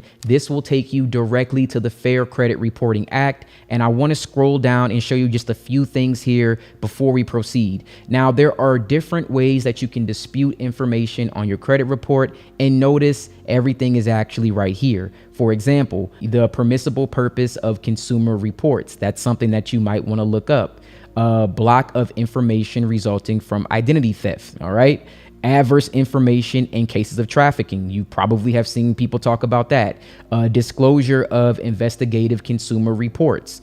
Notice how when I talk about some disputes, I say that we have to do a reinvestigation for charge-offs. We have to ask them, hey, I want you to disclose the investigation. How did you do that? Who did you speak with? That's something that they have to provide. But I'm going to scroll down because I know exactly which part that I want to look at, and that is the responsibilities of furnishers of information to consumer reporting agencies. And then we could just click on that and it'll take us exactly to that section. Now, right here, this is very, very important. Now, the duty of furnishers of information is to provide accurate information. Now, reporting information with actual knowledge of errors. A person shall not furnish any information relating to a consumer to any consumer reporting agency if the person knows or has reasonable cause to believe that information is inaccurate.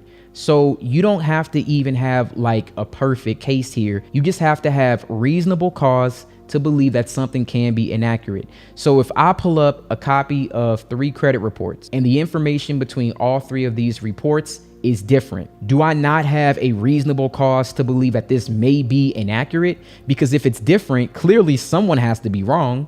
I would say that that is reasonable to ask for an investigation. Now, reporting information after notice and confirmation of errors. A person shall not furnish information relating to a consumer to any consumer reporting agency if the person has been notified by the consumer at the address specified by the person for such notices, which is why I tell you to remove all personal information and make sure all the information matches on your driver's license, on your credit report, everywhere, your proof of address, your proof of residency, all that needs to match, right? At the address specified by the person for such notices, that specific information is inaccurate and the information is in fact inaccurate. It's very easy for you to prove that. And they even give you a definition. So for purposes of subparagraph A, the term reasonable cause to believe that the information is inaccurate means having specific knowledge other than solely allegations by the consumer, which is why you can't just say something. You have to always send a screenshot, right? Like you can't just say it. I'm not saying you have to prove it. Like the burden of proof isn't on you. However, you have to show, you can't just say. So other than solely allegations by the consumer that will cause a reasonable person to have substantial doubts about the accuracy of the information. And I'll just give you one more example before we get off of this. Like I had another update. Now, unfortunately, at the time that I was trying to do that update on late payments, all of my late payments were gone. So I couldn't like keep trying this myself. But one thing I had suggested was if you had late payments during COVID-19, there was a revision made just for that. So it lets you know right here that reporting information during COVID-19 pandemic, definitions in subsections, the covered periods, like there was a covered period from January 31st, 2020 and ending on the later date of 120 days after the date of enactment of this subparagraph, or 120 days after the date on which the national emergency concerning the novel coronavirus disease outbreak declared by the president on March 13th, 2020, meaning like basically after that date, from this time frame, there was a time frame where they couldn't report negative information, right? So you could have used this subsection in order to get late payments updated. And then there was a duty to correct and update information here. So again, like when people tell you all this information on YouTube, this is all that you really need to do. Literally everything is in here. You need to use this. All of the rules, everything that you can do is right here. No one has any special trick. No one has any special hack. No one knows anything that you can't figure out yourself. It's all here. You can read it, you can interpret it. And if you don't understand it, there's so many AI tools now. Throw it in the Claude, throw it in the Gemini, throw it in the Chat GPT. Say, hey, interpret this and tell me how I can use this information to update late payments on my credit report. It'll give you the most effective way that you can possibly do it. And then the next thing that you do is try. Worst case, it doesn't work, you try again. That is the only really like thing that is about credit repair. The law is always up for interpretation. You can't give a 100% guarantee that everything will work every single time. But if you do this long enough, you will find an effective way to update late payments. So I'm sorry if this was long, but I just want to like prove to you that there is nothing that you can't do on your own. Everything is here. No one has any special videos or special methods. And I'm just giving you the methods that I got from here that are the most effective that I've seen not work a guaranteed 100% of the time, but work most of the time. All right, now let's move on to exactly how you would send this dispute. All right, so currently we are on the CFPB, that is consumerfinance.gov. You can Google that. I'll also put a link down in the description. Now, what you'll want to do is scroll down here and you'll want to click on start a new complaint. Once you do that, you'll be prompted to either create an account if you don't already have one. And if you do have one, then you can click on already submitted a complaint or created your account. Once you click on that, you'll be prompted to sign in. And then the sign in screen will look like this. You'll enter your email, your password, and then you'll get logged in. Now, the first thing that you do when you get logged in is look at the top right-hand corner. There'll be a blue button that says start a new complaint. You should be on this screen right here, and then you'll click on credit reporting, and then you'll click on credit reporting again, and then you'll click on next. And then what type of problem are you having? You'll click on improper use of your report, and then which best describes your problem, and then you'll go to reporting company used your report improperly. And have you already tried to fix this problem with the company? Yes. Did you request information from the company? Yes, I did. What information did you request? And you're going to put a statement proving I was late on my account. And then did the company provide this information? No, they did not. And then you're going to click on next. And then on the next step, you're going to say exactly what happened. And you can use verbiage similar to this, but I would try to change it up just a little bit. Once again, you could throw it into ChatGPT, put it in your own words. It doesn't really matter. Just try to change it up somewhat. Now, I recently reviewed my credit report and noticed an account that was not reporting accurately. I had a late payment on an account that was in fact paid on time. The consumer reporting agencies need to report all information with complete accuracy. The account has not been late on payments. I've attached a copy of my credit report to this complaint on the following dates. You will then insert the date, and that will show up as the month and the year. I demand this payment be updated to paid on time. You cannot report information with knowledge that this information has errors. I have substantial doubts about the accuracy of the information. Please update this account to paid, never late. And then you can even add something like shown on my report. Let's say Equifax, that was the one from my example, right? And you don't always have to like do this. I'm just doing this like really quick just so that you have an idea. Equifax shows paid on time, but TransUnion shows late. The other report is right and this one is wrong. So that's just like a quick example of something that you can like just throw together, right? You can add that at the very end. So just like something, just add at the very end, like this shows late, but in fact, it was actually correct on this one, but not on this one. And then you can go to what would be a fair resolution and like update the late payment on Equifax to paid on time, never late. Thank you. That's it. And then we'll attach our documents. Now, this is very important. You need to attach a copy of your driver's license, your social security card, your proof of residency, right? And then you need the screenshots of your actual credit report. Now, this is very important. Like, I know it's like, I feel like it's like understated. You want to update your personal information first. Make sure you remove any old addresses. Make sure that the address that you use for proof of residency and your license and this account, they all match. You know, you want to make sure that all the information there is accurate. You're going to upload it here, right? Driver's license, social, proof of residency, and then the screenshots of the accounts that we're disputing. And then you will click on next. Now, my recommendation is going to be, because with the CFPB, what I like about it, you technically can submit all disputes at the same time.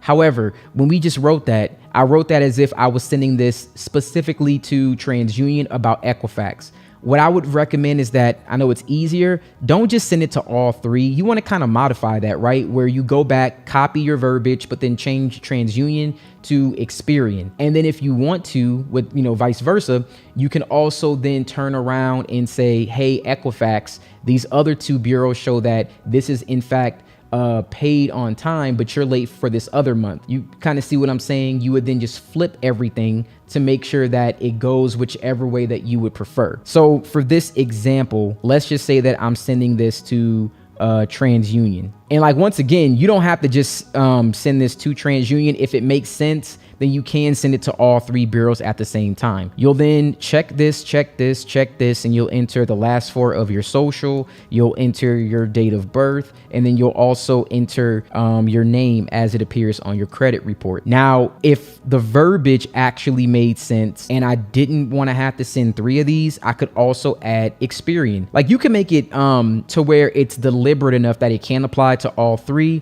But if you want to get more specific and you want to say, I'm specifically talking about this bureau, then you'll want to do this 3 separate times. And then you could say Experian, and then yes, the information, again, you requested a statement showing that you were late, right? You didn't get that. Did the company provide that? No, they did not. And then you would enter the same information here, right? Same thing. And then you would enter your name as it appears on your credit report. And then again, if you wanted to add the final one, Equifax, in this situation, that wouldn't make sense, right? So I would just say no and then next. Now, I'm not going to actually submit this right here. The last thing you want to do is click myself, and then you'll have a review page. The review page allows you to actually just look over everything and make sure that it's complete, it's accurate, and then you'll be able to send your dispute. Once you send this dispute, you'll be notified by the CFPB via email that it has been sent over to the company. And everyone gets this, okay? It always says it will be 60 days for this to be resolved. Look, you'll get a response from the credit bureaus in about a week. And that's why you don't look to the CFPB for updates on your dispute. Think of the CFPB like the post office. It's just used to send the dispute. They are not going to update you in real time about the status. That's not going to happen. You need to actually either download Ryezing, use that app, you'll get notifications, you'll see that, or you'll need to wait for letters in the mail, or you'll need to wait for some sort of notification that there has been, like, they have to legally notify you of a dispute. Once you're notified of that dispute, normally within like 7 days, the dispute is resolved or there has been a change. It can take up to 30 days. I normally don't see that for late payments, but just know that it can take up to 30. And then you'll receive either an update, and you'll probably notice that because your credit score will increase, or you'll be notified in some way, form, or fashion, maybe through a letter. And once that happens, you know, great. If it doesn't happen and they say it's verifiable, then I have another video that I'm going to follow this one up with. In fact, I'm going to link it right here. More than likely, this one will be out beforehand, but if you don't see it here, at the end of the video, I usually will have them linked in some way. So if not, you can go to my YouTube, search the magnifying glass, look for late payments, and then you'll find it. Either way, it'll come up. It'll probably be after this one. All right, I want to thank you guys so much for watching this video. I truly appreciate it. Once again, I'm going to be having another update to the previous method that I had already presented to you guys, and then I might do 2 more videos on updated late payments from some things that I have seen by working with people during one-on-one coachings. So it's not my firsthand experience. These 2 methods that I've shown you are my firsthand experience. I will be providing some other experiences that also may work for you in different scenarios and examples where you can try like different verbiage. And again, every scenario won't apply to everyone, but if it does apply to you, then it may actually be something that you can use to remove late payments if this doesn't happen right away. Now, if you don't get a late payment immediately, the follow-up is always to ask for a reinvestigation and ask them to provide you with proof. It's very simple. I've gone over it a few times, but I will go over it once again for a follow-up from this one in the next video. If you have any other questions, please drop them in the comments below. I really try to be as thorough as possible, and I will try to get to everyone's comment if you do leave it. Again, thank you so much for watching this video, and you guys have a wonderful day.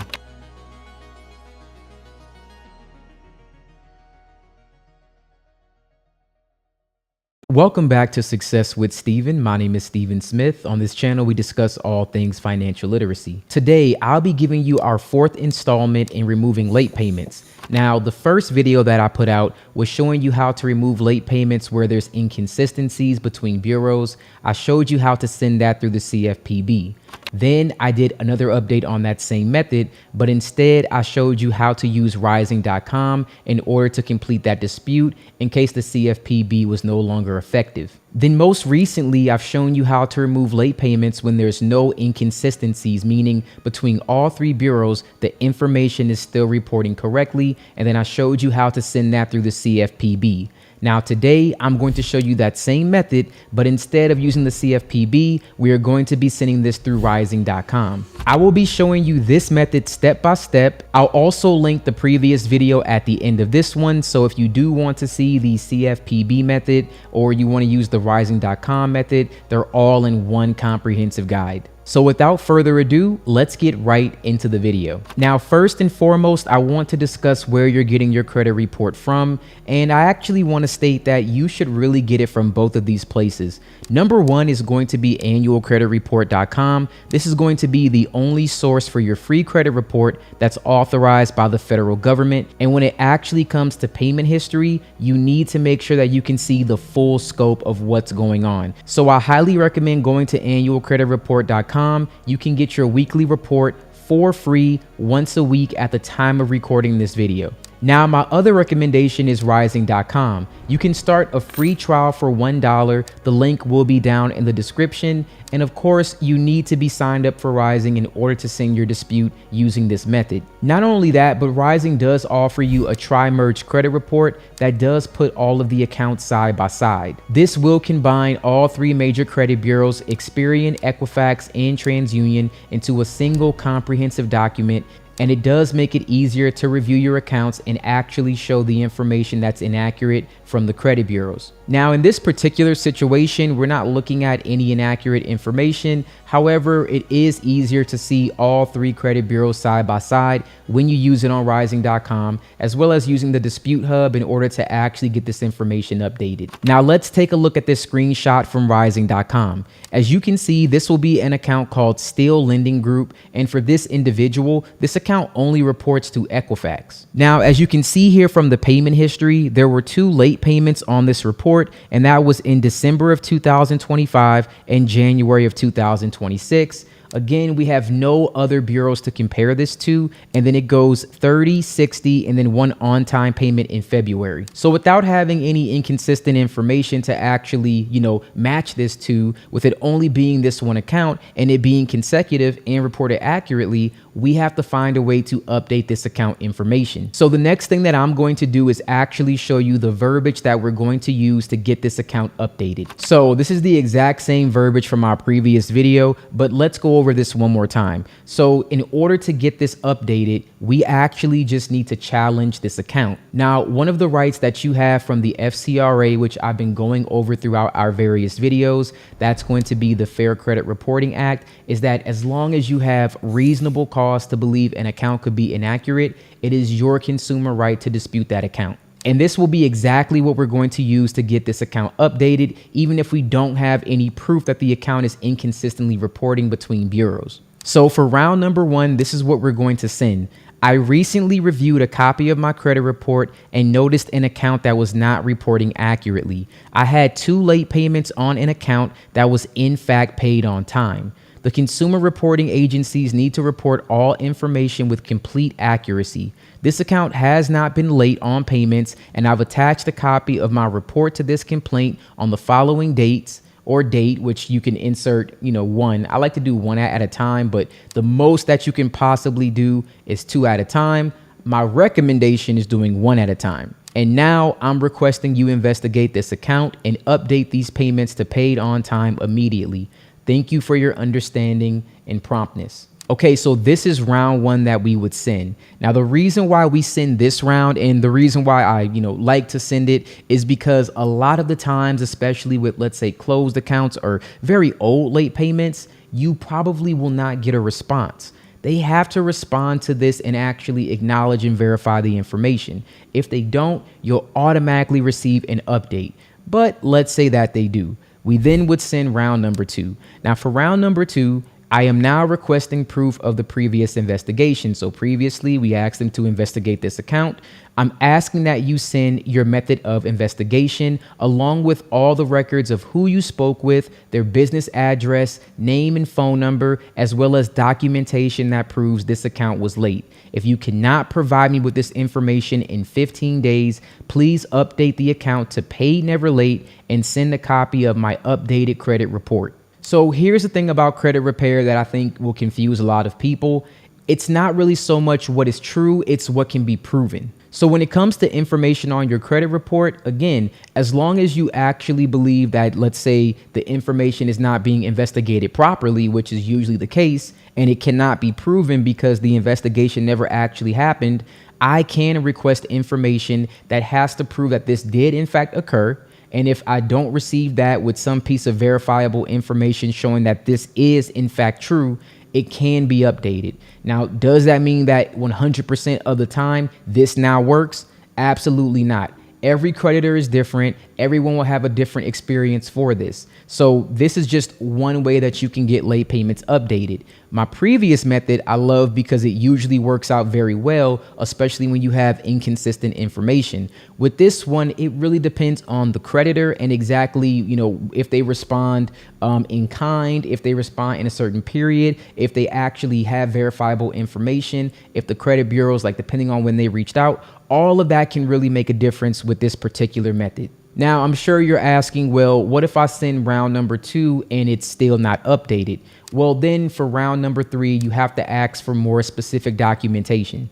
Ask them for the exact statement where it actually showed that you were late. ask them for a notarized transcript of the previous company that you spoke with, because you spoke with them and they're saying they never actually spoke with the credit bureaus. So that's just one example of something that you can actually use in order to get the account updated, because it's not so much that you're trying to get them to just simply update the late payment. What you're trying to do is to get them to slip up with saying that they did something that they did not actually do, and then ask them to provide you with proof of that. When they can't do that, as a default, the only thing left to do is just to update the account.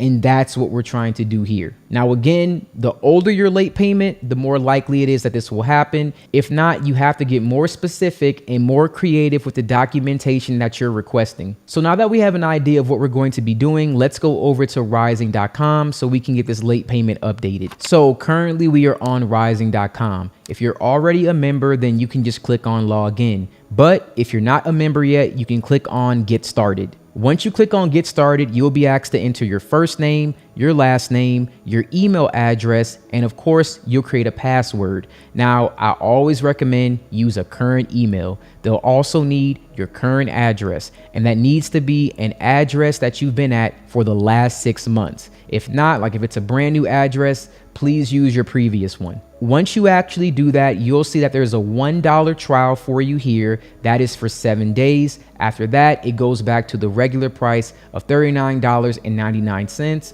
But with that, you get your unlimited dispute letters, you get your utility and rental reporting, you also get your personalized game plans, and then your interactive credit review scores, and a whole lot more. Now, once you agree and you click on next, you may also be asked some security questions that will be used to verify your identity. Once you verify those questions, you should have successfully created your account. Now, once your account is created, there are a few different ways to access this platform. You can go back to the website. You can log in here. For our demonstration, I'll be doing it from my computer, so I'm going to use the website. You can also download the mobile app from the App Store or the Google Play Store. So I'm going to click on login to get us started here. And then once you go to the login page, you'll be brought here to member login. You'll be asked to enter your username, which should be the email address that you use to sign up. And then you'll enter your password. That's the password that you just created. All right. So once you log into Ryezing.com, you'll see the score center. You'll also see your score factors.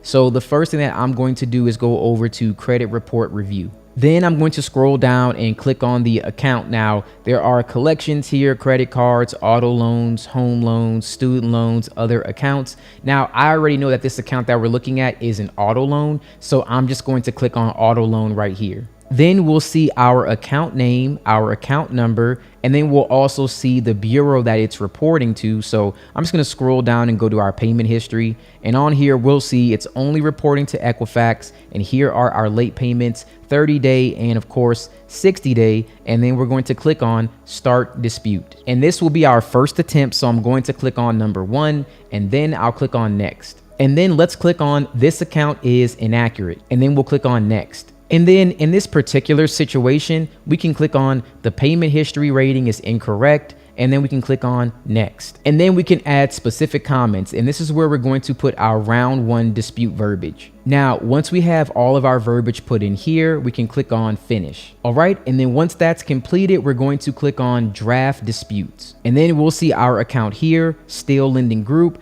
and then we'll click on generate dispute letters. And then we'll click continue. And now when we go to preview our letter, it's going to say still lending group, the payment history rating is incorrect, and then it's going to show our verbiage here, sincerely, and then your name. Now, I do want to preface this by saying, like, in the next, I would say 2 weeks or so, you should be able to send your disputes through Ryezing.com. So be on the lookout for that. But in the meantime, now you'll need to actually take these letters. They'll create them for you. You could print them out and send them certified. So we're going to select mark as sent, and then we're going to select certified mail. And then we're going to choose the date that it was sent, and then that's it. So then now we would actually wait for a response that we would get from the bureaus. Now this can take around like 7 to, I would say, like 10 days. And once we get that response, then we'll wait to see what we do next. Now, let's say after round number 1, they actually just updated this information. Well, that would be great. We would have an updated late payment and we're good to go.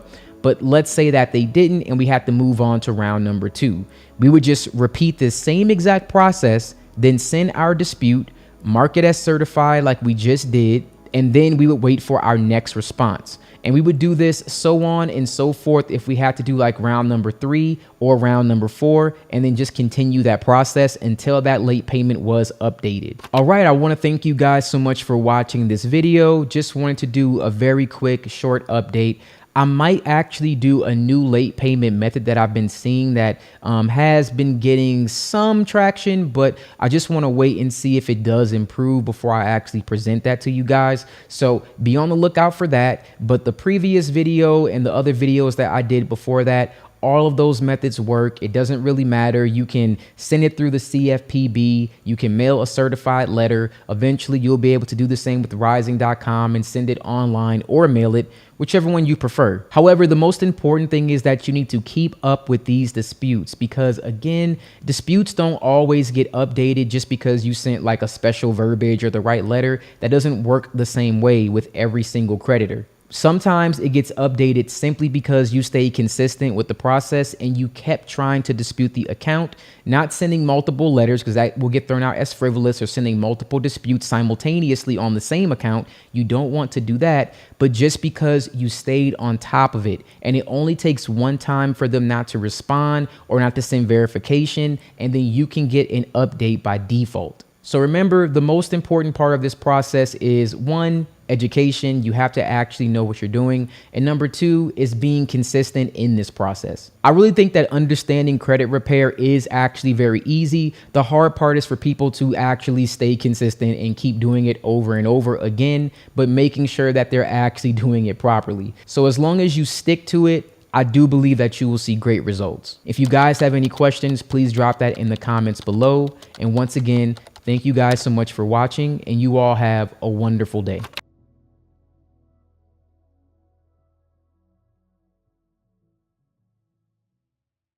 Welcome back to Success with Steven. My name is Steven Smith. On this channel, we discuss all things financial literacy. Today, I'm going to be giving you a step-by-step alternative method to removing late payments from your credit report in 2026.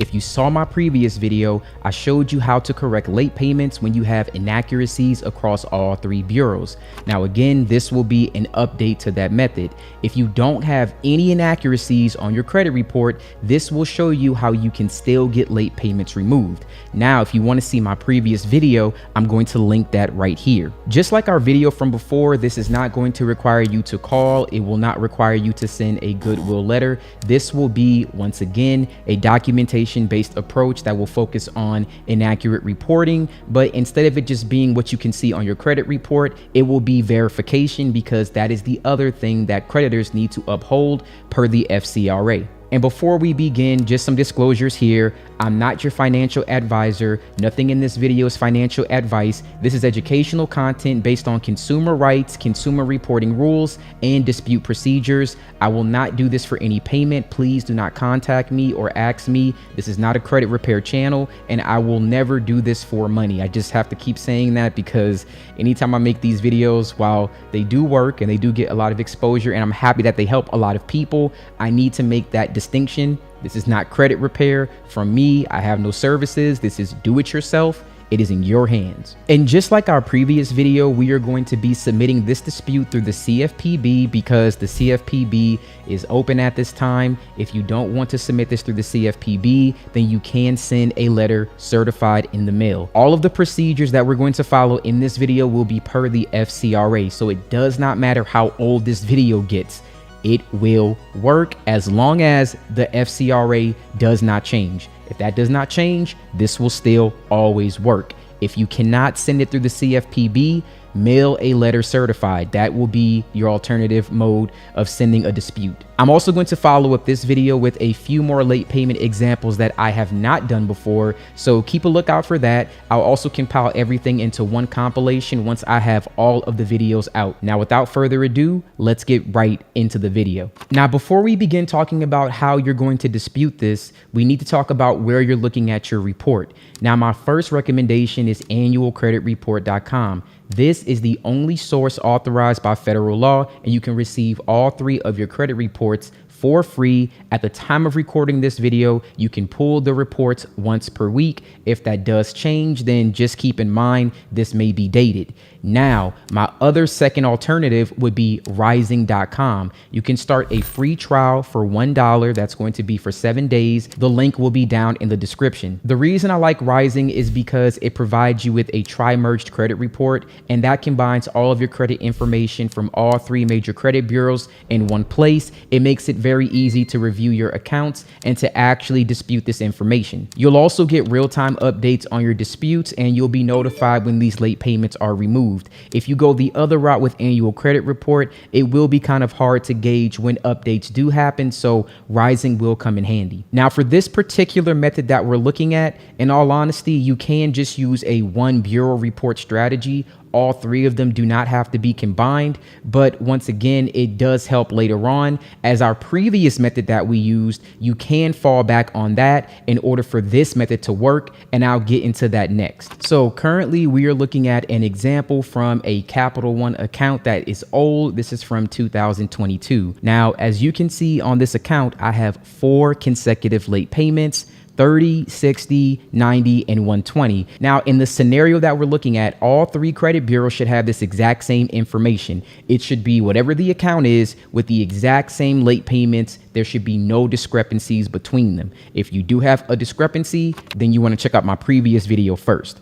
Now, if you're looking at this account, you need a screenshot just like this where it shows the account name, the account number, balance, everything. You want it to have all the information. And, in all fairness, you really could just send 1 screenshot. Again, if all the information is the same, it doesn't really matter. So by now you should have a copy of your credit report, either from Ryezing.com or annualcreditreport.com. We should be able to look at the account and we should see that it has consecutive late payments that look similar to this. We are going to screenshot that, and then we're going to talk about the verbiage that you need to send in order to dispute this account through the CFPB. But again, you can just copy the same text, put it in your own words, and send it in a letter and just mail that out certified if for whatever reason you can't send it through the CFPB. Now, before we go to the verbiage, I'm going to pause right here, as I've been doing in the previous videos. Everything that we're going to discuss is going to be coming from the FCRA. Now, the reason why this is very important is because this is federal law that protects your consumer rights from inaccurate, unfair, or intrusive credit reporting. It also regulates how consumer reporting agencies collect, use, and share consumer information.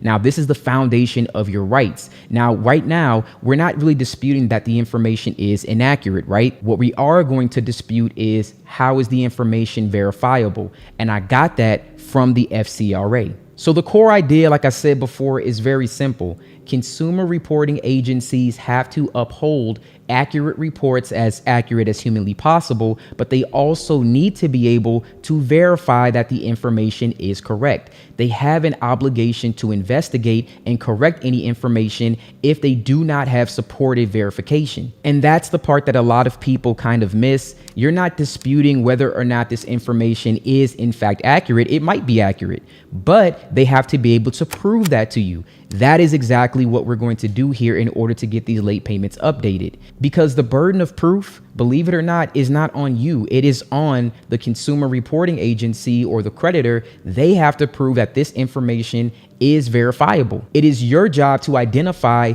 what's not verifiable and to provide a reasonable basis for what you believe is inaccurate. And again, in this specific method, we are going to be talking about the information that can't be verified on these late payments. So here is the verbiage that we're going to be using. Now, I recommend that you copy this and then maybe try to change the words up a bit. You can literally screenshot this, copy and paste it, put it into ChatGPT, Gemini, Claude, just tell it to rephrase this, and then it'll make some new verbiage for you. And then even after that, because if everybody else is doing it, you might want to go ahead and just change a few things here and there. All right. Now let's talk about round 1. For round 1, we're going to send this dispute through the CFPB, and it states, I recently viewed my credit report and noticed an account that was not reporting accurately. I had 2 late payments on the account and they were in fact paid on time. Now in this verbiage, I said 2.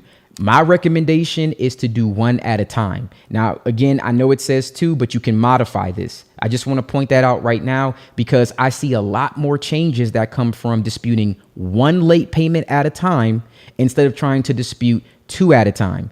And yes, if the information is the same between all three bureaus, you will be sending individual disputes. But the great thing about the CFPB, you can actually send all three simultaneously. So literally you send one dispute. And again, if we're disputing the same thing across three bureaus, you can actually send it to all three and just send one, and it'll create three different complaints for you. So you don't have to do this three separate times.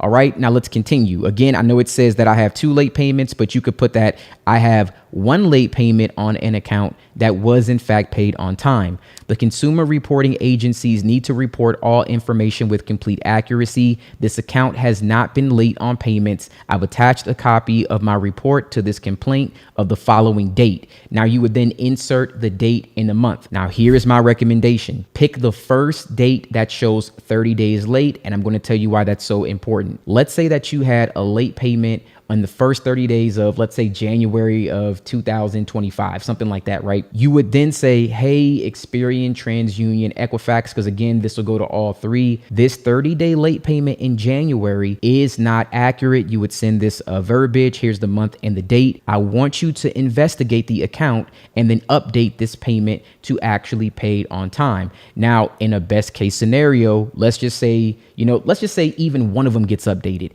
Let's say Experian gets updated in January of 2025. Now that late payment is updated, right? It's going to show paid on time for Experian, late on TransUnion, late on Equifax.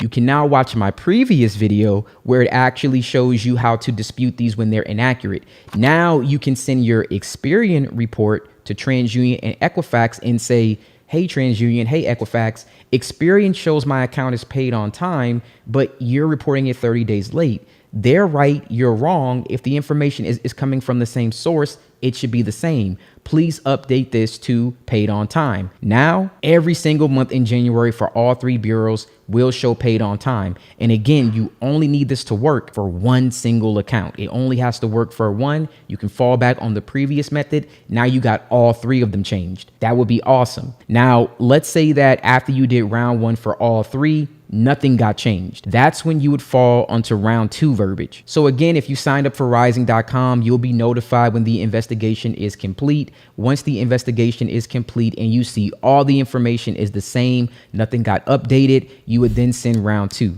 I am now requesting proof of the previous investigation. I am asking that you send your method of investigation along with all the records of who you spoke with, the business address, name, phone number, as well as documentation that proves this account was late. If you cannot provide me with this information in 15 days, update the account to paid, never late, and send me a copy of my updated credit report. I really want to explain why this is important. Once again, if they investigated the account, which normally they don't actually have an investigation, their procedural investigation literally is usually just them verifying that the account is yours. They'll say, yes, the information is accurate. When you're asking for specific documentation, you are now forcing them to have to actually reach out to the creditor and verify this information. And a lot of times the reason why this gets updated is because they don't get a response, or they won't get a response in a sufficient amount of time. Now, if they don't get a response, by default, you'll automatically get that report updated. Once it's updated to paid on time, again, you fall back to our previous method, and then slowly but surely you update every late payment until the account is paid on time for every single late payment that you have, which will then make the account completely positive, which will definitely increase your credit score overall, because late payments account for 35% of your overall credit score. Now, I also want to give you another perspective. Let's kind of go back to round one just for one moment. So let's say that you actually did get your report updated. I just want to give you like an additional dispute reason that you can actually use. Let's say that now one of your accounts got updated to, it was 30 days late. Now it's paid on time, but now it shows 60, 90, 120 in our example. Now, if your report was actually paid on time and now it's showing 60 days late, that's inaccurate reporting. How did it go from being paid on time to 60 days late to 90 to 120? money. That's inaccurate. And then you can actually dispute the late payment that way and get an update. So as you can see, if we work our way backwards, right, with that 30-day and we update that one, it gives us plenty of different reasons that we can use for the account either being inaccurate or asking for them to prove it. That's really your two methods of getting this updated. Either you're disputing inaccuracy or you're disputing that they need to prove that this is in fact yours, because that is your right as a consumer to request that investigation and to request proof. And if they cannot provide you with proof, it needs to be updated. Now, if you do have to go past round 2, I actually will be making another video on that where there will be some new methods that I have seen work that I will present to you. But for this video, let's say that you have to go past round 2 because you tried this, it still wasn't updated. You need to request more specific documentation. Ask them for a transcript of the conversation between them and the original creditor. You guys have to understand that the more specific the piece of information you ask them to present you, the more unlikely it is they will be able to get that information. And if they can't get that information, then you will get an update by default. That is why, when it comes to late payments, we can't always say that it will work out the exact same way, because it depends on the creditor. It depends on how busy the bureaus are. There are factors that are out of your control, which is why I tell people all the time when it comes to late payments and charge-offs, just stay on top of it. You have to just keep going. The more that you dispute, the more likely it is you will get the update. However, you can only dispute once the bureau responds. If you send multiple disputes before a bureau actually responded,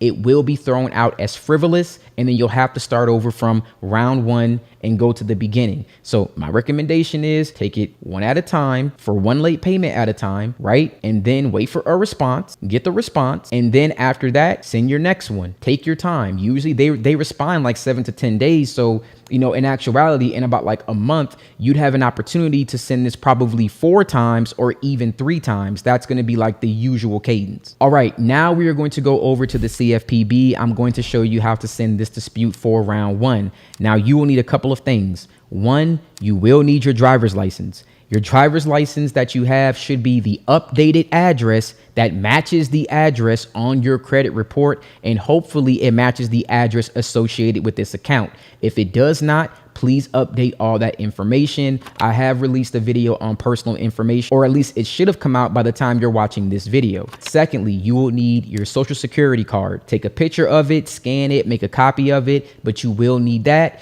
And third, you will need a proof of residency. That should match your driver's license, everything else. It should match the address on your credit report. It's very important that all this information matches. And then the very last thing that you will need is a picture of the report, which again, Ryezing.com, annualcreditreport.com. These are all the documents that you would need. So if you haven't, gather all of those documents. You could put them in a folder that says disputes, and then we're going to take our verbiage for round 1 and we are going to go over to the CFPB. Currently, we are on the CFPB website, that is consumerfinance.gov. The first thing that you'll do is scroll down to the bottom, and then you'll select Start a New Complaint. Now, Credit and Consumer Disputing Report Compliance Notice, and it says this consumer complaint portal is designed to help consumers, including resolve complaints against credit reporting agencies. Now, let's click on Proceed, and then let's click on Proceed, and then we'll click on I agree. So you'll fill this out if you don't have an account,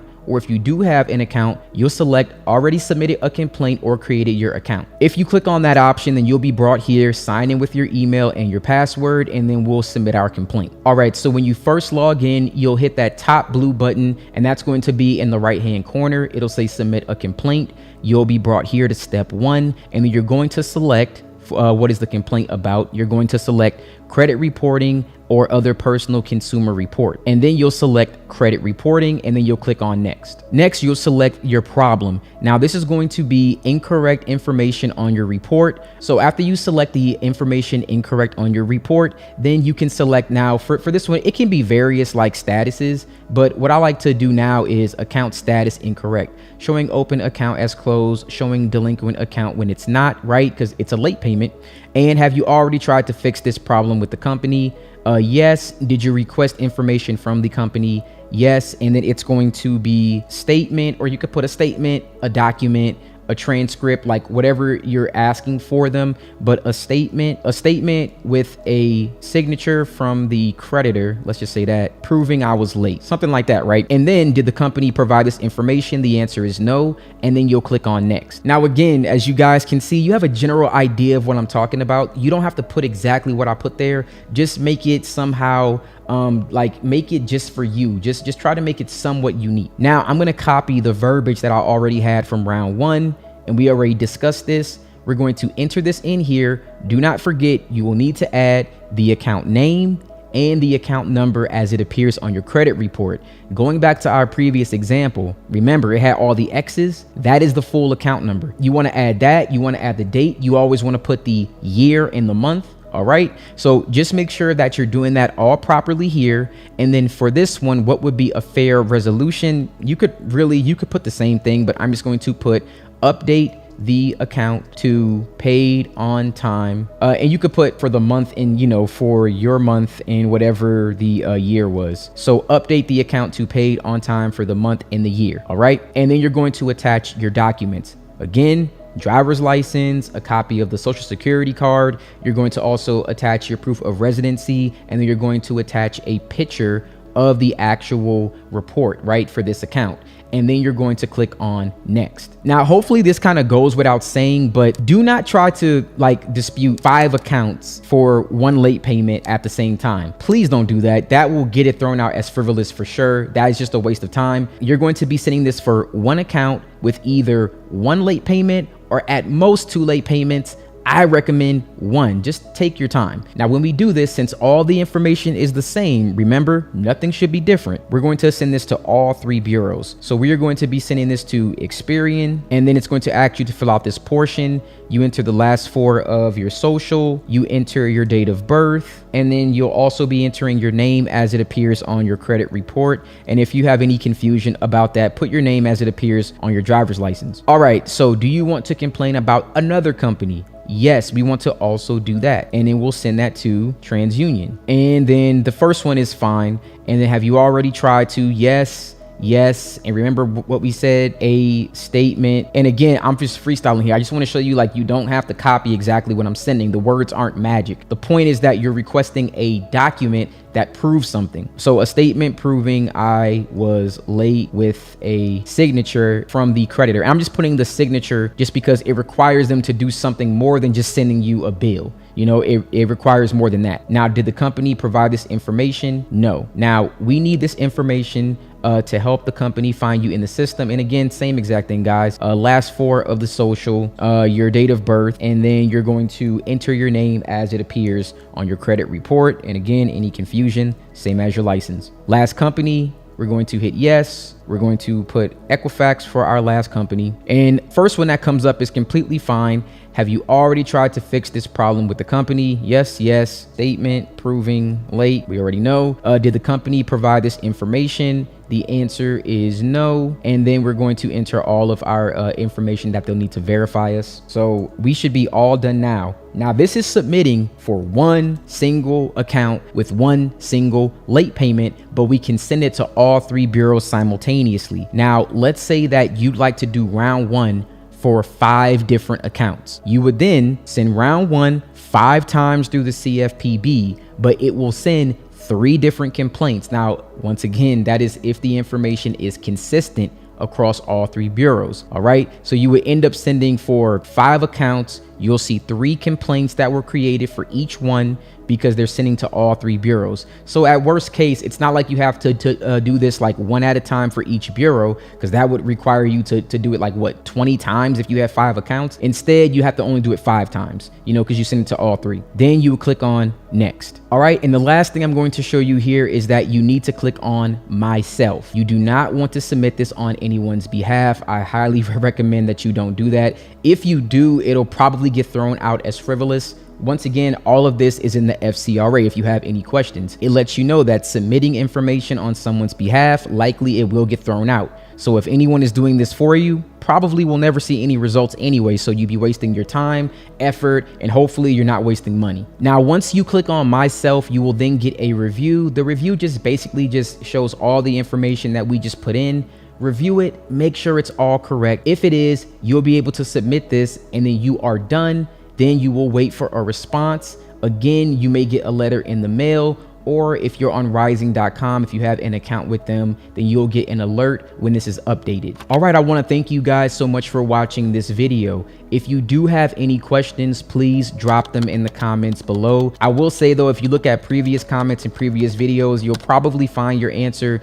Since I've started my channel, this has grown, very, very greatly. So it is harder and harder to answer questions. I try to do it the best that I can, but I highly recommend reviewing old comments before adding new ones, because more than likely your question will probably get answered. Now, I will be doing another video. I might do 2 or 3 more late payment videos because I do have a few different methods that I have seen work. I want to show you a few alternatives that will then be past round 2, like 3, 4, and beyond that, some other things that you can try that may work. And then once again, I'll put this all into a compilation, so that way you can start with the first one or move into the second one. And then if the second one does work, then you can go back to the first one, because again, they kind of work in tandem. But if not, I'll have a third, fourth, maybe even a fifth option for you, but we will see. If you did get any updates, please put that in the comments below. Let people know which method worked for you. The more that you do that, the more likely someone else can hopefully repeat those same steps in order to see the same results. And again, I want to thank you guys so much for watching this video.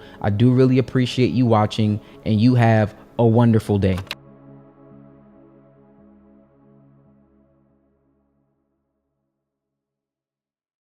Welcome back to Success with Steven. My name is Steven Smith. On this channel, we discuss all things financial literacy. Now, this will be an update to a video that I've gotten a lot of questions on, which is how to delete closed accounts from your credit report. Now, the thing about these videos that I have to always express to people is that you can delete a closed account by using the exact same methods that I've provided on this channel numerous of times. I notice when it comes to credit repair, if people see like one thing that has changed, like for example, the CFPB, if they see one thing change, they automatically are looking for like tricks or hacks. I just want to point this out because I can't stress it enough, which is why I don't like making credit repair content. Like, I really don't want to make it anymore, but I can't stress this enough. Nothing changes unless your consumer rights change. So as long as the FCRA is the same, every single method we ever talk about on this channel will work. And if the FCRA changes, then you'll probably see me make some updates, because then that would actually warrant some sort of update. Now, the reason why I'm actually making this is because I'm doing 2 things right now. I'm showing you exactly how to remove closed accounts based on specific scenarios. And then I want to show you one with the CFPB still. And when I'm talking, understand that I'm going to be talking to address what's happened in the past.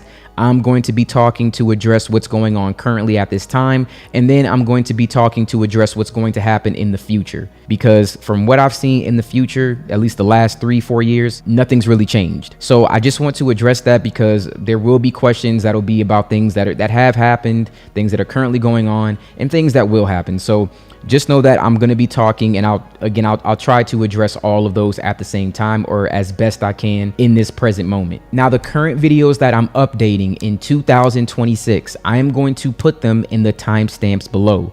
You do not have to click off of this video. If you're someone new and any of these instances or scenarios that I give pertain to you, you can immediately go down to the corresponding video in the timestamp. Click on that video and follow those steps. So for example, if you have a closed pay collection account, go to my timestamp in the description and watch my collection removal video. If you have a closed charge-off account, watch my charge-off removal method. That has not changed. It doesn't matter if it's the CFPB. It doesn't matter if you send a letter certified. I'll also be giving a new method about disputing through Ryezing.com. It does not matter which one it is. The same method will apply. You have to do factual disputing. That will not change. That is the law. If you cannot send this through the CFPB, write a letter, print it out, send it in the mail. That is your final option. Everything else, all the other steps have not changed. They have not changed in the last 3 years since I started my channel. Nothing has changed. They all still work. If you have a closed account with late payments, you can use my previous videos for updating late payments. I'm going to actually be updating, I think, maybe 3 or 4 of those if I haven't done so already, depending on when you're watching this video. But if you're looking for it, you'll find that down in the description below. Because again, all these accounts I'm referring to, they can all be closed accounts. It could be a charge off that's closed. It could be a late payment account that's closed. It could be a closed collection, and people seem to misunderstand exactly how to handle each of these accounts appropriately. Or let's say it's a closed account and it has, like, let's say 4 late payments or more. You can look at just removing the entire account if it is closed. But if the account has, let's say, a lot of history, you can actually keep the account, right? There are ways that you can work around this, and we'll address every single method. So again, when you're watching this video, there should be timestamps below about how you can dispute this with Ryezing.com, which is probably going to be sending certified letters. Sometime in the future, there should be an option where you can actually dispute on their website. If that does not work, if all else fails, I'll still have my CFPB methods here as well. If that fails, send a letter certified. Nothing has changed with your consumer rights. The CFPB does not determine whether or not you get deletions or anything. You determine it by upholding your rights. All right. Now, without further ado, let's get right into the video. Now, before you try to remove a single closed account, I highly recommend that you go to Ryezing.com. You can also go to Annual Credit Report. Now, Annual Credit Report is the only website authorized by federal law to provide you your official credit report from all 3 bureaus at the time of recording. Now, you can pull it free weekly, which does make it easier for you to track, let's say, charge-offs and hard inquiries that you're disputing, things of that nature. Those reports show the exact information as the bureaus will see it. If you want to use that option, simply go to annualcreditreport.com and download your reports directly. Now, the second option will be Ryezing. Ryezing is a credit monitoring service. It offers a tri-merged credit report, which means it combines your Experian, Equifax, and TransUnion data into one single document. The reason this can be helpful for closed accounts is because of organization and ease of dispute. So instead of having to attach 3 separate reports, you can quickly see which accounts appear on which bureaus, where the data matches, where it doesn't, and any inaccurate information between all of these accounts. Ryezing also provides real-time dispute updates and a dispute hub, and you can start a trial for $1. The link will be down in the description. Either way, the objective is the same. You want a clean, readable view of your report, and you want to be able to confirm exactly how each bureau is reporting them. And once you have clarity on that, the dispute process should become far more controlled and far more effective. Now, let's start with what a closed account actually is on your credit report. A closed account on your credit report is a credit card, possibly a loan, auto loan, something like that, that can no longer be used. So that means it was an account that was closed either by you or the issuer, and depending on the circumstance of the closure, that account can remain on your credit report for up to 10 years after the closure date. So if this is an account that was closed in good standing, no derogatory information like no late payments, no charge-offs, no repossessions, it's just a closed account, it will remain on your credit report for 10 years, and that account is perfectly fine. To be honest, you should actually just leave it alone. However, if you have negative information, that account will remain on your credit report for 7 years. And that date will start from the time that the account was actually closed. Now, this is something else that I talk to people a lot. They want to know if a closed account is bad. Now, a closed account, it really can be good or bad. It just depends on exactly what the information being reported is. So if the account has positive payment history, you want that account. You need that account to remain on your credit report for 10 years. It actually helps maintain your credit age and helps boost your credit score. In that situation, you would want to keep that account. You do not want to remove it for any reason, okay? Now, if the record of on-time payments is spotty, if you have any derogatory information, then that account is hurting you. You need to get it deleted. That account has to be removed, and we're going to talk about the situations and what you can do to actually get that account off of your credit report. Now, I think this is the part that people get confused. You cannot remove a closed account if the information on the closed account is accurate. That will not result in a removal. Now, if the information is somehow inaccurate, or you believe you have reasonable cause to believe the information is not correct, then you can dispute it and you can get it removed off of your credit report. So that's what we need to talk about. Now, there are situations where you can dispute the account and you can actually, let's say, create inaccuracies and you can get that deleted. But that's not going to happen very often. So let's actually address each scenario and what you should do to get that account deleted if it is reporting negative information. If it's not, then just leave it alone. It is perfectly fine. Now, if your account has a derogatory status, meaning, is it a charge off? Is it a collection? Is it a repossession? Does it have, like, let's say 5 or more late payments? If that's the case, delete the account. You need to get that account deleted. You know how you get that account deleted? By disputing inaccurate information. If you want to dispute inaccurate information, go down to the timestamp and click on my charge off removal video. You will follow that method. If the account is closed and it has derogatory information, right? Like, you will follow that. So if it's a charge off that's closed, follow the charge off video. If it's a collection that's closed, follow the collection removal video. If it's an account with late payments, but it has, like, let's say 5 or more, and that's kind of tedious to get all of those changed, then you can look at disputing that account. But understand, you have to find information on that account that is inaccurate. There has to be something on there that is not correct. And that is what you need to dispute. If you're having a hard time figuring that out, again, you can go to my video where I talk about how to create inaccuracies or how to find inaccuracies. I'm going to put that down in the timestamp as well. Now, if the account has no derogatory status, no late payment history, nothing at all, then keep the account. The account's not hurting you in any way. In fact, it's probably helping your credit score. Leave the account. Don't touch it. There really isn't too many situations where I could think where you would need to remove an account that's just closed in a positive standing. Now, the last option is to update it. Now, if you have an account that has positive payment history, let's say it has like 4 or 5 years of positive payment history, but for whatever reason you have like maybe 3 or 4 late payments, my recommendation is just to get those late payments updated, because 4 or 5 years of positive payment history is a lot. You want to keep that. If there's just like 3, 4 late payments that you can update, just update those. That, it's not that bad. But if it has like several late payments and it's just a lot and the account is closed, then yes, you will want to dispute that. You will need to do a factual dispute and dispute something on the account that is inaccurate, and then you can get that account deleted. So once again, there is a timestamp below with every single video that should correspond with all of these situations. And the method you would use to actually get these deleted, you can pick it for yourself. You can use the CFPB. You can use, let's say, Ryezing.com. You can also just send a letter certified. Any of those options can work for you. So just to recap, just because an account is closed, it doesn't mean that it's negative by default. You shouldn't remove a closed account unless it's included in, let's say, a bankruptcy, or it has more than 4 late payments, or some type of derogatory mark. You can try to keep the account on your credit report for the history. And if there are less than 4 late payments, then you can dispute the account and just update the late payments until it shows paid, never late. That way you can keep the account because it will be reporting positive information. Now, just to address everything else, please don't comment about the CFPB. If anything is going on for the future, if anything is going on, send a letter certified. That will never fail. Write a letter. Okay. If you don't know how to write a letter,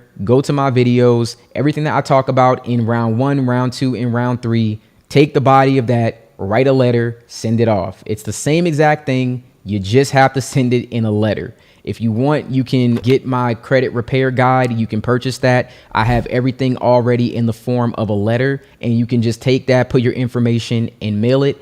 You don't have to do that. I'm not saying you have to. You really don't. Like, you can actually go to Ryezing.com and it'll actually generate the dispute for you just by picking exactly what you're trying to dispute. So you don't have to do that. But I'm just saying, if you wanted like just a bunch of letters that are already there for you that you can easily customize, then go to the website, purchase that, and then you can send your letters via mail. Depending on when you're watching this, because again, I don't know what's going to happen in the future. If the CFPB is for some reason dismantled because of this current administration, again, it doesn't make a difference. It really doesn't matter. That's why I don't look at it. I don't panic. I don't really care. It doesn't change anything. It was just a nice way to send your disputes where you didn't have to pay for it. That's literally all it was, to make it easier for the person watching so they couldn't say, I couldn't make it to the post office, I didn't certify cost money. That's the only benefit of the CFPB, if I'm being honest. That was always the benefit. It had nothing to do with getting more deletions. It doesn't matter. What matters is your consumer rights. I'm sure more than likely in all my videos, I've already addressed this several times. I'm hoping that if anybody else has any questions, I'm addressing it one more time. And again, everything should be in the timestamps below for you. I just want to give clarity to what you should do in each scenario. I want to thank you guys so much for watching this video. I will be in the comments answering questions where, if you want to ask me, well, in this situation for this type of closed account, what should I do? Just try to keep it very straightforward. Just ask me a direct question, please. If it's about a charge off, go to a charge off removal video. If it's about a collection, please go to that video. It's just easier to kind of keep up with those questions when they're actually going to the place where they're actually meant to be. For this video, if you're just asking about closed accounts, I can give you my opinion on what I would do if I was in your shoes in that scenario. All right. Once again, I want to thank you guys so much for watching this video, and you guys have a wonderful day.